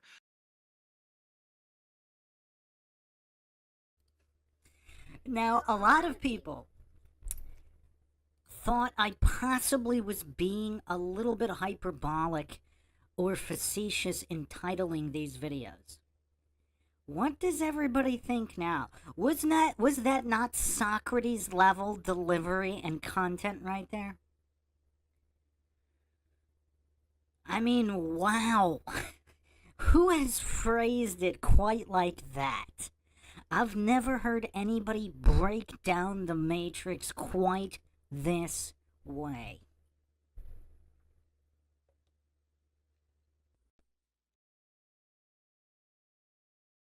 And I feel like one of the reasons why they're promoting all this degeneracy is to try and keep this bullshit idea of freedom alive. Because if they took that away, you'd wake up and realize, oh, okay, this is actually no different than most of the world. And I'm not going to attack only the West for this. You can't talk against Putin in Russia, and you can't talk against Islam in Saudi, and you can't talk against the king of Laos. I'm sure you're going to pay a price. That's how the world actually is. We're the only ones who are lying about it.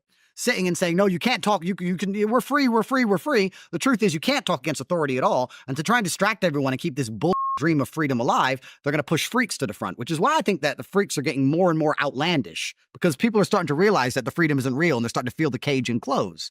So as people are starting to sit there and realize, wait, maybe I don't live in a free country. Maybe my government is owned. Maybe they are all homosexual pedophiles. Maybe I am paying too much taxes just to blow up children. Maybe nobody has my interests at heart. Maybe my elections aren't real. Maybe my children are being brainwashed. Maybe my streets are unsafe because they refuse to police them properly. Maybe all these drugs could be stopped. Maybe, wait. He's chopped his off. There's a man in a dress. It's free. Freedom.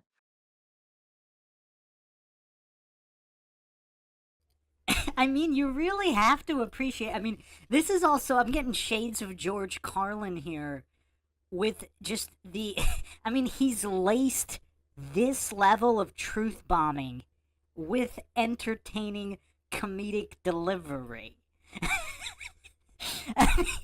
I mean, this is truly something else. I mean, just the exposing of statism while being this entertaining, I've never seen anybody do this.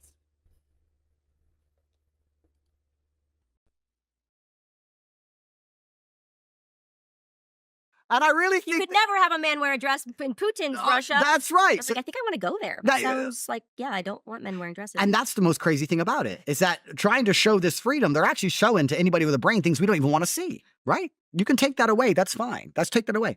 Another thing about talking against government, because I was talking to somebody about this, and they said, okay, well, then why are you saying America's so bad when you can't talk against government anywhere else? And I said, well, the reason for that is because if you're in Russia, you know who your boss is, right? I don't personally disagree with Putin, so I wouldn't want to talk against Putin. But if you live in Russia and you do want to talk against power, you know who you're talking against. Our biggest problem here in the West is that we don't even truly, really know who we're talking against.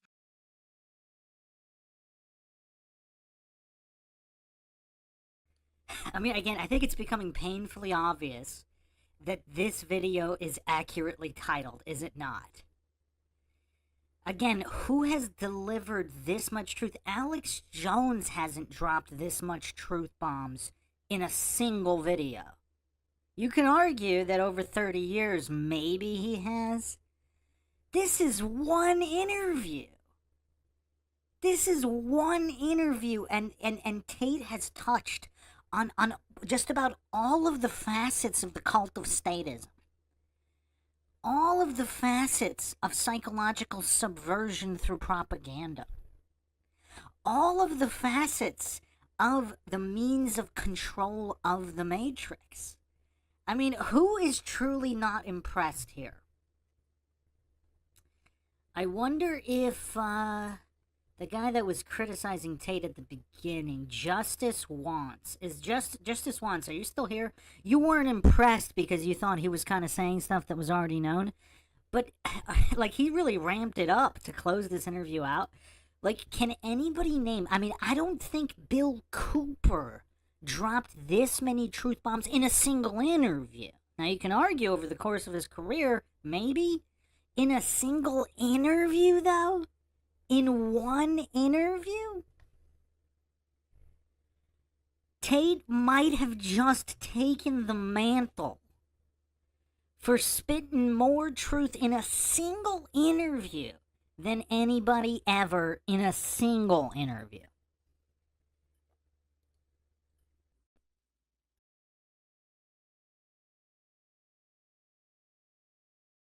I know that the LGBT homo mafia are in charge somewhere, which I know that's clear because they can in the Senate building and nothing happens. So that's obvious. But it's like, who? And we're spending all our time going down rabbit holes of Israel or Big Pharma or military industrial complex or Globo Homo, or you're like, who is even in charge of this mess? Davos, WEF, that's the thing that's most scary to me. It's not the fact that we can't speak against power, because you can't in a lot of places. It's that we're not even allowed to know who the powerful are, because then they're accountable.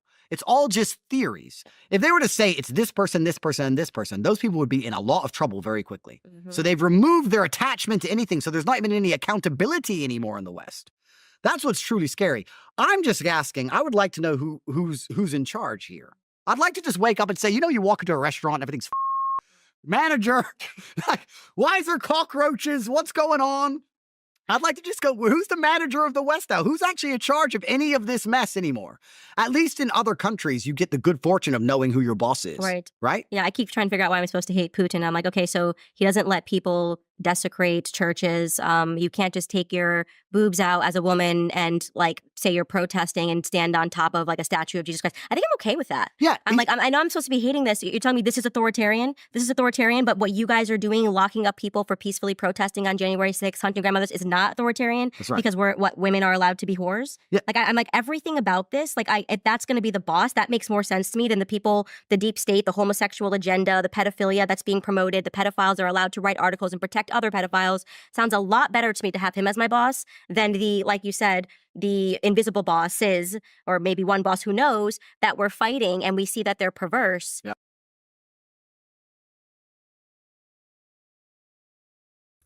I'm not going to necessarily disagree with Candace here about a better boss per se, but why have a boss at all? That's my main question. I'm not sure if Candace has discovered statism yet. Definitely hasn't when she was bootlicking on the Convicting Murder documentary. But I'm not sure if she's gone down the statism rabbit hole just yet.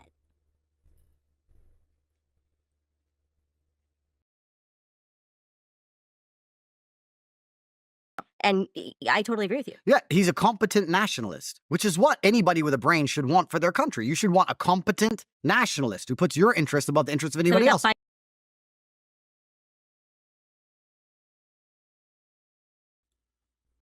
Now, this is probably the only part of this interview where I think Tate is off base. Because again, he's exposing statism possibly better than just about anybody else has. Maybe other than Larkin Rose, maybe? Or Bill Cooper. But here he's kind of saying you should want that for your country. I mean, why would you need a ruler, though? We're not going to spend too much time on that. That's probably the only negative about this entire interview.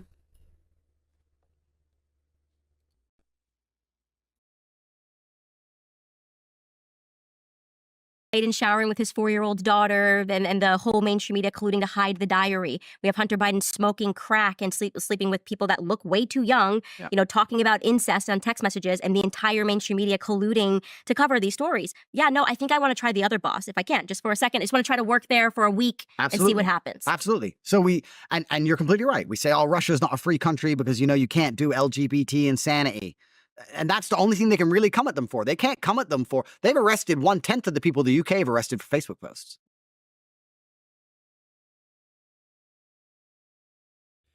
Whoa. See, we're going off the rails here. Who would have thought that in 2024, the UK, a supposedly free Western country, is arresting more people for social media posts than Russia?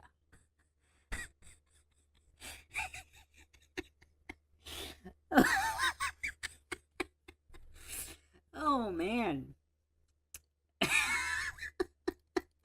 I mean, this kind of is insane, isn't it?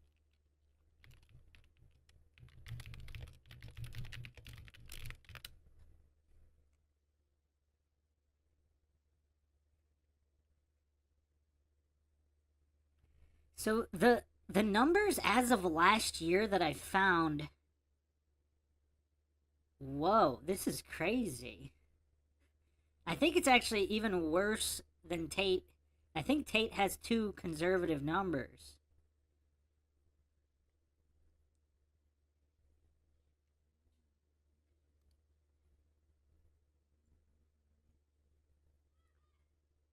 But, I mean, either way, UK was more, either by a few hundred or a few thousand, depending on the sources here. I'm not going to put them all on the screen, there's just too many.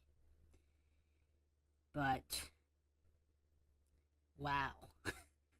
I mean, who would have thunk it? I mean, we're in full-blown clown world reality now. Here's a meme I shared on Twitter today. Think you guys might enjoy it.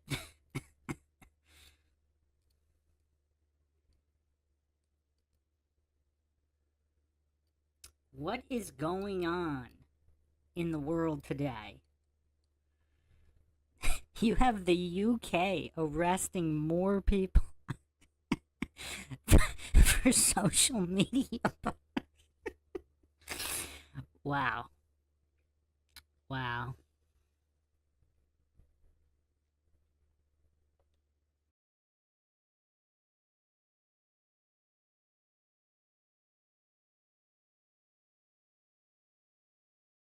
Wow. So I think Tucker highlighted this. In the UK, I think it was in 2022, they arrested 4,500 people for their social media comments. In Russia, it was 400. So the UK is 10 times worse for policing speech than Russia. Free country, right? Well, Russia's not free because we don't allow them to, they're not allowed to poison the children, so they're not free. So it's actually the thing that's most scary about this freak show is the reason they're pushing it so hard to the front is because they're trying to keep this imaginary balloon of freedom and the American dream and all this garbage ahead because we have a very thin culture. Nothing's unifying us in the West besides the idea that somehow we're free and that somehow we'll one day get rich. That's it. And that's what's so scary. You know what I found interesting about American culture? You know the eclipse that was recent? There was an eclipse where the solar eclipse, it was like a few months ago. Can't remember. It was going through a few states. And I was reading on Twitter, they were talking about how the eclipse is coming and you need to be careful because it's going to be dark for 2 minutes and beware of crime and all this shit. And I sat there thinking, American culture is so thin that if it gets dark in the middle of the day for 2 minutes, there's going to be crime? People are going to rob cars? Is that how close we are to apocalypse? Is it that bad? Like, even we talk about Ukraine-Russia war, even though I agree with Putin, I think he's completely justified. The Ukrainians and the Ukrainian government, who I have distaste for, but the Ukrainian people, they're still in lines buying food. It's war. They're in a line with money buying food during war. America, it'd be looting. It would be fires.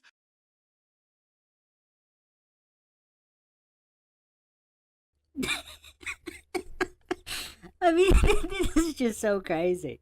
I mean, perhaps. I mean, again, I don't know if Socrates even existed, and I don't know if he was this funny. Who thinks Socrates was this funny and entertaining? I mean, this is kind of hilarious. So this reminds me. Does anybody remember?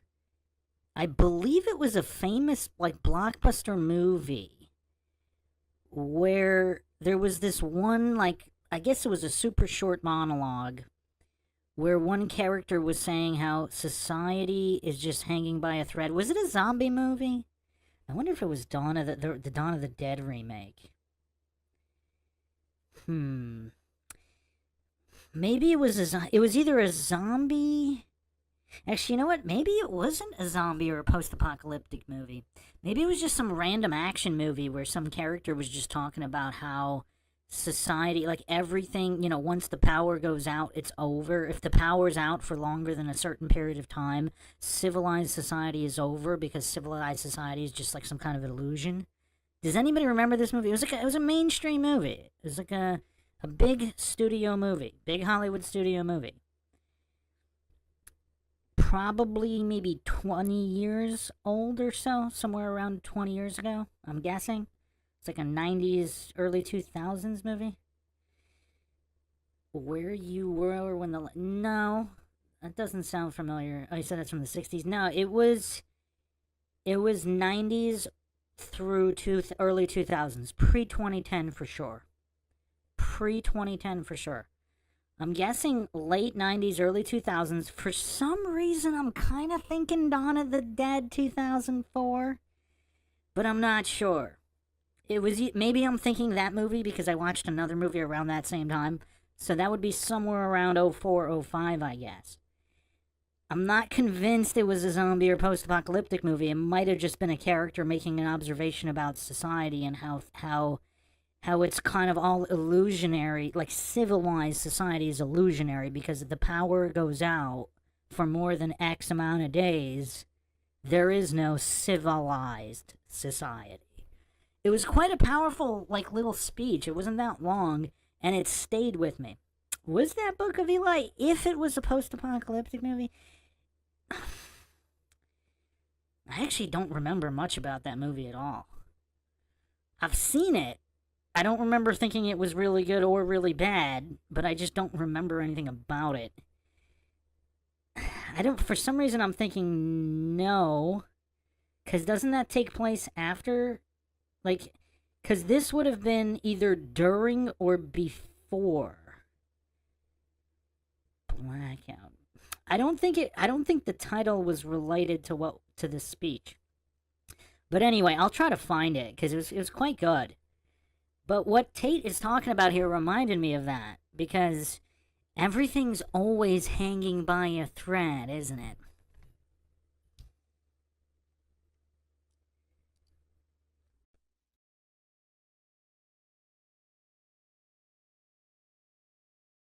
It'll be free for all within 2 minutes. We are on the absolute precipice of societal breakdown all of the time. And the only thing that's keeping it together is everyone sitting around going, don't worry, you'll be rich one day, you'll be rich one day, while a political class just rape the tax base for as long as they can before they disappear into the sunset. How long until this all goes wrong? I mean, it's an interesting thing to observe from afar. It's super interesting. Yeah.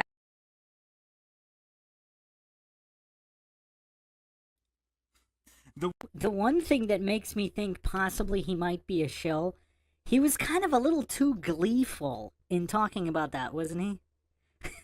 He seemed to be quite a bit gleeful. Now, I don't know if it's because he kind of sees himself as Romanian instead of American now, because that could possibly explain the glee without him being a shill, but who knows?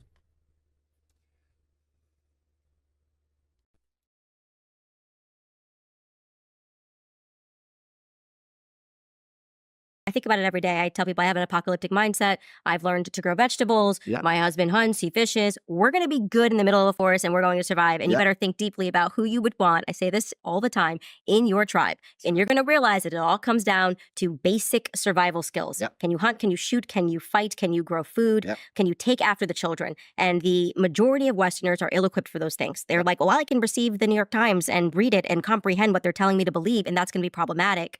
And so in conclusion, I would like you to speak to the straight homos. Because the straight homos, they need some guidance, you know? They need some guidance. It's They true. do. It's They true. think they hate you, but deep down they know that there's something that you're saying that really what they hate is what was inside of themselves. There's like a cowardice within them that they hate, and so they have to attack you. And so we're going to get free advice. You don't even have to sign up for Hustle University. You don't even have to buy a Standis cup. You're going to get free advice, all you straight homos out there, from Andrew Tate, and you can just implement this into your life. Andrew Tate, take it away. Sure. All right, let me try and think of something which is going to be inspirational. So I'm going to whoop your ass. I should say. The reason they're a coward in the first place is because they're afraid of confrontation. But I want everyone at home to understand, especially if you're a man, that confrontation is certain and it's always going to be around. If you're a king, there's never been a point in human history where you were a king with an empire where people were not trying to take your empire from you. And if you're not a king with an empire, then you're a pawn in somebody else's empire and you're going to have your head chopped off for some reason anyway. Confrontation is certain. If you try to avoid confrontation, you're going to end up in confrontation with yourself. The reason these straight homos are so desperately sad, the reason they have ADHD and anxiety and depression, the reason they're sitting at home, even if they don't admit to these ailments, wondering why they're so unhappy all the time, is because you're fighting an internal battle. Your monologue is different in your mind from what your spirit truly wants. You want to be respected. You want to be strong. You want to stand up for what you know is right. You want to be a man, and you're just too afraid to engage the enemy, so you're going to self-destruct. You're going to turn on yourself. There's a fire inside of you. There's a fire inside of absolutely every man, and you can either direct it at your enemy and do your very best to destroy him, or it's going to burn inside of you and eat you alive. You have to make a choice. The cowardice that you feel that prevents you from engaging the enemy is the biggest betrayal, because now you're just engaging yourself. The battle's certain either way. So I strongly recommend you find who the enemy is and direct your efforts towards their destruction, as opposed to sitting there allowing yourself to self-immolate.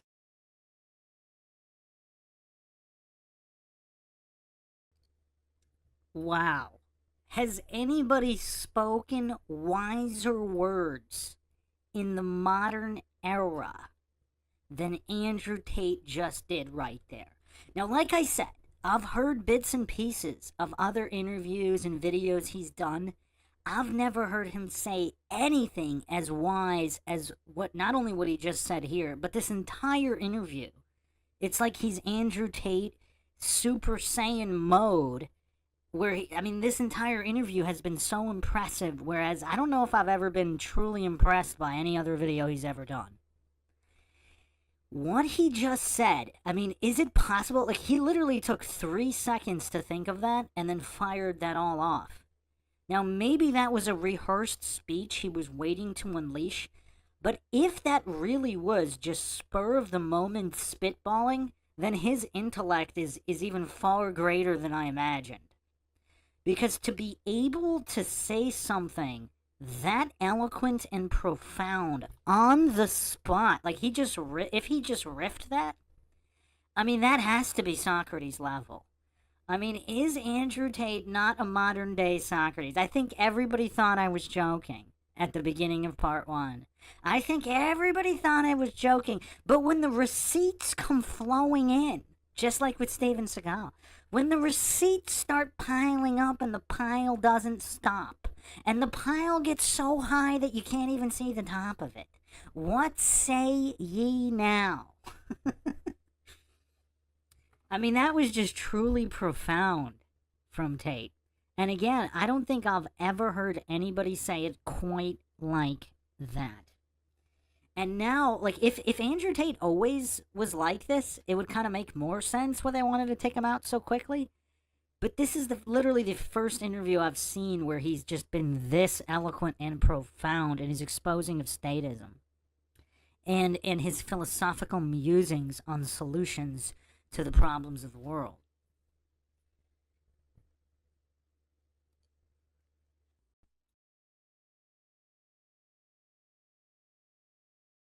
I think it's actually very sage advice. There is a fire in all of the men, and it has to be directed in the right way.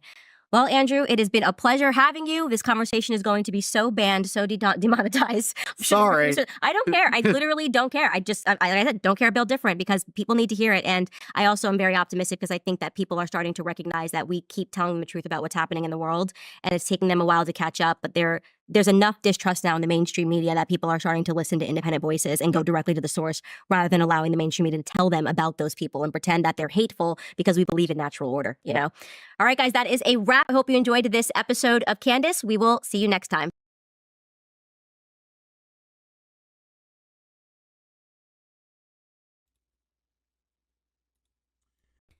And you know what else is kind of strange? I haven't heard his brother Tristan Tate talk that often.